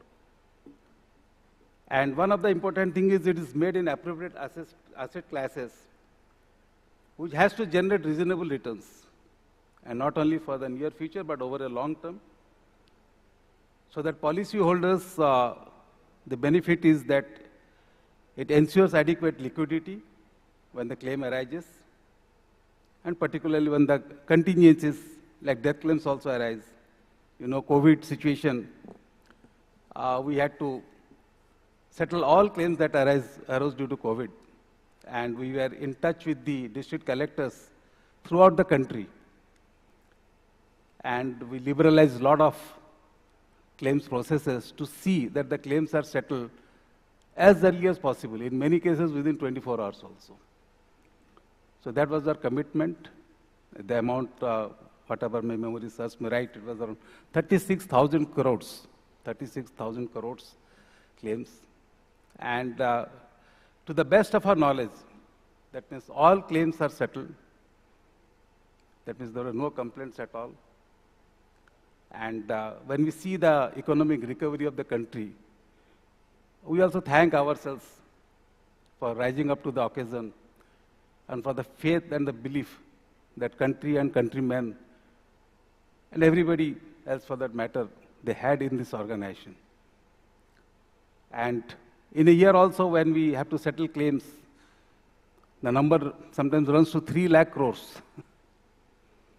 It's a huge amount, and and there is always a reasonable return continuously for the last 66 years. And when you have to pay annuities, that is also at a very good rate. And you have to annuity, some annuities we have been continuously paying for 40, 50 years. So present annuities also, which is coming, people buy it for 40, 50 years. There are young people, when annuity starts, it goes to 60, 70 years also. So many things are there. So proper asset liability match has to be there, so that what is true today, it has to be true 70 years later also. So this is the way the investing philosophy, the investing practices that occur. And all you know that it's government securities mainly, it's corporate bonds, NCDs, and equities of listed companies, and which is in compliance with the different regulations and the board approved policy. And as I told you earlier, that we are a premier institutional investor in the Indian financial markets. Whether you see NSDL, CDSL, everything, or NSC when they started up, or BSC, so we're the principal investors. But yes, I can say all the investments have proved to be correct, and the institutions have also become very good. We have started with these green initiatives, and we propose to also invest in interest rate derivatives, which has been allowed by the regulator. Our policies are being in shape now, and soon will be in that space. And regarding private equity and also the venture capital space, we are not averse to it. We are very positive. So all investment decisions are taken after due diligence and on the basis of available internal equity research report and after perusing market conditions. And further, and a very good positive development has happened during the recent times. The regulator, the IDA, they have already formed a committee with all the CIOs of different companies. They'll be sitting together and see in future what further investment opportunities can be there to broaden the market. Because entire ecosystem is linked to each other. And as we are listening to the previous panelists and the headline, the bright spot, so everybody is confident, yes, if there are good business opportunities, good ideas, then money will not be a difficult problem. There is enough money in the entire space. It can be available everywhere. So we also look to opportunities, but we are a regulated entity. We have to be within the regulatory guidelines, and we are happy and we welcome that the regulator is thinking of new avenues for investment. So we'll certainly like to be in that space, because again, the primary concept of developing India or developing Indians. So that will be a continuous approach, and we'll never shy away from this approach. And the investing fundamentals of the investment decisions have been strong in the last 66 years. So continuously, if all sectors of the investment, whether it's bond or equities, they're on the uptick all the time with good flows of dividend returns and consistently year after year. So that is our support to India. And yes, being a nationalized company, so we feel that yes, we should be in tune with what the decisions of the government in unleashing the investment spirits in the country should be. And there is huge demand, as you see also at this moment also. There is huge demand from banks and all. So in the electronic bidding platform, we are always there. Whenever the banks have bonds, we have a presence and we support them. We support the entire system so that there is no liquidity crunch in the market. And I think the entire ecosystem in that lending space, people are comfortable that yes, LIC as an institution is there, and they can have confidence that they can raise money after following the due processes. I say that we have to have matching assets and liabilities. It is by type, by duration, and the cash flows. It has to match, and to the extent which is commercially practicable. We are good investors in the equity market, but at the same time, we are long-term investors, and whatever is practically possible, to that extent, we manage the cash flows. And that gives a lot of comfort to the entire ecosystem. And this is all well supported by a very robust enterprise risk management framework, and which is done in a very, very orderly fashion. And the responsibility of use, I can assure everybody sitting here that the risk management processes are very, very robust, duly audited by concurrent auditors, and adhering to all the guidelines by the regulators, SEBI and everybody. So that should be giving a lot of comfort to the country. And yes, regarding the investment scenario in the next 5 years, as I said earlier, that whatever is applicable to the by the regulations, and we'll be always open to be there in that space, because we have found that whenever we have invested in infrastructure, there is multiple benefits to all the stakeholders, and the economy has galloped. Whenever we have invested in other industries, particularly steel and other things, that has also helped a great deal. So tomorrow, if whatever opportunities come, we are also there in technology space. We are there in automobile space.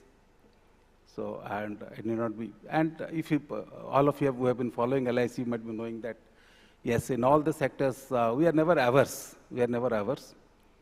And for 66 years, we have been supporting the economy and the country. And yes, we'll be always there. So the cash flow and other things, that need not be a problem. So you can also depend on banks. Banks will never be short of cash flows. So, and all in a very transparent and systematic manner, they're able to have the inflows, and we are always there to support. So thank you very much. Wishing you all the best.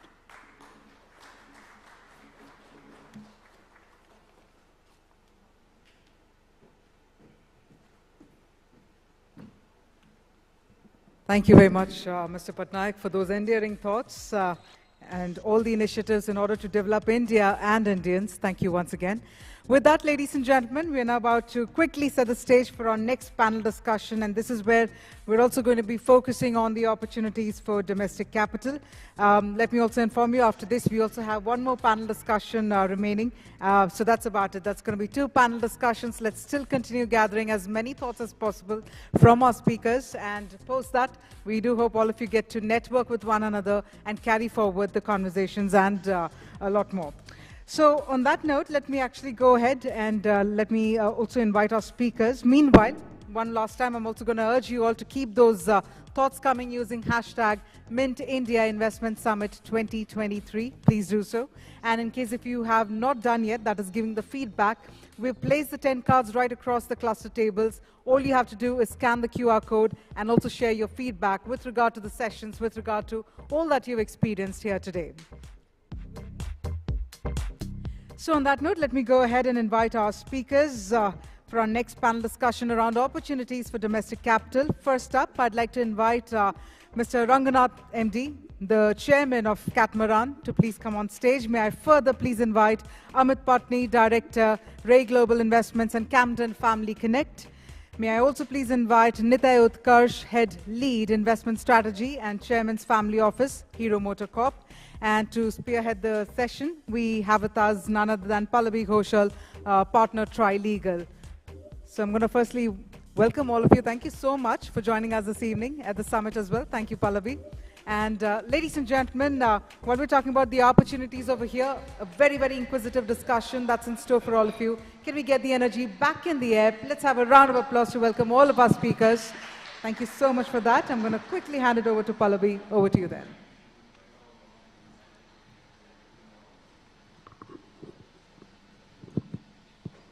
Good evening, ladies and gentlemen. I know we are running really late on this event today, but I promise you that this conversation and the discussion that we're going to have today is going to be a lot of fun.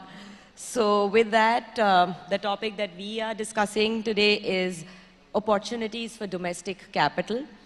Now, when we had a pre-call, we felt that domestic capital was just becoming too broad. So we have narrowed it down to what we are terming as private capital. And all the three gentlemen here have a family office background.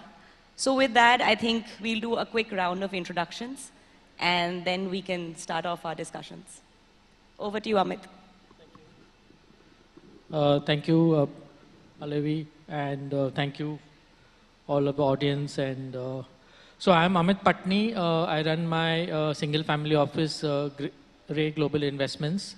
Prior to that, as a family, we used to run our own operating company called Patni Computer Systems, which we built over the last 30 years, started by my grandfather and then my father and my uncles.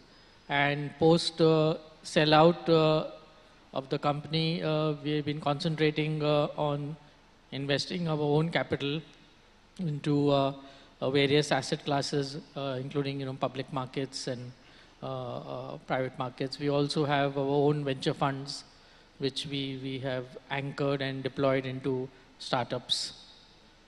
Thank you. Hi, good evening, everybody. I am Nitay.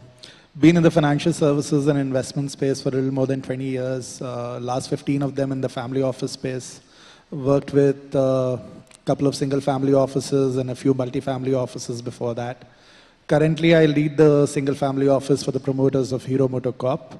As a family office, we have exposure to different asset classes, geographies, interest in alternatives, startups, obviously public equity and fixed income alternatives.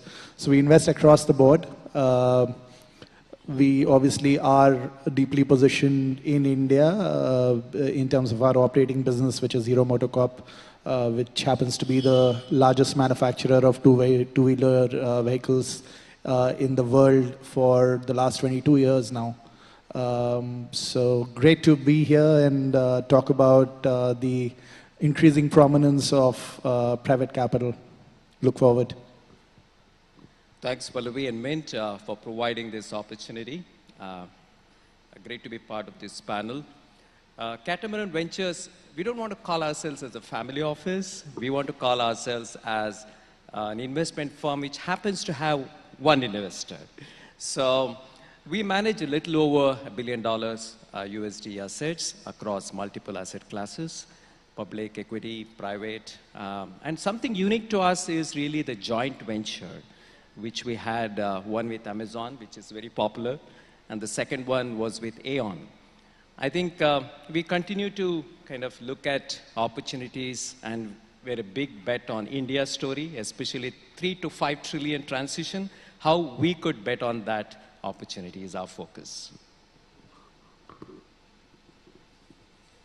Well, thank you for that. I think given we've taken the liberty of changing the topic, I think I'll start with Nitai on when you say that there is growth of private capital investment, what would that entail in your mind?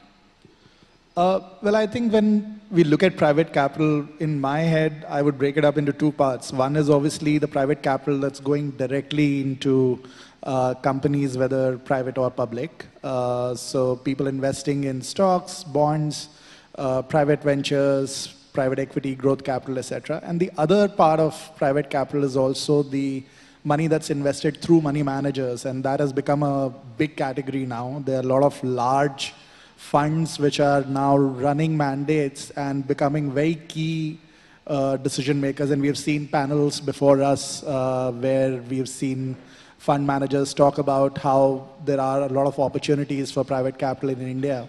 So I believe the ultimate owners of the money as well as the managers of the money both constitute what private capital is today in India, and there is opportunity for both, honestly. Sir, Ranga sir, any thoughts that you have on this? I think, as you rightly mentioned in the beginning, the color of private capital is certainly changing. I think increasingly we see the family offices or high net worth individuals playing a critical role. Barely 5 years ago, this set of investors would go to another fund and they would invest in companies. I think increasingly we are seeing these people disintermediating the other funds, directly picking up stakes and taking the bets. In a way, they're also getting more sophisticated, running their own set of portfolio management, research teams. Pretty much they have become a private buy-side kind of houses. So recently, I happened to attend one conference created by Goldman Sachs, purely for family offices. They chose about 100 offices around the world.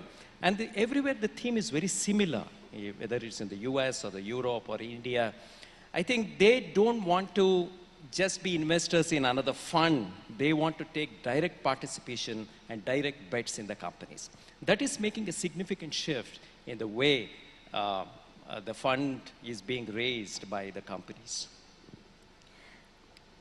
So I think the next question obviously becomes, when all three of you are looking to deploy this capital, what do you think is hot and what is not?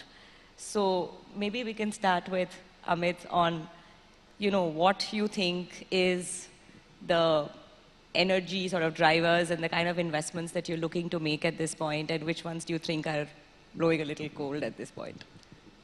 So I think, as a owner of private capital and to having got this wealth from selling of the operating company, today for us, this is a very important corpus which we need to protect and preserve. So we as a family office are more conservative in terms of, where to deploy the money. And I think for me, long term always is equity. Public equity is today when you compare public equity versus what we put in private venture, at the end of the day, you will see it's a similar return on a 10-year horizon, when you calculate that a venture, you'll have to wait for minimum 8 to 10 years. And when you calculate the IRR, it comes to the more or less the same, because there are, some hits and some misses. I think the flavor yet remains equity, and I would say if you pick the right stocks and you do value buying, it will always give you alpha, and a steady return. But currently, of course, in the last couple of years, venture has been a flavor of the day, where a lot of family offices are putting money into venture. Since we run our own venture fund, and the first fund we started was in 2011, at that point of time, no family office would put a risk capital, Today, the amount of funds being raised from family offices and ultra HNIs is humongous. And people are today from maybe 5% allocation to private equities become almost 20%. So I think the flavor of the day is venture, but I would be a little bit more cautious because you don't want to lose money because it is a risk capital. But I believe a blended asset allocation always is best, for a moderate kind of situation. So Nitai, given you have, sort of made investments across sort of sectors, what are you going to be your topics? So I think I kind of go with what Amit was just saying in terms of, for a family office especially, the allocations are pretty much long-term and strategic. And, but there are times when even strategy has to change and evolve. And I think this is one of those times in India when there are a lot of new things that are happening. The financial ecosystem in India is changing, the investment ecosystem is changing, the kind of products that we have access to in India, the kind of money managers that we have access to in India is changing. The private investments landscape is booming. There are all sorts of simple and complex investment products which are coming up, and not just coming up, they're in fact doing things which their peers in many other developed markets are not able to do. So I think there is a lot of opportunity because of which a lot of family offices are now rethinking their strategy. So instead of a equity and bond kind of a portfolio, there are so many other asset classes that are getting built into the portfolio that a lot of family offices have. And when you go deeper into some of these asset classes, you also realize the kind of themes that are becoming popular. For example, in private ventures, India is a space where there are so many unique ideas, so many unique requirements that the Indian entrepreneurs are trying to solve. Unlike many other markets globally, I'll give you a simple example from mobility. Public transport is pretty much in a very good state in most developed markets. So when mobility ventures set up shop in a developed market, they have a different set of problems to solve. But in India, from the bus stop or the metro stop to your home or to office is a challenge in its own. So last mile and first mile connectivity becomes a huge problem that Indian entrepreneurs try to solve. Similarly, there are so many other localized and concepts or startup ideas which are so typical to India that it becomes very easy for domestic capital, domestic private capital to look at those with the understanding that we have as compared to many other foreign capital managers. So I think that becomes a very big opportunity for us. So not just the different asset classes that are coming to India, not just the different money managers that are now setting up shop here, both domestic and global, but also the themes that are rising up, also the very localized, very domestic, very India-centric themes. So I think for us especially, we believe that a combination of these two is making us rethink our strategic asset allocation. It's making us add different asset classes, and within asset classes, it's making us add new sub-asset classes or new themes which are very localized and India-centric. So, Ranga, I think I will do a takeaway from the conversation that we were having earlier on Israel. And, how do you see Catamaran's investments and strategy linking up with some of these jurisdictions that you're visiting and meeting, and, what do you see their appetite as compared to ours? Sure. Just building upon what both Amit and Nitai said, while I come to the Israel point, I think if you look at, by and large, Catamaran is betting on the India story, which is really the right caption for this conference. If you look at the last few years, we bet heavily on services because as India's internet penetration improved, low cost of internet, plus the India Stack, Aadhaar, UPI, etc., which created a massive momentum for e-commerce, B2C, as well as the fintech. That's where predominantly our investments have been for the last transition from 2 trillion to 3 trillion. As we look from 3 to 5 trillion, I think our view is that manufacturing is going to play a significant role. Today, manufacturing as a percentage of GDP is about 15%, and we do believe that India's trajectory towards 5 trillion cannot happen unless this manufacturing gets to mid-20s.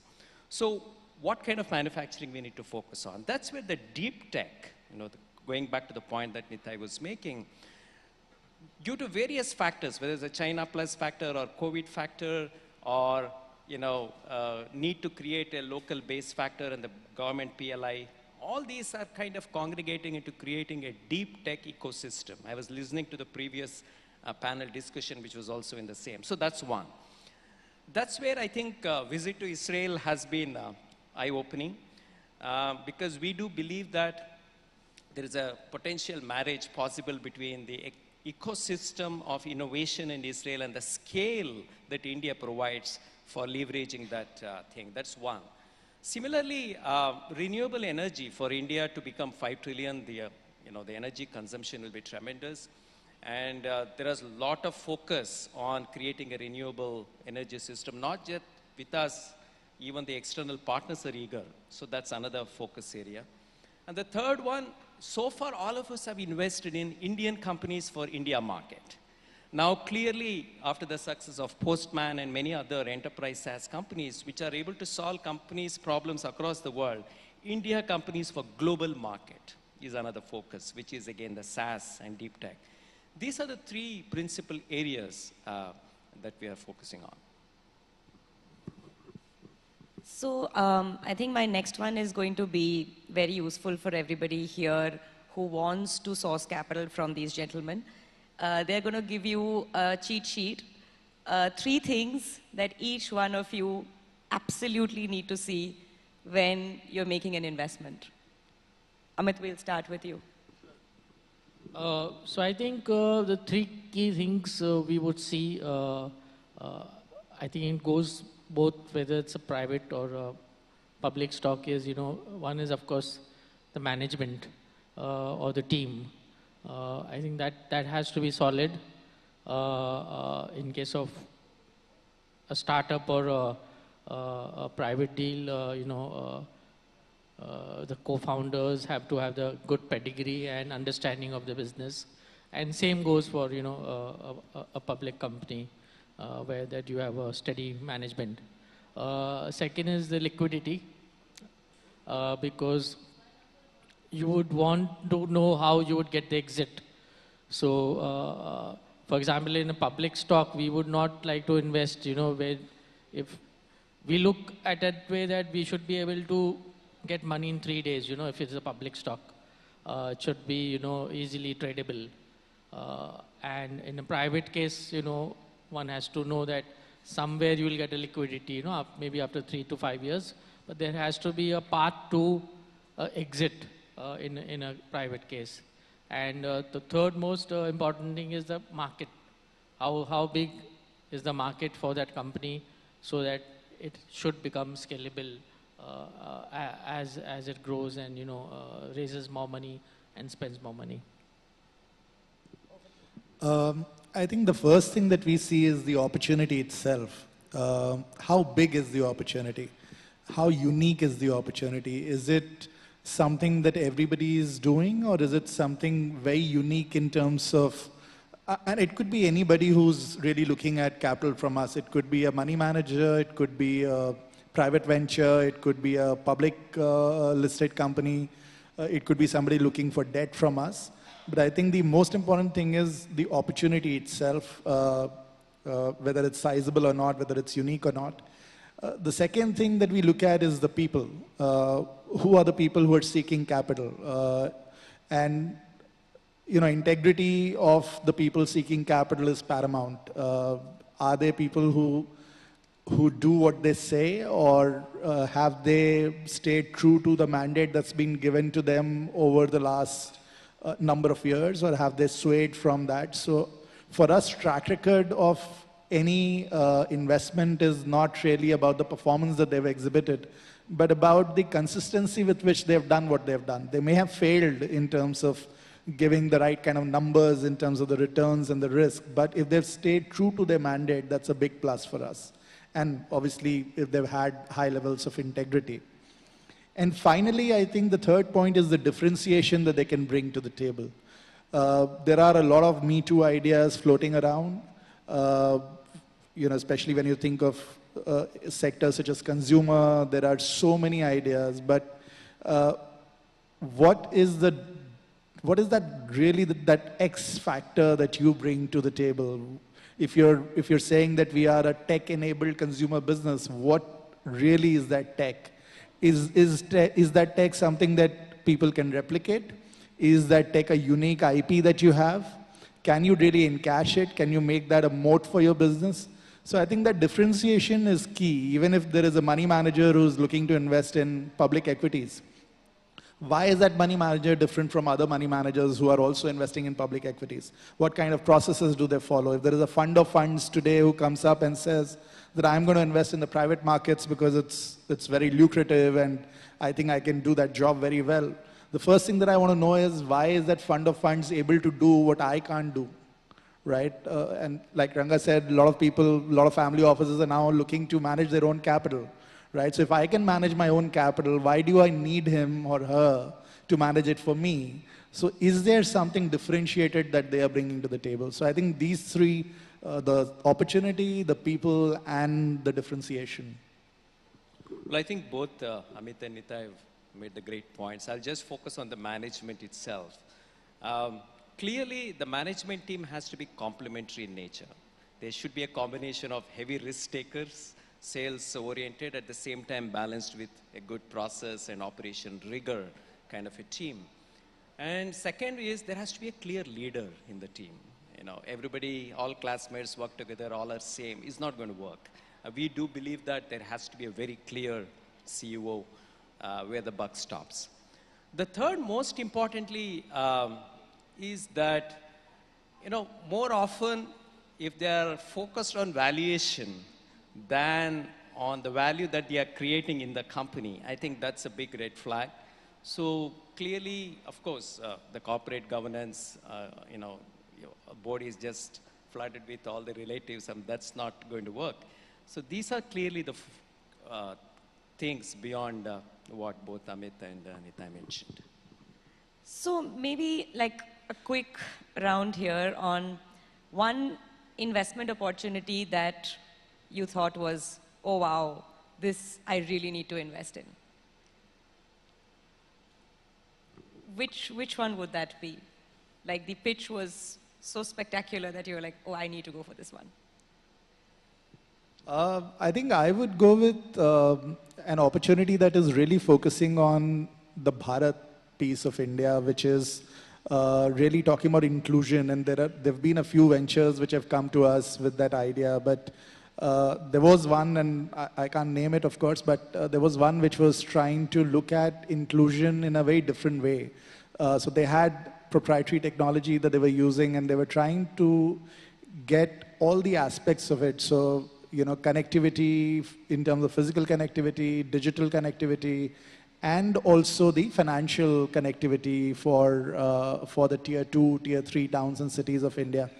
And I think that's a huge opportunity in its own right. I mean, let aside this venture, but I think that's been a huge opportunity because it's something that a lot of people, especially those with little or maybe not very deep understanding of India, will not appreciate. But people who are here locally, who have grown in those kind of environments or who have grown up in those kind of environments will appreciate the importance of those kind of ventures. I think that was one opportunity when we got to listen to the ideas that the firm had, that the venture had. It was a no-brainer. And I think any other such ideas which are really looking at that part of the country which is up and coming and which uses technology specifically to focus on that is going to be a very, very big bet for us. In my case, I wish UPI was a listed company to invest in. It has got all the ingredients, the scale, the convenience, and it touches every human being, right? Today, 1.3 billion Indians are using. Potentially, all 7.5 billion global citizens are potential customers. I think it clearly brought in the scale, the convenience, and also the economics of it is a compelling proposition. I wish UPI was listed. I'm sure its market cap will be more than LIC's. Amit? So one opportunity which we missed and I wish I had invested was Nykaa. So 10 years back, they had come to us for fundraising when we just started Nirvana, and Falguni, and she had pitched the idea to us, and she was just fundraising with family and friends. And we thought that, who will buy cosmetics on internet, and how would you work on a model which is inventory based? And there's been an explosion now of the category which she has built into a multi-billion-dollar company. So I believe consumer is one where I always have my eyes on. I never miss an opportunity in consumer sector, because India is growing, and the kind of consumption what is happening, and just look at what Reliance is doing. They're taking on the likes of Coca-Cola with Campa, and building biscuit brands and whatnot, because that's where they are going to have a scale. So consumer is a sector which I would never miss out. So I think we are going to wrap up with rapid fire round. So Nitai, I think my first question is to you. Vernacular social media is an investment that you made. Why did you choose that? It ticks off all three of my boxes, right? It's an opportunity that's huge, given the size of the country that we have and given the size of the people who use vernacular languages in India. So it's a huge opportunity.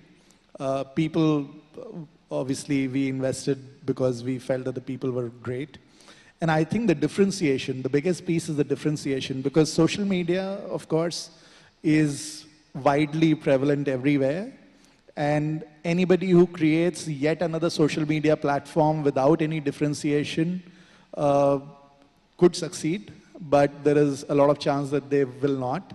But here, the differentiation was the piece of vernacular in it, because they were able to really attract people who've got data for free, literally, who may not be literate, but they are data literate. And they want to be there, they want to be on the latest social media trends, but they may not understand the language in which it's coming to them. So if you're able to create that differentiation by giving them the same quality of social media that they like to engage with, but in a language that they're able to understand, I thought this was a huge differentiation. So it just ticked off all three of our boxes. Sir, the next question is for you. When you came to Catamaran, I think we were reading a lot of articles about how the manner and the shape in which Catamaran has been looking at investments and will make investments henceforth is going to go through a rethink. So what has it changed, and how you have changed the dynamics of investment from Catamaran today? Thank you. I just completed 3 years in Catamaran. Even before that, there were very strong foundations that was laid to generate superior return. But I think one thing that we changed clearly was, at least in the VCP, we used to directly make investments in early stage.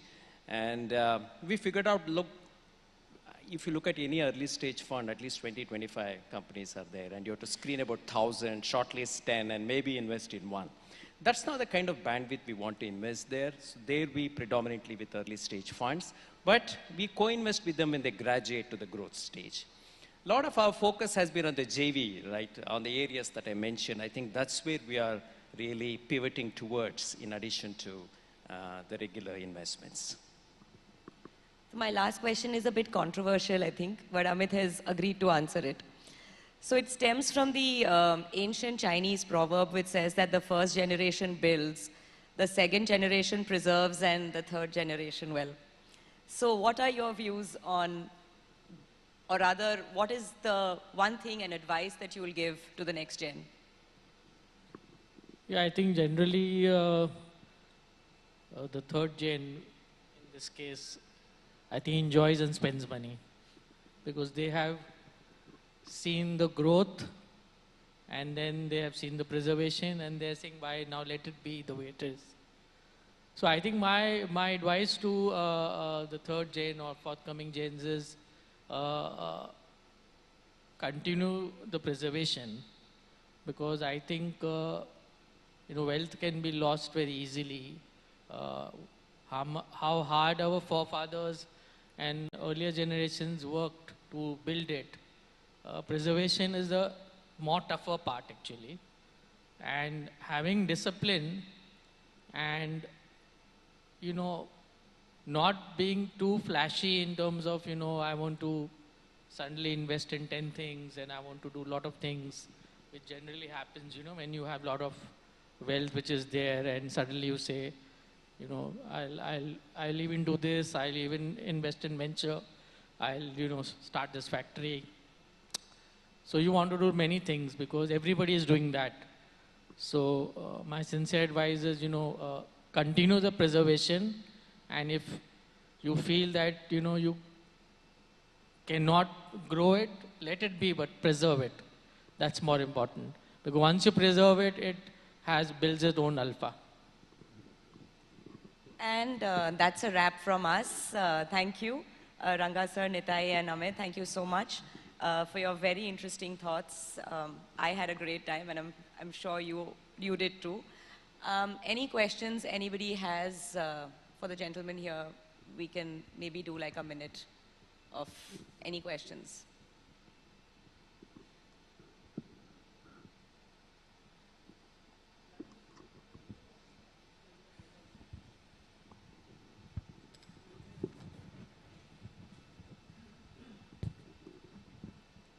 Yes. Yeah, I am Puneet Garg from Ludhiana. We are in city where we have a lot of industrialization and the things are happening, but at a some scale. वो एक number आता है, शुरू होता है business, फिर एक number आता है, कंपनी बनती है 300, 400, 500 लोगों की, और इसके बाद वो स्केल कभी ऊपर बहुत जा ही नहीं पाता है, जब बहुत रेयर जाता है. मतलब ये एक्सपीरियंस मेरे कुछ फ्रेंड्स ने भी किया, मैंने भी किया, सबने किया. मतलब we keep on burning our energies to keep it up. फिर लोग भी नहीं मिलते हैं जो काम को आगे ले जाएं. आपका विजन है, आपकी इंटीग्रिटी है, आपका बिल्कुल आप लगे हुए, आपकी फैमिली भी लगी हुई है, लेकिन वैसे लोग भी नहीं मिलते हैं जो उसको ले जाएं, जब वो आना नहीं चाहते हैं. हमारा भी कुछ मेंटल ब्लॉक होता है कि हम अपना होम टाउन या जो भी आपका बेस है, या रिलेटिव्स हैं या फ्रेंड्स हैं, उनको छोड़ के नहीं जाना चाहते. यू वांट टू कि आप गुजरात चले जाओ, बॉम्बे चले जाओ या कहीं और चले जाओ. तो ये सब के बीच में क्या सोल्यूशन है? To ultimate goal is to scale up. तो क्या सोल्यूशन है आपके हिसाब से इस सारी प्रॉब्लम्स का? I'll take that. I think एक solution जो मुझे समझ में आता है, I think it is to really look at the entire venture capital and private equity ecosystem to help you. क्योंकि जो scaling up potential है वो already आपकी industry की बहुत high है. But I think the biggest thing is to really standardize and look at where the next big thing is going to come from. और जो ये पूरा वेंचर कैपिटल का इकोसिस्टम है, that's really design to do that. बहुत सारे startups होते हैं जो कि एक स्केल पे जाके रुक जाते हैं, और ये सिर्फ लुधियाना या छोटे सिटीज़ की बात नहीं है. Even in bigger cities like Delhi, Mumbai, Bangalore, this is quite common. Lot of startups, they reach a particular scale and then they freeze, and they're not able to figure out, especially people who are bootstrapped. But I think the role of venture capital and later private equity is to really give you the ideas and the tools and the ecosystem and opening the doors to scale up from that level जहाँ पे आपकी progress ruk gayi hai to go to that next level. So I believe what people there can do is to really reach out to the private equity venture capital ecosystem. And I think पहले के दिन और थे जब छोटे शहरों में venture capital did not invest. Today it's different. Venture capital is reaching out to tier 2 cities and towns in India. And there is a lot of opportunity for you to reach out to a VC fund, to an institutional investor, and seek guidance, not just financial capital, but I think more of the intelligence on how to scale up. So I believe that's one solution that I can think of.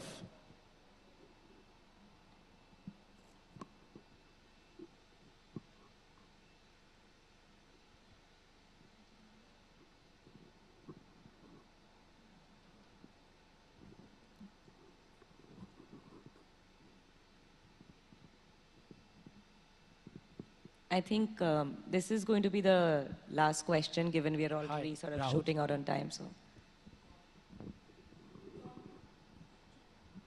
Hello. Hi, Rahul Singla this side. My question is about कि in tier 2 cities, generally business जो है वो 100 CR पर आके खत्म हो जाता है. 100 CR से आप ऊपर नहीं जा पाते. What is going to the drive for 100 CR to 500 CR or 1000 CR? 100 CR एक वो ब्रेक है जो लग गई आपकी, उसके बाद आप you can't आप नहीं निकल सकते उससे बाहर. I have started journey with some 3 or 4, 5 companies to whom I am consulting, and their peak point was 100 CR, and now everything is settled now. Now the entrepreneur has made his mind कि यार ठीक है इतना ही होगा, इससे ज़्यादा नहीं कर सकते. So I don't think that you need to limit yourself to that small city, right? I mean, the idea of reaching out to the venture capital ecosystem is to figure out how to really go beyond the city that you have set up your business in, and how can you reach other centers, maybe even reach global scale, really, because exports, and there can be so many opportunities that can open up. If you really want to go out of your comfort zone and go out of the city that you set up your business in, opportunities बहुत सारे हैं, and it's just about really figuring that out and going for it. Okay, I think, thank you very much. Thank you so much, Pallavi. I'm going to request you all to come together for a group photograph as well. Well, that was a wonderful discussion and very beautifully moderated by Pallavi as well. And it's interesting to also gather a little bit of insights in the form of questions from our members of the audience. That now leaves us with our final session for the summit. So I hope all of you are equally energized as you were with the first session. Let's bring that energy back for our final session. We're going to quickly set the stage. Thank you so much to all of our speakers for joining us. But I'm going to invite our next set of speakers, our final set of speakers, in just a minute. So I'm going to request every one of you to please be seated so that we can take the discussions during dinner and cocktails after the next session. And I know for sure that our session moderator, Sneha, is eagerly waiting for her session to get started. I can see that look on your face. But meanwhile, if I could request everyone, please be seated. We'll get our next session started in just a minute.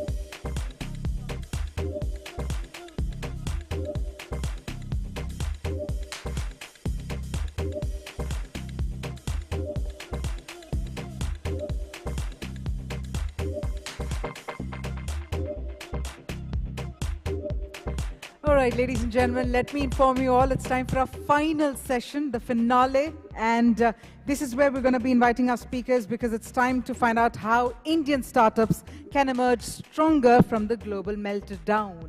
That being said, I'm going to firstly invite on stage Mr. Sandeep Patil, partner and head of Asia, QED Investors.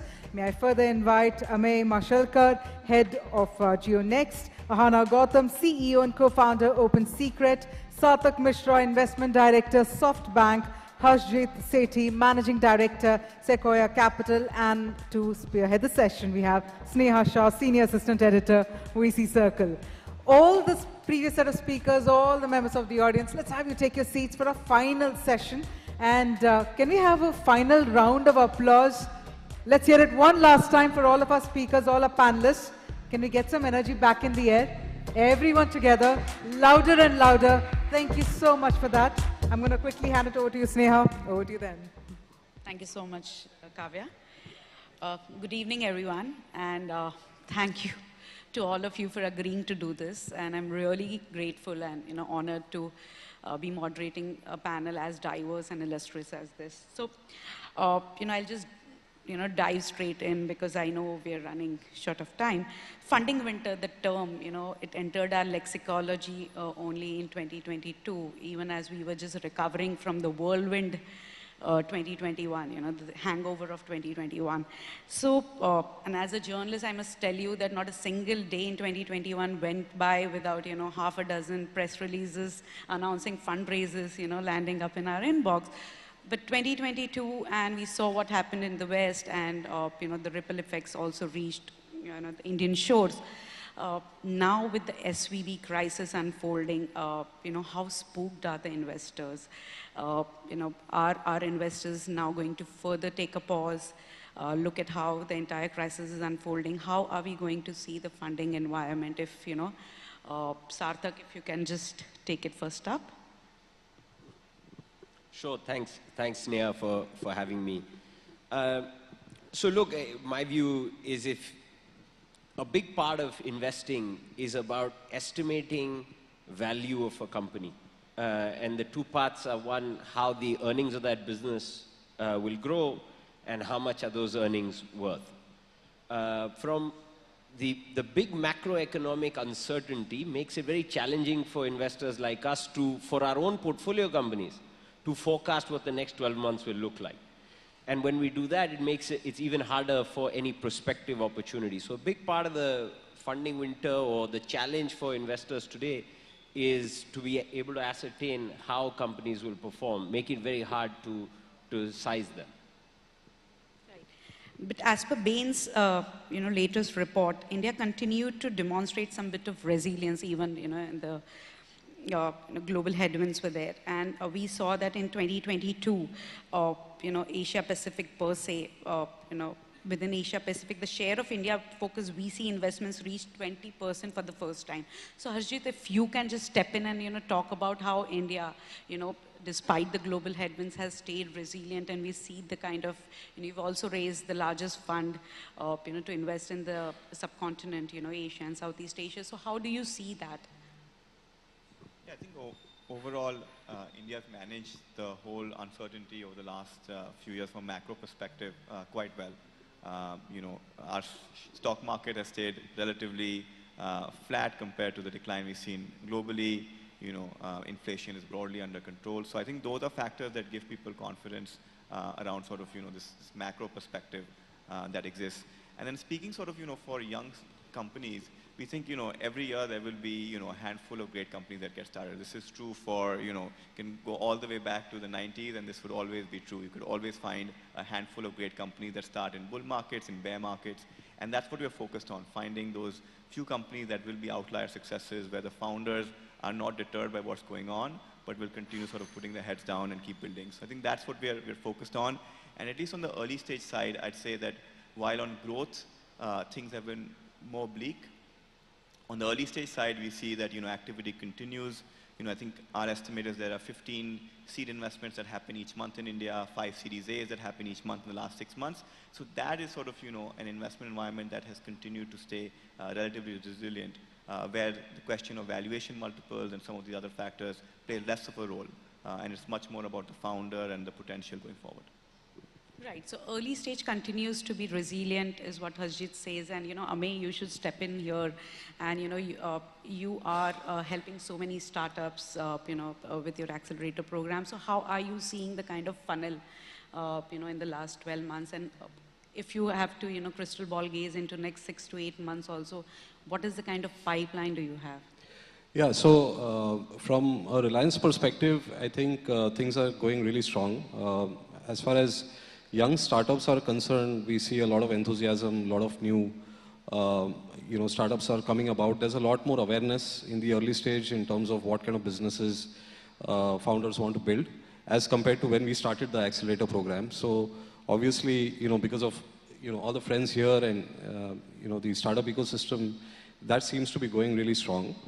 As a program, we focus on slightly later stage companies because that is a point at which they have a product market fit. They can build something that can scale within our ecosystem. We can be a big enough customer for them, and they should look at us from a scaling point of view. So it's not really about going from 0 to 1 or 1 to 10, but 10 to 100 and beyond. So from that perspective, I think the pipeline is very, very healthy. And of course, very selectively, we also look at strategic partnerships where founders, if they feel that, from here on, we would like Reliance as a more strategically involved partner in our growth, then that's something that we are always looking for. And the priorities are based on, what the company decides. And so we kind of focus on those areas and, keep going from there. But I think it's a very healthy time to be doing a startup, to be working with a company like ours as well. Right. And, we've observed, and through my conversations with a lot of VC investors, if 2021 was all about speed to market and growth at any cost, suddenly people are talking about stronger unit economics, path to profitability, and that's where Ahana should step in and, tell us about how the playbook has changed, from both the investor side and how, as a founder, you're trying to probably re-engineer the entire, working of your startup. Sure. Firstly, thank you for having me. As a founder building Open Secret, I don't think a lot has changed. From day one, we have been very focused on building a business with strong unit economics. Having said that, of course, this is a new normal.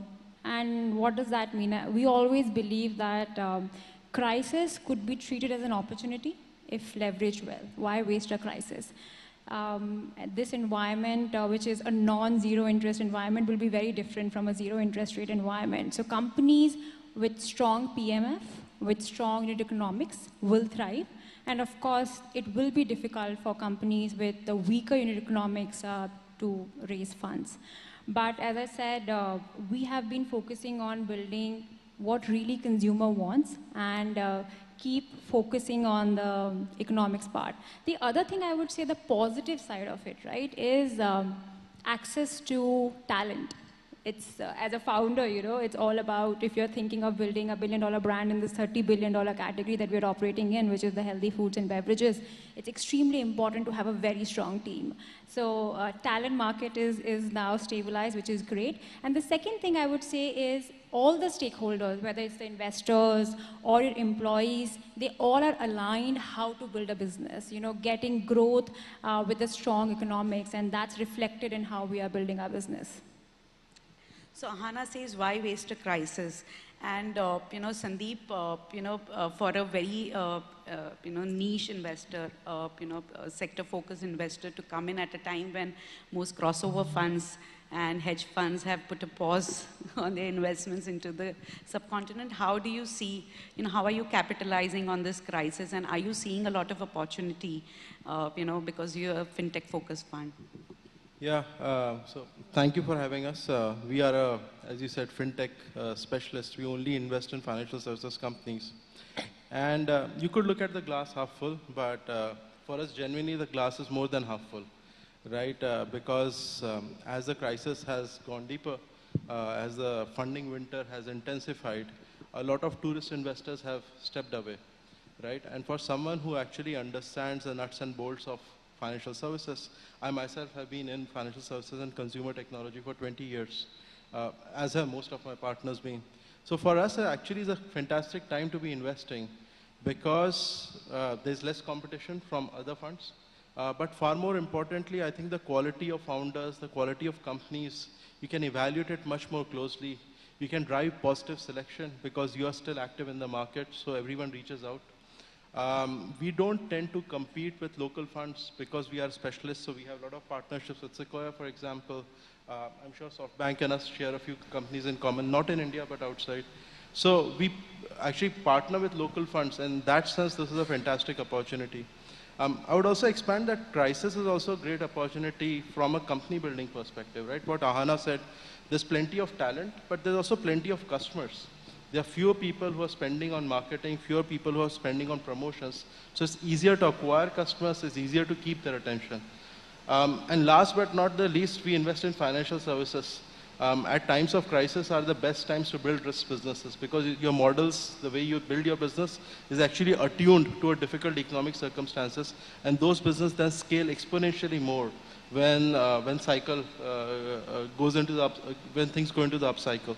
So we are very excited to be here, and I can go for a long time about the tailwinds for India. So yeah.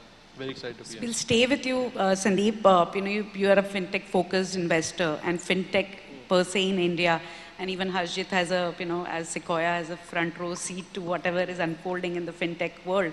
We're seeing that, a lot of clamp down or sort of a regulatory risk that a lot of fintech, investors have run into. So what is your view on that? And, because you have a very top-down view being a global investor. Yeah, so question I was expecting. Look, I have run bank balance sheets in my past. So I actually appreciate the value a regulator brings to the table. Because in most businesses, when you look around, you'll have to spend millions, if not billions of dollars to gain customer trust and to retain customers. Whereas in financial services, if you become a regulated entity, the moment you become a regulated entity, you get implicit customer trust. So in some ways, it's a friction point, but it also is a blessing in disguise in that sense. And India, to be honest, is blessed to have a fantastic regulator like RBI. Someone on the last panel was talking about UPI. Something like UPI would not have been built out without a favorable regulatory environment. It's not just about real-time payments, it's about having real-time identity, it's about real-time fraud detection, it's about something that operates across hundreds, if not thousands of banks. It's something that has the best data protection standards one has seen in real-time payments in a long time, right? And that's just one example. There are a lot of different examples.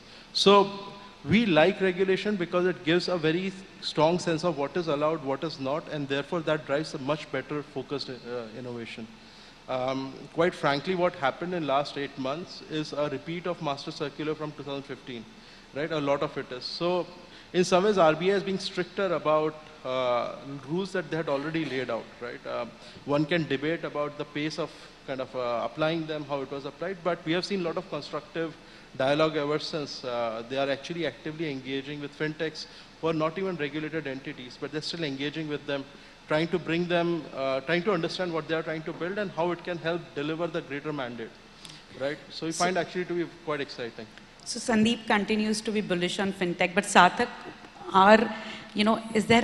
has there been any change, in terms of what we have seen in the last 12 months, where, internally, are you trying to realign your sector focus? What was hot in 2021 is probably not so much. So how are you trying to, what does the pipeline look like? What are you, rallying behind now? Sure. So we're not very top-down from an investing perspective. We're very, our goal or our endeavor at SoftBank is once a company gets to Series A, Series B, we start meeting those companies and track them for 12, 18 months. And over the last 12 months, a big thing we've been doing is just staying in touch with, call it the top 50, 60 entrepreneurs in the country, and watching their progress and finding the right moment when it makes sense for us to partner with them. I don't think that there's I think it's a mistake sometimes, personally, when you have a very strong conviction on a particular area, because then you may miss opportunities that are playing out, let's say in tier 2, tier 3, that you may not have understood or planned for. So it's all about the consumer theme, and Ahana, that's where, a lot of people say that the D2C party is over. What we saw in 2021, the kind of, if you had a D2C startup, you could raise money in a week. What is your thought on that? You've been executing for the last 24 to 36 months. So is the D2C party over? I think I would, as a founder, the first thing I would say is you never build based on the narrative. So we were never building a D2C business. You're always building for the consumers, and D2C is just a channel. So from day one, again, taking a step back, we are building an omni-channel platform. Now think about, I think Sandeep was mentioning about the consumption story in India.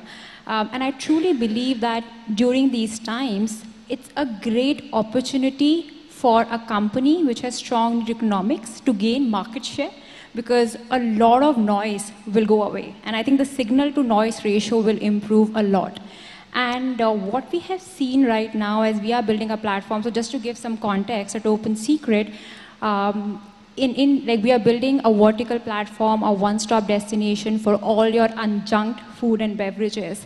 And it's projected that there will be 15 crore Indians who are looking for healthier options. They're going to spend at least $200 a year. So it's a $30 billion category.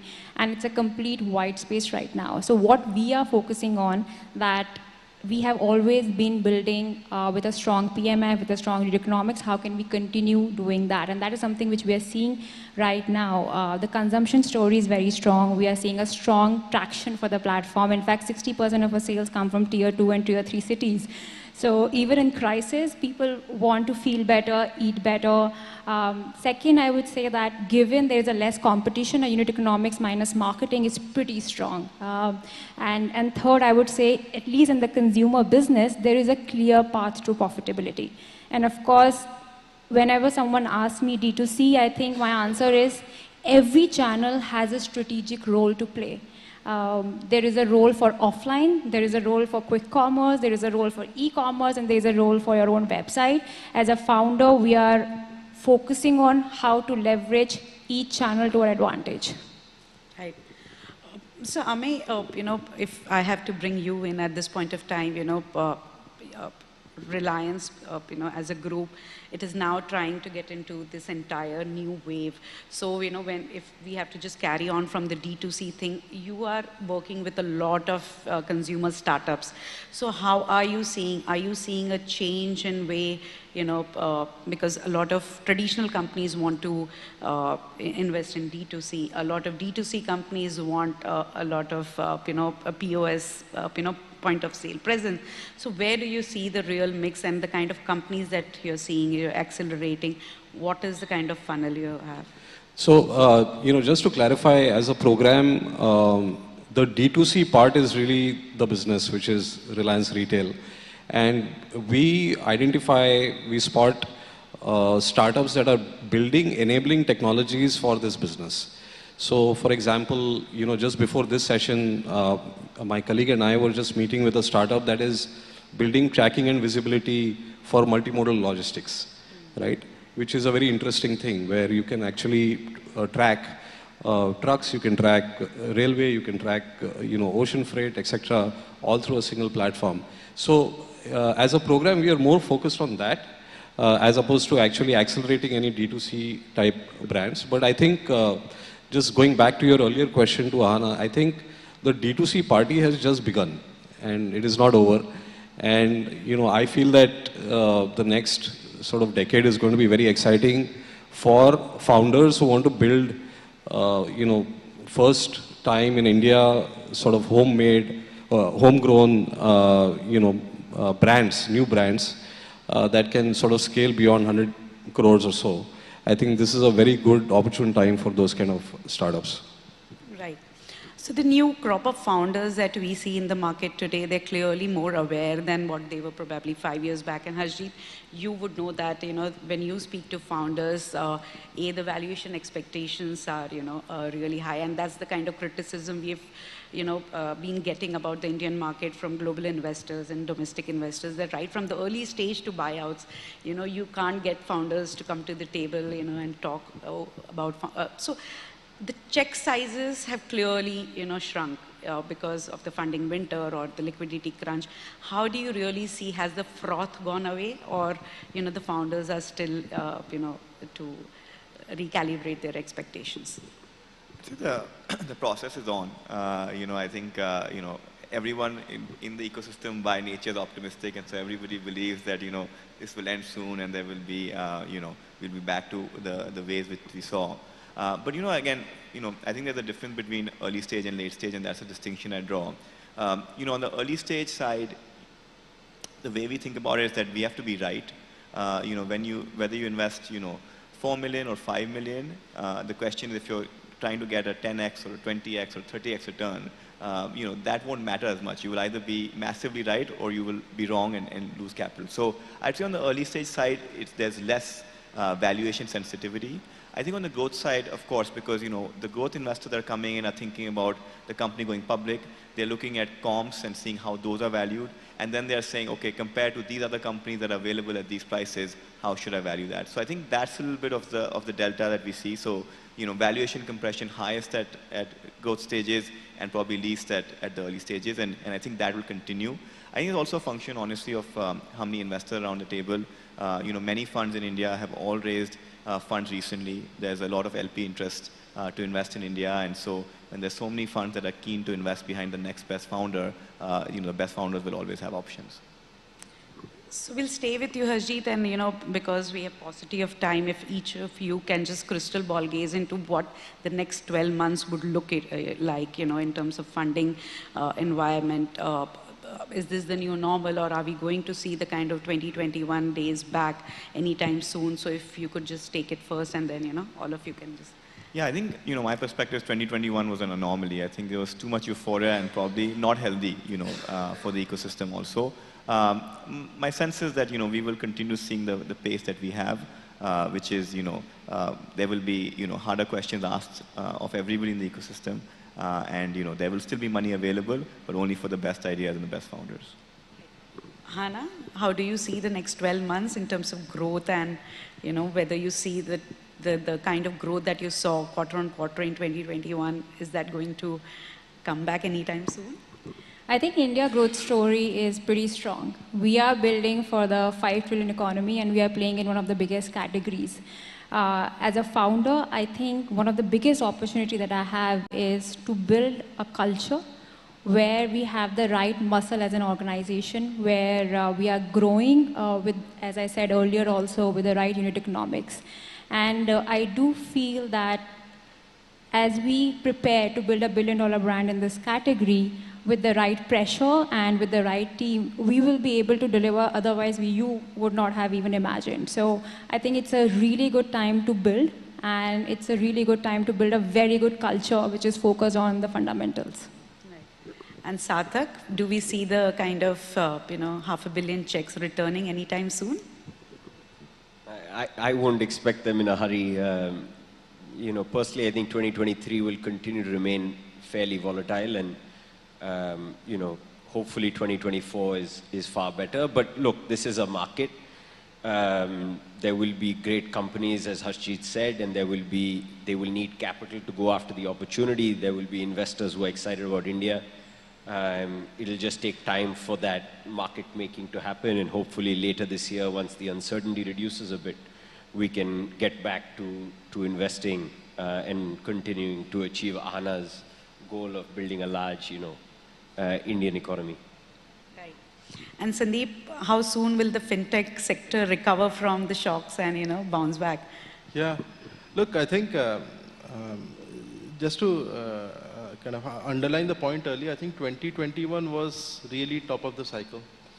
India in particular saw a peak because we are investing as an activity and as inflows is both growing and going deep in the country. So I think that's why we felt it much more than even outside. I think the outlook is that 2023 will be a tale of 2 years, right? The next 3 months, 6 months, I think would look to be jumpy. Probably till October, August, September timeframe, things will continue to be jumpy, especially given what has happened more recently. I think investors will continue to be tentative. There's a lot of LP interest, there's a lot of global investor interest in India. India is certainly shining a bright spot in the global economy, so there'll continue to be very strong interest in it. But I think next 6 months are difficult. After that, I think it will be recovery will begin from an investing activities perspective. It coincides really well with Q4 spending season in India, so I think that will be the time when things will start sort of picking up in a meaningful way. But I would not get discouraged as a founder, as Harshi also said. See, great innovation can happen at any time, and in fintech in particular, down cycles are the best times to build. So I would continue to build what they're building, seek out investors. We are writing checks. I'm sure others are writing checks as well. They might be of different nature, but we are still writing checks. So it would be interesting to kind of talk to innovative founders. Yeah. Right. And Amey, do you expect to be busy over the next 12 to 18 months? Yeah, I had the most amount of time to think about the answer, so I better give a good one. I think the sort of tourists are out of the market. The way I see founders, they're very focused on customer conversations, customer engagements. I think that's good for them for the next 12 months. And, you know, these things, venture works in cycles. So hopefully the next cycle will come and, you know, everybody will again benefit from that. I don't know how big it will be. Like Harshit said that 2021 was an anomaly, but hopefully it'll be big enough. And when that happens, I'm sure that everybody will succeed. Great. With that, I think we come to an end to this panel discussion because of paucity of time, we'll not be able to entertain any audience questions. But thank you so much, guys. Thank you for agreeing to do this. It was really nice of all of you to join us. Thank you. Thank you very much, Sneha. I'm going to request all of you to come together for a group photograph. And can we have a round of applause for our final set of panelists and some wonderful insights there? And I think it's only befitting that we can take over the Q&A over dinner and cocktails. That's the plan. But that being said, ladies and gentlemen, we come to the end of the day one of the Mint India Investment Summit. And we can't wait to host you all for the day two, which is tomorrow. And we're also going to have the awards and the entertainment. But please carry your badges for tomorrow's sessions as well. I repeat, please don't forget to carry your badges. And we'll see you tomorrow. A day filled with a lot of insights, awards, and entertainment. Thank you so much. Enjoy the dinner and the cocktail. See you around. Thank you.